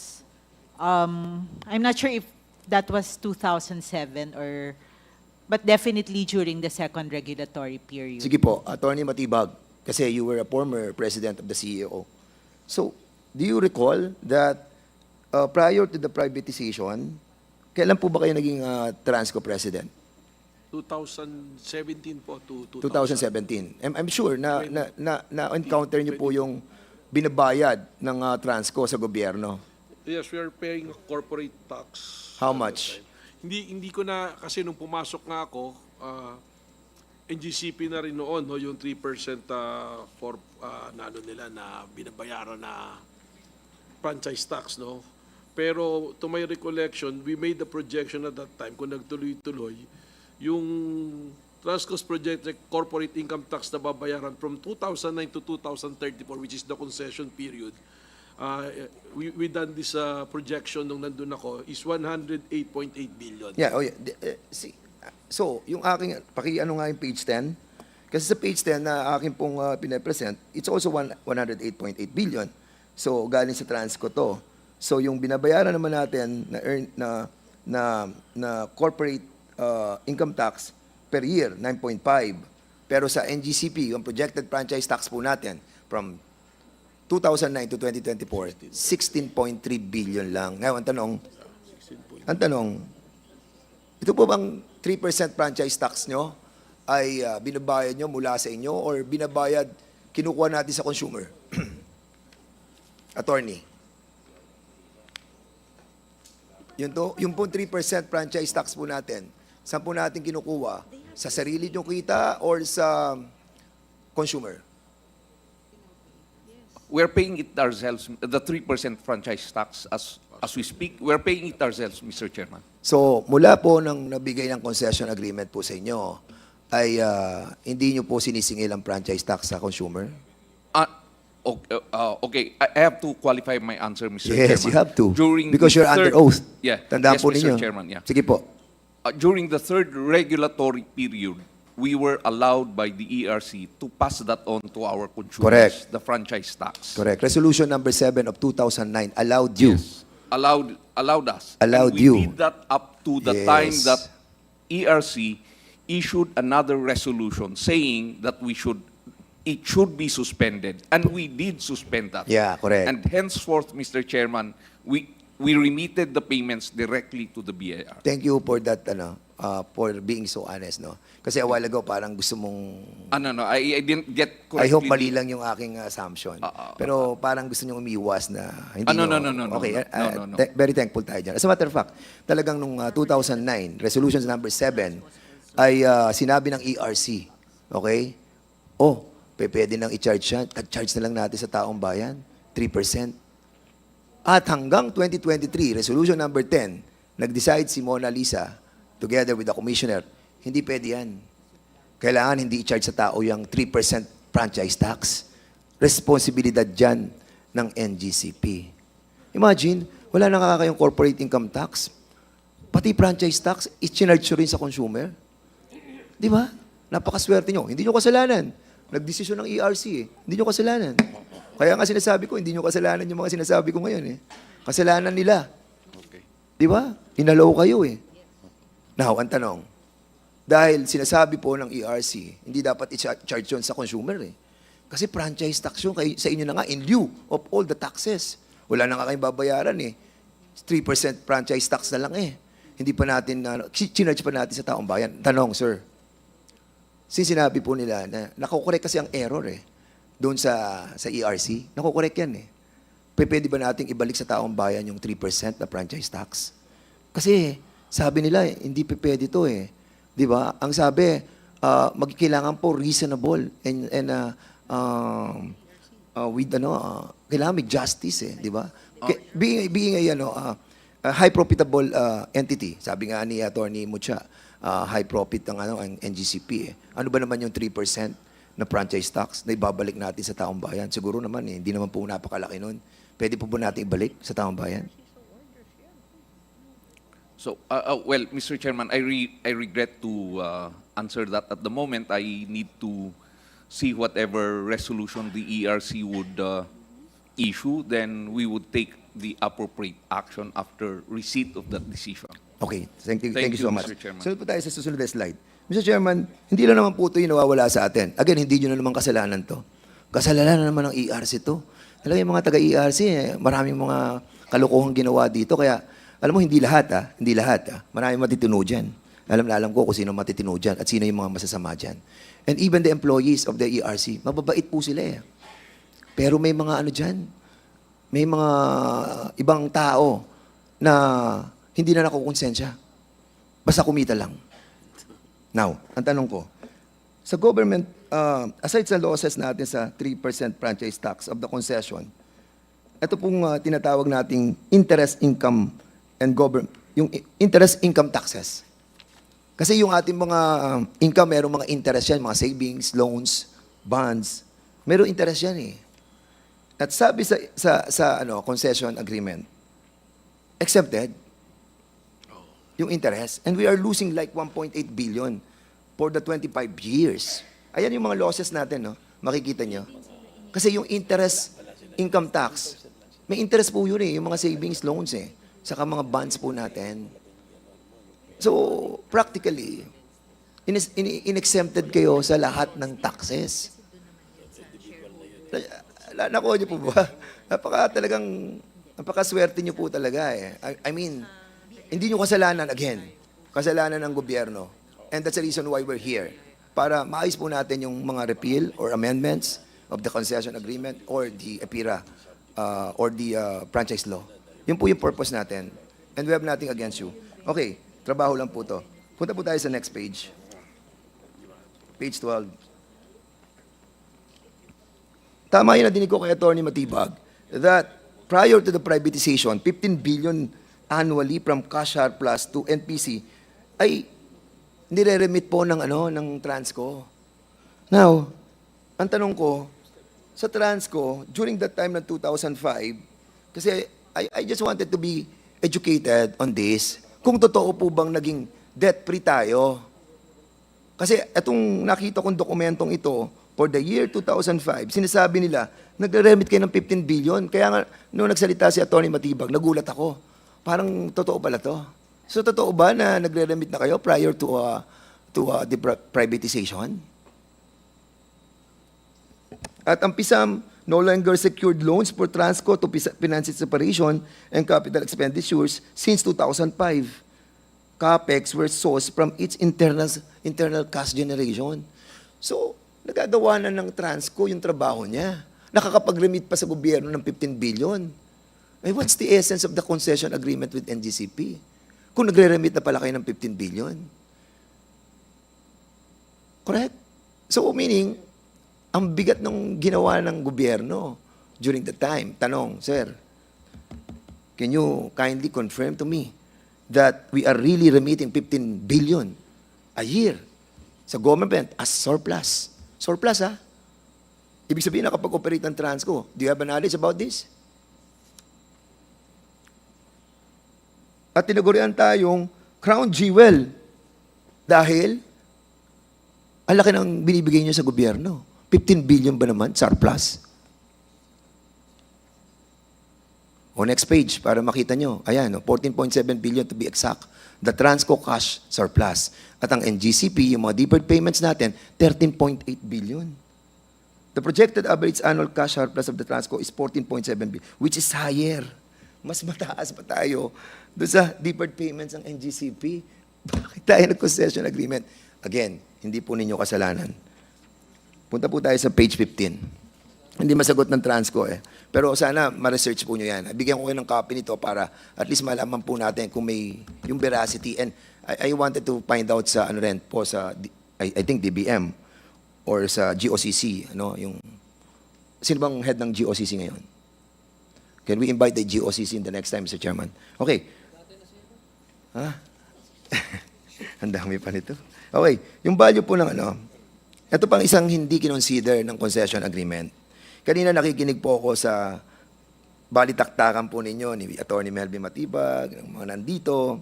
Kasi nga, Attorney Matibag was not allowed, or according to him, he was not allowed, pero pwede naman po. Ang tanong ko kasi, bakit po ba during that time, that according to you, you allowed him, but according to him, hindi siya ina-allow? Ano ba reason bakit nagkaroon ng ganung confusion na ayaw niyong papasukin at sabi niyo naman pinapapasok niyo?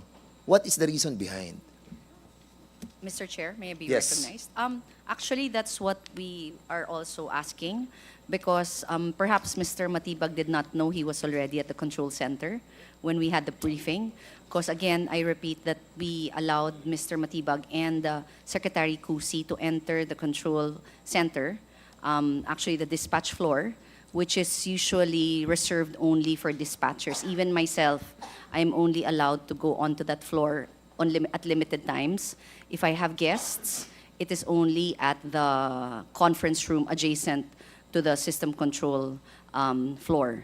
So, but we did let them in and we gave them a briefing of that. And I also want, Mr. Chair, to clarify that apart from Mr. Matibag, many other Transco presidents, many other chairs, senators, congressmen, I think the NICA, no, not the NICA, the NSC, also conducted an on-the-spot inspection with no notice to us of the National Control Center, and they visited numerous facilities.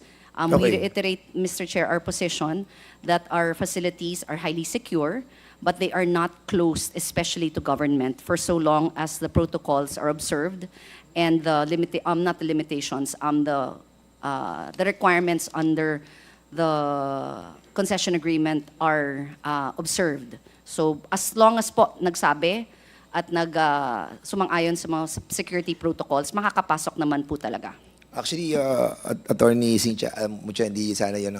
Gusto na kitang putulin kanina kasi ang tungkol sa tanong ko yung tungkol dun sa issue ng other businesses. Kasi the Transco, ito is about the telecommunications. We're about to go to the telecommunications. So I'm sorry na-confuse ka dun sa tanong ko. Now, ang tanong ko, because during that time, paki-show nga yung number 15, number 17. 17. Yes, it's number 17 kasi po. Ang Transco sumulat sa NGCP noong March 28, 2017 and follow on April 11, 2017 on reports about the dismantling and the installation activities of telecommunication facilities and requested to allow Transco to inspect. Nakita ko, nabasa ko yung sulat ni former President Attorney Melvin Matibag kay Mr. Henry C. Ito yung issue that I wanted to be clarified. Because there was a allegation that you were installing telecommunication facilities inside the NGCP facilities, which is owned by the government. Is it true that you have dismantled and nagkaroon kayo ng de-installation ng mga telecommunication facilities during that time that former President Melvin Matibag wrote you a letter on March 28 and April 11, 2017. Mr. Chair, may I be allowed some latitude to explain? Yes. And to answer. I do recall at this time, Mr. Matibag called the press conference and we were told that we were conducting telecommunications businesses on the transmission facilities. And if I recall correctly, he showed photos of certain installations. And again, if I recall correctly, these are actually antennas of Globe and PLDT that were born out of co-location agreements. And again, I recall that these co-location agreements are not unique to NGCP. In fact, they were among the many contracts we inherited from Transco.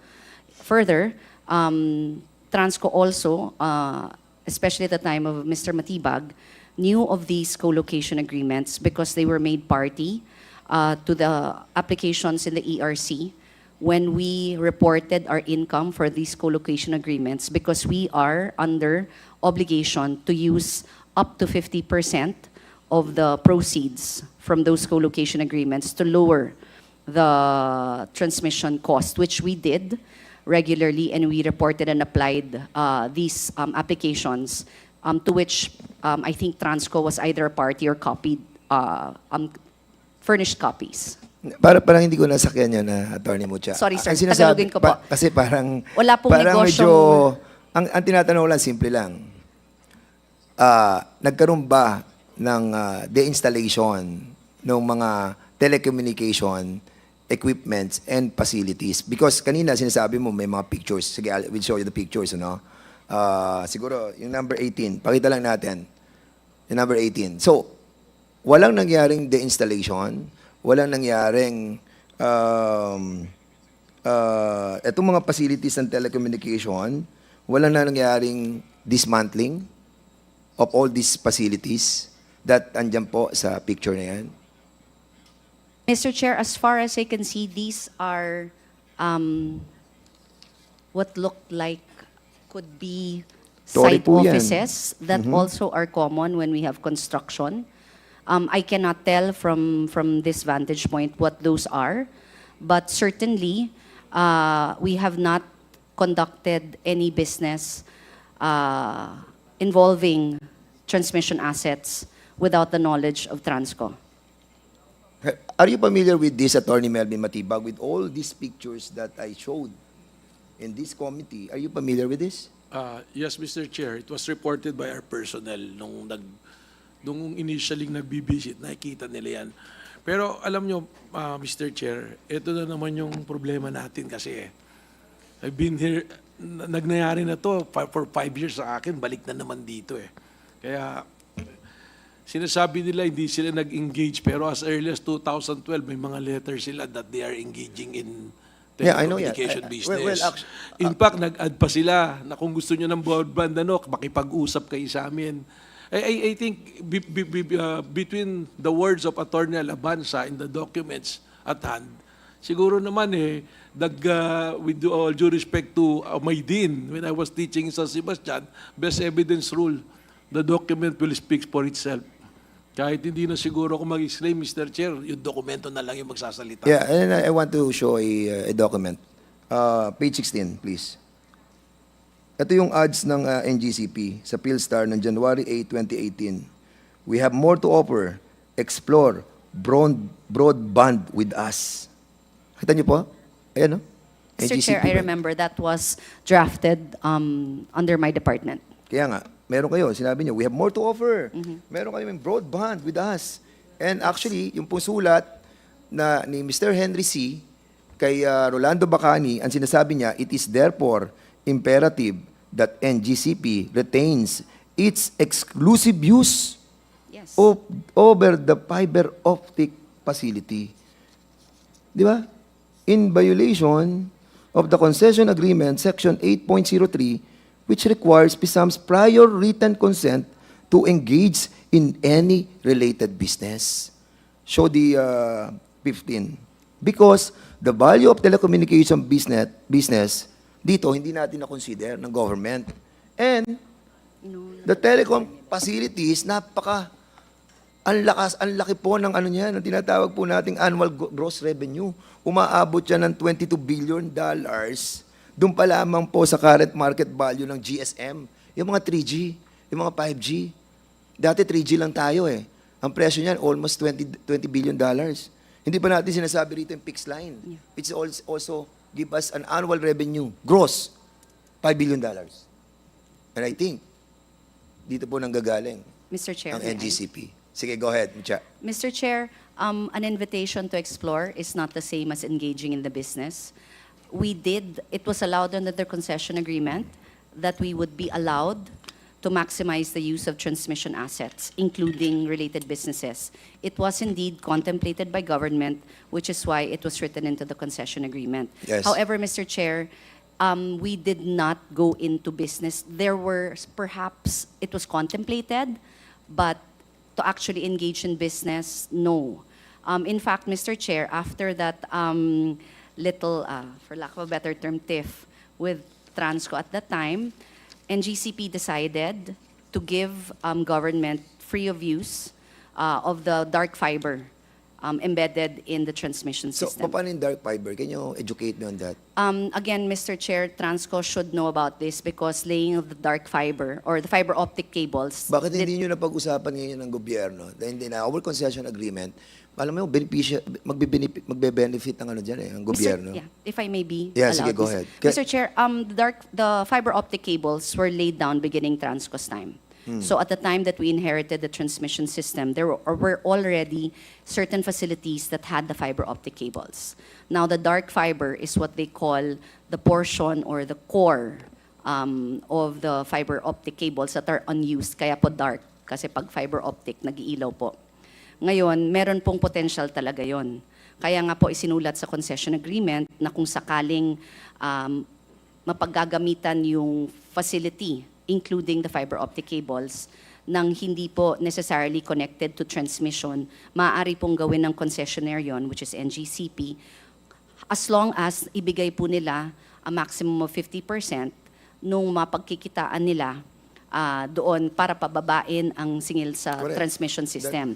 Ngayon, Yes. sir, ang sinasabi namin, nagkaroon po ng related business, pero hindi po sa fiber optic cables. Naisip ba ho namin gamitin yung fiber optic cables? Yes po. Natuloy ba po? Hindi. Ang natuloy lamang po ay yung aming kasunduan sa gobyerno na ibinibigay po namin free of charge yung use ng dark fiber. Right Yes, now po, okay. yung DICT po, pinapairal niya po yung agreement na yon kasi nagkakabit na po siya ng last mile. Alam mo, Attorney Mucha, sana hindi kayo nagka-problema. Kung kumuha lang kayo ng prior consent, di ba? Bago ninyo nag-offer kayo ng exploration, nag-post na kayo sa website ninyo, and then, according sa mga documents na nakuha ko, meron na mga purchase sa Globe and Smart eh. And that's the reason why I'm trying to tell you na potential to eh. Di ba? Dapat pag-usapan nyo na to ng PISAM or whichever part of the government agencies na i-explore talaga natin to. But the problem is, hindi kayo kumuha ng consent. Anyway, eto na, punta po tayo. Kasi, Mr. Chair, just one small clarification. Attorney Mucha, mahaba na salita mo, Mabilis ha? lang po, 10 sige. seconds. Iba po yung Globe at PLDT, yun po yung co-location antenna. Hindi po sila gumagamit ng dark fiber. Ulitin ko po, hindi po namin pinagkakitaan ng dark fiber. Uy, wala akong sinasabi pinagkitaan nyo, ha? Kasi po yung business na sinasabi nyo, it Yeah. means meron na pong arrangement, meron na pong financial consideration. Yeah. Wala po yun. But Ang nangyari pong... but the potential is so huge. Yes, sir. eh, di ba? Correct po. And Kaya you nga know po, that, ibinigay di ba? namin yan sa gobyerno free of charge. Okay, maraming salamat doon. Punta tayo sa... Sige, kayo na mag-usap. Sige, go ahead. Ano lang kasi, play with words eh. Sinasabi, Wait, Attorney Matibag, do you want to hear his opinion? Okay, Attorney Matibag. just to clarify, kasi tama naman po si Congressman Dan, na kung nagsabi, baka hindi nagka-problema eh. Ngayon, dinajustify nila by saying na hindi naman engaging eh. But you're already soliciting for investment. Anong tawag naman natin doon? So yun lang po yung point ko, Mr. Chair. Mr. Chair, may I request a parliamentary inquiry, Mr. Chair? Yeah. I know we're talking about energy. Honorable, yes. Yes, Mr. Chair. I know we are talking about energy, but it's already late and we are starting to lose energy here. We ask how many pages will the chairman Dan will try to ask. Yes, maybe we will have to give, because he waited for so long, no?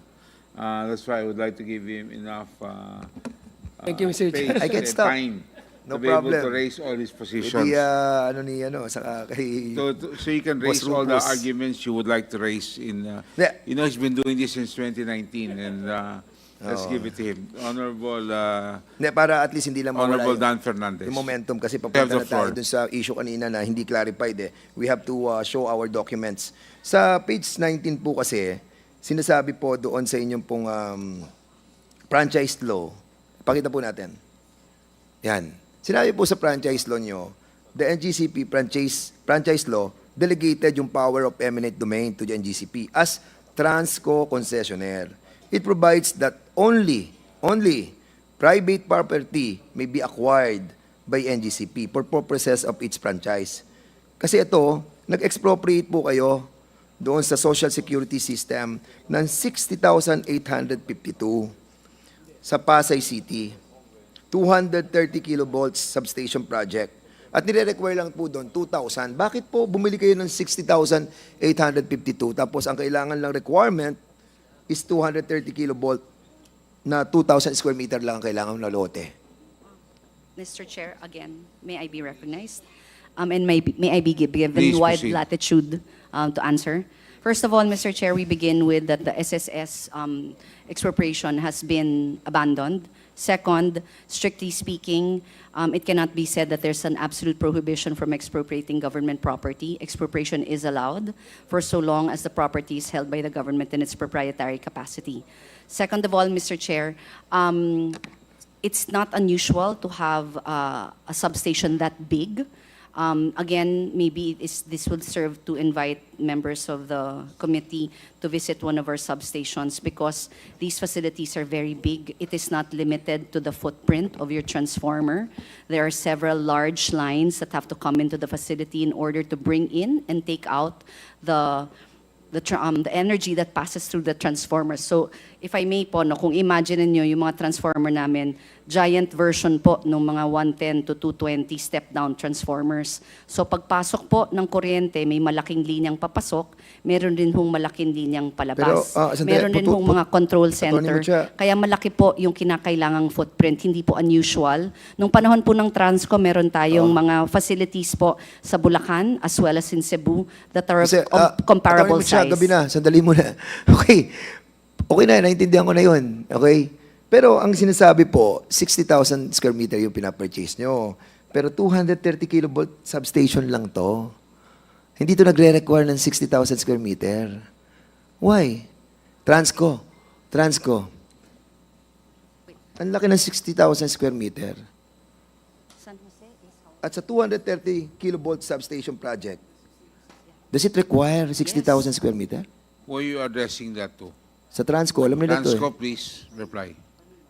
Mr. Chair, based on my estimate that 60,000 square meters is too much for just a substation, even including the incoming power lines or the outgoing power lines. Yun ang sinasabi ko. Kasi nga 230 kilovolts lang Before, to.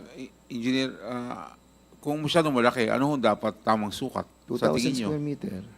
That would depend po kung ano ang capacity ng substation, ano ang... Hindi, yung pinag-uusapan ng substation para sabihin nyo malaki, dapat meron kayong pinagbabasihan.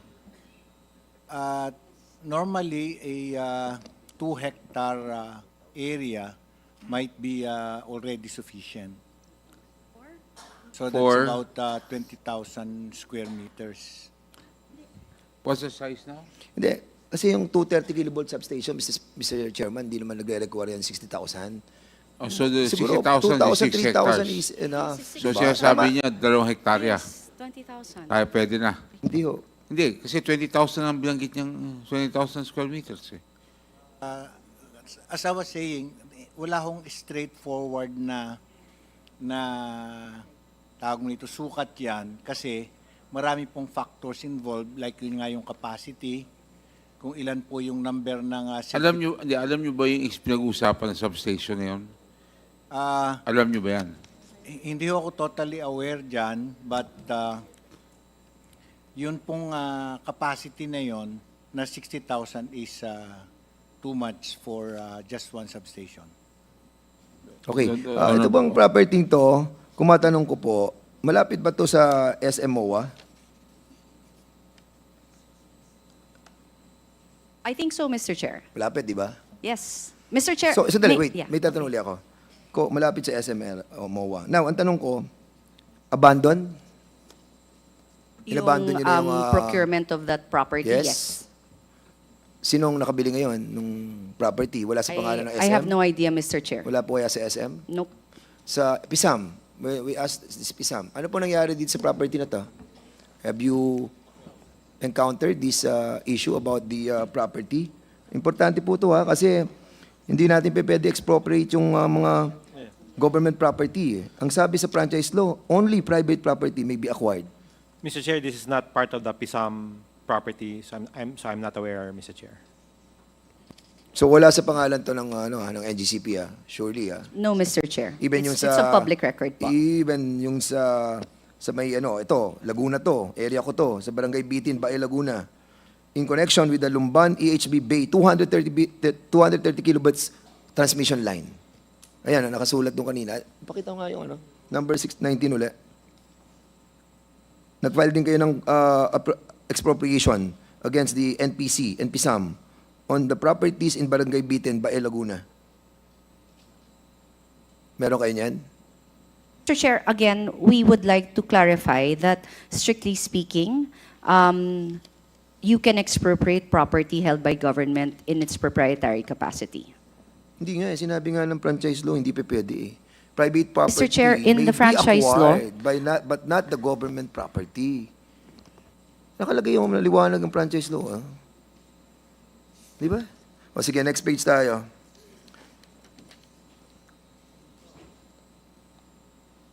So wala sa pangalan ninyo lahat to? Yung sa Bitin, Barangay Bitin? Yung alin, sir? Yung pong Barangay Bitin, yung sa may Laguna, Bitin, Bae, Laguna. In-acquire nyo ba to?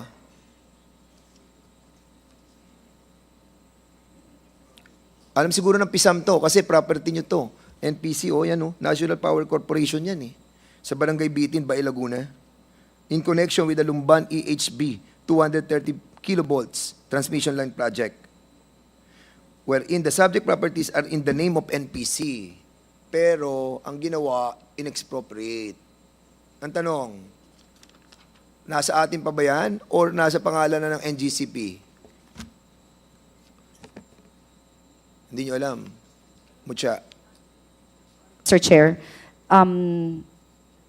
we, again, Mr. Chair, from the very beginning, NGCP follows the guidance of the laws and the rules in the concession agreement. If there were any properties taken, that would have gone through the relevant proceedings in court, and we follow strictly what and adhere to the law and the rules. Okay, sige. Alright. Hindi alam ng PISAM no?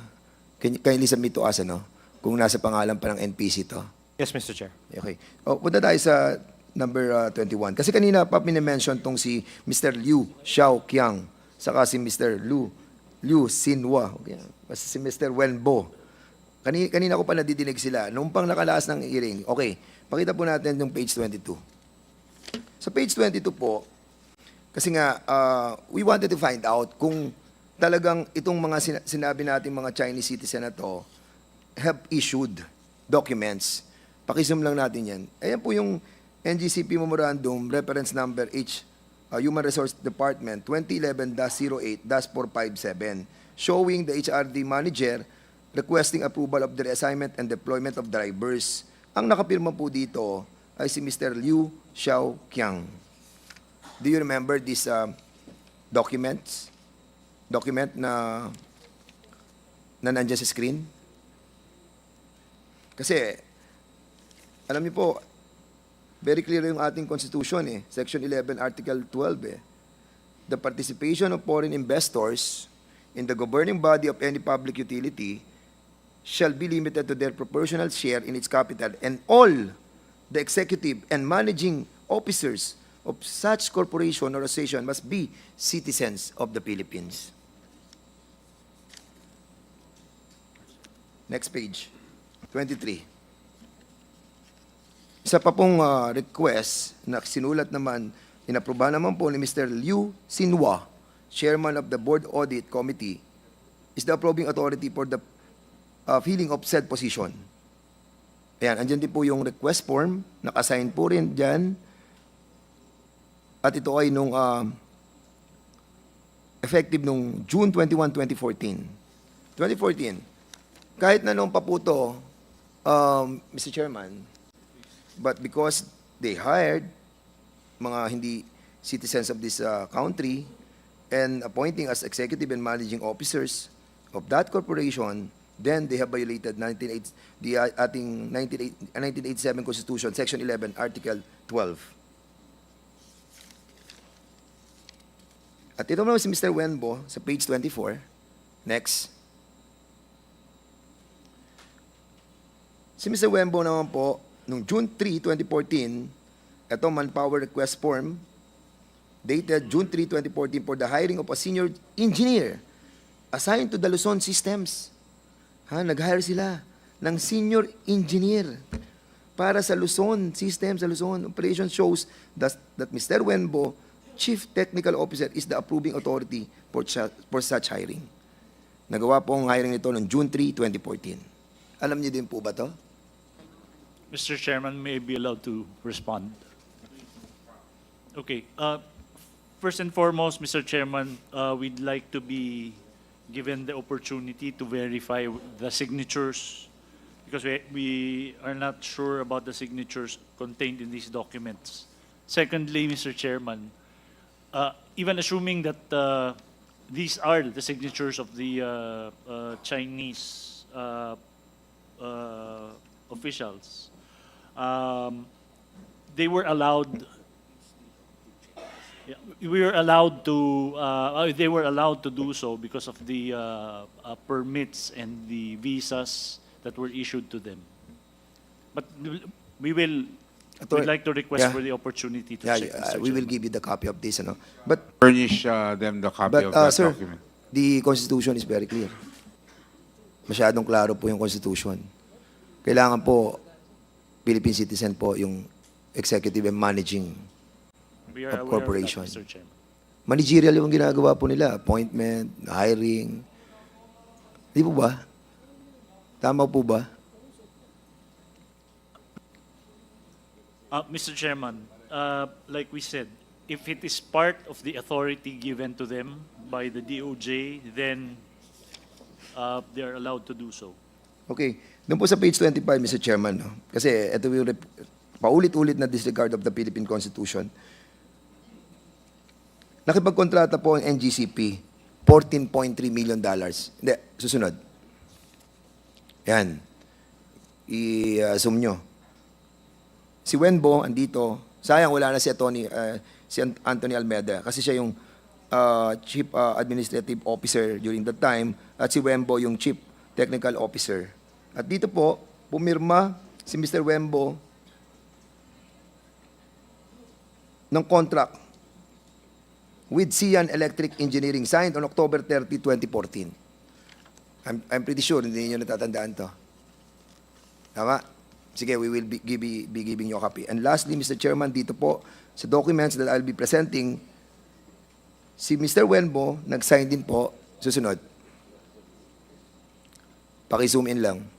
Ayan, si Mr. Wenbo, nag-sign siya po dyan, at as Chief Technical Officer, at yung Sales Manager ng Nari Group Corporation, si Alicia Ma, signatory, and yung ating Country Manager ng Nari Group Corporation, si Yang Fei. That's the reason why, Mr. Chairman, since ang Nari Group Corporation pa rin na nagmamanage ng ating pong mga equipment dyan sa NGCP, let's invite this country manager. I'm pretty sure andito yan si Yang Fei.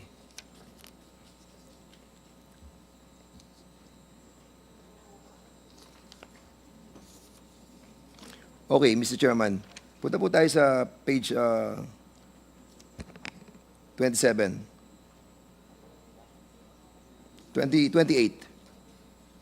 Tanungin ko yung technical person ng NGCP.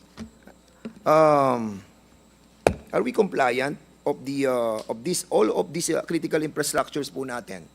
According sa US, sa North American Electric Reliability Council Corporation, kailangan po natin ng protection. Are we all compliant with all these requirements para po sa tamang standard and audit according to our international accepted standard on protecting our grid? One, yung ating bulk electric system. Ayan, binabanggit dyan, bulk electric system, cyber system categorization. Meron po ba tayo niyan to protect our grid? Number three, yung security management controls, personnel and training, yung electronic security perimeters. Who can answer me on this?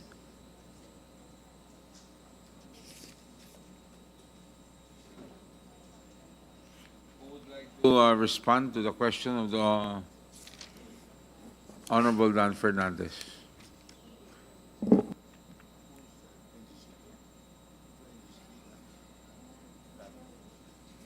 NGCP, yes. Kanina, nandiyan siya. Yes.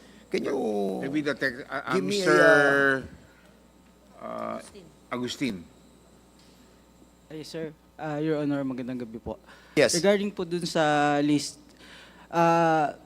we have to verify one by one, but for NGCP, we have our cybersecurity framework.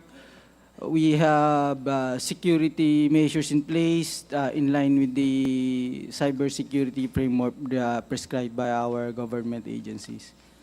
Kasi yun yung pinaka-international accepted universal standard that are being followed by all of the countries. Especially that our grid is being managed by a private corporation. Only in the Philippines that the system operation is being managed by a private company. Wala na sa buong mundo na ang system operation is being managed by a private company. Wala na po. That's the reason why I'm asking this, because this is very integral to protect our grid. Kindly submit to this representation, to this committee, lahat ng mga protection para nang sa ganon, ma-secure po yung amin pong mga members of this committee. At dito po, susunod natin, page 29. Ito po yung website. Pakikita po natin ang website ng NARI. Kasi ako, I will agree with Attorney Melvin Matibag with regards the NARI that is being owned by China government.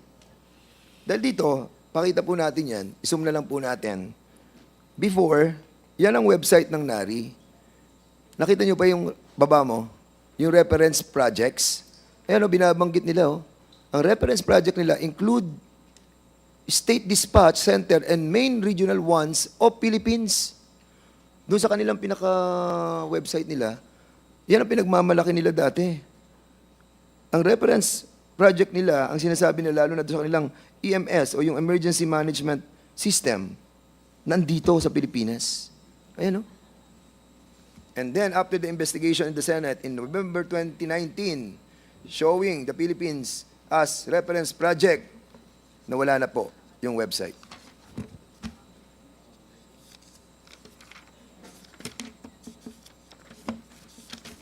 Punta po tayo sa page 34. Para sa, Sharon, can you kindly confirm to this representation? Ito pong, kasi under Republic Act 9136, sa kanilang, sa ating pong implementing rules and regulation, Rule 6, Section 8, sinasabi, submit an updated TDP or Transmission Development Plan for approval to the DOE on a timely basis. Sabi, timely basis. Each year, to integrate, for integration with the PDP and the PEP. Kasi meron tayong tinatawag na di ba? Yung Philippine Energy Plan, PEP. At ini-integrate natin yung mga Transmission Development Plan na sinasubmit ng NGCP. Ang tanong, ayan, makikita mo naman yan, Yusek, compliant ba sila? Kasi kapag nakita ko yan, ang kanila submission, hindi sila nasa tamang panahon ng pagpapadala sa DOE and even in Congress. Can you kindly confirm with this representation yung submission ng mga documents pertaining to the Transmission Development Plan is on the timely basis? Mr. Chair, only when we started in 2022, because talagang pinilit yun, Mr. Chair, na matapos yung first kasi the previous years, there were, there were issues with between NGCP and Transco, and the document was not filed timely enough, Mr. Chair. So meaning, ibig sabihin, dahil mayroong away ang Transco, saka ang NGCP, hindi po sila nagsasubmit. Correct, sir. I think there was a TRO, and also there was a question because Transco could not sign it off, Mr. Chair, because they were not coordinating with each other. So, kaya ayaw din ng violation Transco. ng So, NGCP. I think it's more of a Transco. NGCP, yes. Yes, sir. Is this true na hindi nyo sinasubmit sa DOE yung mga TDP? Attorney? Mr. Chairman, I'm sorry, I didn't get the... Apologies, I didn't get the... Okay. Sabi po sa batas, sa Republic Act 9136, sa Implementing Rules and Regulation, Section C, Rule 6, Section 8, Letter B, submit an updated transmission development plan for approval to the DOE on a timely basis each year for integration with the PDP and PEP. So ang tanong ko, nagsasubmit ba kayo on a timely basis? Kasi sabi ni Yusek, dahil sa away nyo sa Transco, hindi kayo nag-submit. Is this true? Mr. Chairman, nagsasubmit po kami sa DOE. Mr. Chair, yes. Our department order requires that the approval of, or well, not approval, that it's certified by the Transco. Okay. Hindi po nasasubmit ang Transco. So can we be clarified, Attorney Melvin Matibag, being the former Transco president? Yes, Mr. Chair. Yeah. What Yusek Garing was saying was correct, but I would like to add, there was a department order issued by the then Secretary Cusi that the submission of the transmission development plan before submitting it to DOE, padaanin po sa Transco for an endorsement. Ayaw nila eh. The reason being ito na siguro yung panawagan kanina nung isa nating congressman na dapat magtulungan tayo, sama-sama tayo. The reason being, ang ginagawa ng ng DOE is because eventually dun sa review magkakasama rin naman eh. But for reason only known to NGCP at that time, ayaw nilang mag-submit. In fact, I'm not sure, hindi ko na ma-recall exactly, they filed the case pa sa RTC sa Quezon City asking for TRO dun sa department order. Ba't ayaw nyo mag-submit siguro ang NGCP? bottom line dito, Mr. Chair, it becomes a habit of NGCP na pagka may mga problemang ganyan, they will go to court, punta ng Court of Appeals, punta ng RTC, punta ng Supreme Court. Well, that is of course the right of everyone, but eventually ang nagsasuffer po naman dito palagi is yung taong bayan, yung public palagi. So, Okay, yun po, maraming Mr. salamat. Chair. NGCP, with that statement that was delivered by Attorney Melvin Matibag, na hindi nyo po merong advice o letter si Secretary Cusi? Department order po. Oh, may department order sa inyo, idaan nyo sa Transco para at least bago dumating sa DOE. So, hindi kayo nag-comply sa department order. Mr. Chair, the TRO was against the department order of the DOE. The TRO? Kami yung question yung issuance namin. Against sa inyo? So nagkaroon ng TRO? Nagkaroon ng TRO? Mr. Chair, but it expired in na-archive because TRO is only good for 20 days. So still, hindi na rin tinuloy. Having said all of that, still, hindi sila nakapag-submit on a timely basis sa panahon mo. Ganun po yung nangyari, Mr. Chair. Thank you so much. Okay, so ancillary services, you are mandated by the Penal Law that kayo po ang system operator, kayo rin po ang ancillary services. Tanong, matagal nyo nang pinag-aawayan to. Gusto ko nang magkaroon ng clarity dito. Firm and non-firm contracts. Ayan na naman tayo. 5 taon na natin itong pinaglalabanan. Kumpleto na ba ang firm contracts? Mucha. Mr. Chair, again, may I be allowed wide latitude to answer. Yung firm and non-firm, actually, The firm contracts were an invention of NGCP. We implemented that during Transco's time. Puro non-firm po yan. But we decided that it would be a better procurement strategy to do firm and non-firm. However, in 2021 or thereabouts, we were directed to conduct a CSP and contract all firm, which we complied with. We conducted a CSP in 2023. 2023? Around 2023, Mr. Chair, forgive me if my dates might be inexact. But we did comply with that directive of the ERC. But the CSP will relies on the interest of the bidders.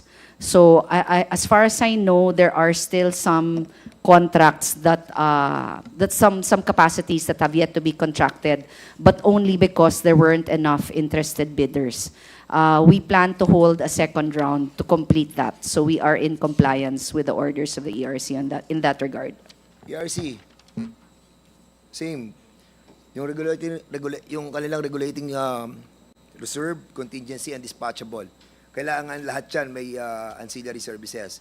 Lahat yan dapat firm contracts para wala tayong brownouts. Kaya tayo nagkakaroon ng brownouts dahil nga non-firm Hindi committed di ba? So, tanong, doon sa tatlong tinatawag nating ancillary services, regulating reserve, dispatchable, contingency, so lahat ba complied na sila sa tinatawag nating firm contracts? Sa Luzon, Visayas, Mindanao. Iba-iba yan di ba? Mr. Chair, I think nabanggit na rin po naman ng NGCP, hindi pa po covered ng lahat ng firm contract. Pero siguro po banggitin na rin namin, Mr. Chair, nasabi po kanina kasi nga merong kakulangan ng level of interest nung nagpa-CSP si NGCP. Ang maganda naman pong nangyari because nag-reserve market na tayo, lumabas po yung mga reserves. So meron po tayong enough reserves. Yung iba sa kanila kakontrata ng NGCP, yung iba po nasa reserve market. So isa nga pong tanong na... Sino bibili nun? Sino makipagkontrata doon? ang bumibili po ng reserve si NGCP din po. Nakakapag-comply sila? Opo, nakakabili naman po. Pero sa lahat ng ancillary services? Po, yes. Except Luzon, Visayas, Mindanao? For some instances po, I think in Visayas, tinatanong ko lang po yung level ngayon, pero in Visayas po yung meron pa po tayo sometimes nakakulangan. Pero in general po, we have enough reserves. Thank you, NGCP. At least nagko-comply na kayo sa ancillary. Okay, eto na. Last na to. Sir, Mr. Chairman. Okay. Kasi eto sa Transco, no? Kasi sa right of way, sino nagbabayad? NGCP or Transco or PISAM? PISAM, no? Di ba? Mr. Chair, if I may respond. Yes. Doon po sa mga dating or lumang transmission lines, Transco po ang nagbabayad sa mga claimants doon sa right of ways. Pero doon po sa mga bagong transmission projects, NGCP po ang nag-acquire ng right of way. So pag nag-acquire nila, kaninong pangalan? Yun po yung isang issue kasi dapat dahil yung asset sa Transco, in the end, dapat po sana nasa Transco. Pero the way nire-register nila yon nasa pangalan po ng NGCP. O bakit nasa pangalan ng NGCP? Yung mga binibili yung right of way. Hindi po ba dapat nasa Transco yan dahil pag-aari po yan ng gobyerno, hindi sa inyo? Mr. Chair, yes. May I respond? I refer to RA 9511 Earth Franchise, Section 4. It states that the grantee may acquire such private property as is necessary for the realization of the purposes for which this franchise is granted. May acquire? Yes, Mr. Chair. That means purchase or otherwise acquire rights to the property. So, kaninong property? Sa inyo o sa gobyerno? Mr. Chair, the obligation under the concession agreement is that we have to turn it over at the end of the period, but under the franchise, we are given the authority to acquire property. Okay, ang tanong, kung iti-turn over nyo sa government, I agree with that. Sige, sabihin na natin. Mr. Chair. So, ay, ma'am, sige. Mr. Chair. Yusek Karin. The concession agreement, which is a private agreement among the parties, says that it should be under Transco's name. Nakalagay sa concession Mr. agreement. Chairman, Oh, Mr. Chair. Attorney Cynthia, Yeah. wag tayo magkakaroon ng gross misrepresentation dito, ha? Mr. Yeah. Chair, if we may be allowed to respond. Yeah. Sige, okay, Please. go ahead. Yeah, Mr. Chairman, it's correct. Under the concession agreement, it should be in Transco's name. But if it is provided that if NGCP can get a franchise, then NGCP may acquire the property under its own name. That's what is clear under the concession Okay. agreement in relation to the franchise. Okay, ganito of na lang, sir. NGCP. Para, okay lang ako dyan, allow natin. Ang tanong, ito. Halimbawa, nabili nyo ngayon ng property. Ita-turn over nyo sa government. So, magkano nyo ita-turn over yung property nyon? Anong value? Is it the value when you buy it or sa 2034 ang presyo? Naibabalik There's sa a gobyerno. mechanism, Mr. Chairman, under the concession agreement. You tell me, kasi alam niyo yung concession agreement. You tell me, ano nakalagay? Kung binili mo property ngayon, ita-turn over mo sa 2034, magkano ang value nun? Value na ngayon o present value ng 2034? Mr. Chair, yun po yung subject to valuation na may proseso po yan sa concession agreement tataas kung nga. paano po evaluate. Ayun na nga ang contention, hindi- Attorney Mucha. titingnan po Kapag natin. yan po ay turn over natin at the end of the concession, mahal na ang bili ng gobyerno. Eh baka mamaya hindi, yan na lang i-offset di lugi-lugi na gobyerno. Hindi pa pwede yun. Disadvantages to the government eh. Di ba? Yun ang sinasabi ng EPIRA sa RA 9136, 47A. Mr. Liwanag ng EPIRA, oh. Yeah, Mr. Chair, Di may I ba? respond, Ang sinasabi please? dyan, oh. Please, please, you may continue. Pakinggan niyo muna. Wait. 47A, NPC, Wait, privatization. Wait. The privatization value of the NPC shall be optimized. Mr. Chair, if I Eh may kasi respond. malulugi ang gobyerno niya kapag tinurnover mo pa sa 2034. Yeah, Mr. Chair, may I respond? Thank you, Mr. Chair. And can we ask her to respond? Okay, thank you, ha? Kasi, okay, so we will ask her to respond. You now have the chance to respond, but please make it brief. Yes, You've Mr. been Chair. using the word wide latitude. This It's one, I will be very brief. It's already 10:30. Yes, okay? Mr. So Chair, keep it past brief. my Thank bedtime you. as well. Mr. Chair, I will be brief. This was not a negotiated bid. This was a concession agreement drafted by government and opened to the public in open public bidding. There were 3 failed bids prior, and NGCP cannot speculate as to the wisdom behind the provisions of that draft that was provided to the bidders. Neither can we speculate on the provisions of the concession, the franchise law when it was passed. We only know that we followed the law governing our concession and our franchise, and we have tried to do so from day one, and we have conducted our operations with full transparency to the best of our effort. Section ano yan? Section 4? Yes, Mr. Chair. Okay, I will accept that, Mr. Chairman. But of course, we have to always consider na yung pong advantage ng ating pong gobyerno pagdating po sa mga bagay na ganitong usapin. And lastly, Mr. Chairman, last na po to kasi actually, itatabi ko na po itong huling dokumentong to. Hindi na po, next time na po to. Ito na lang pong huli. Last na talaga to. Yung Transco po. Kasi po, meron po akong nabasa, yung pong right of way that Transco has yet to pay ay umabot po ng 400 billion. Totoo ba ho to? Kasi according dito sa documents, sinasabi, sa 2024, you need 5 billion for the right of way.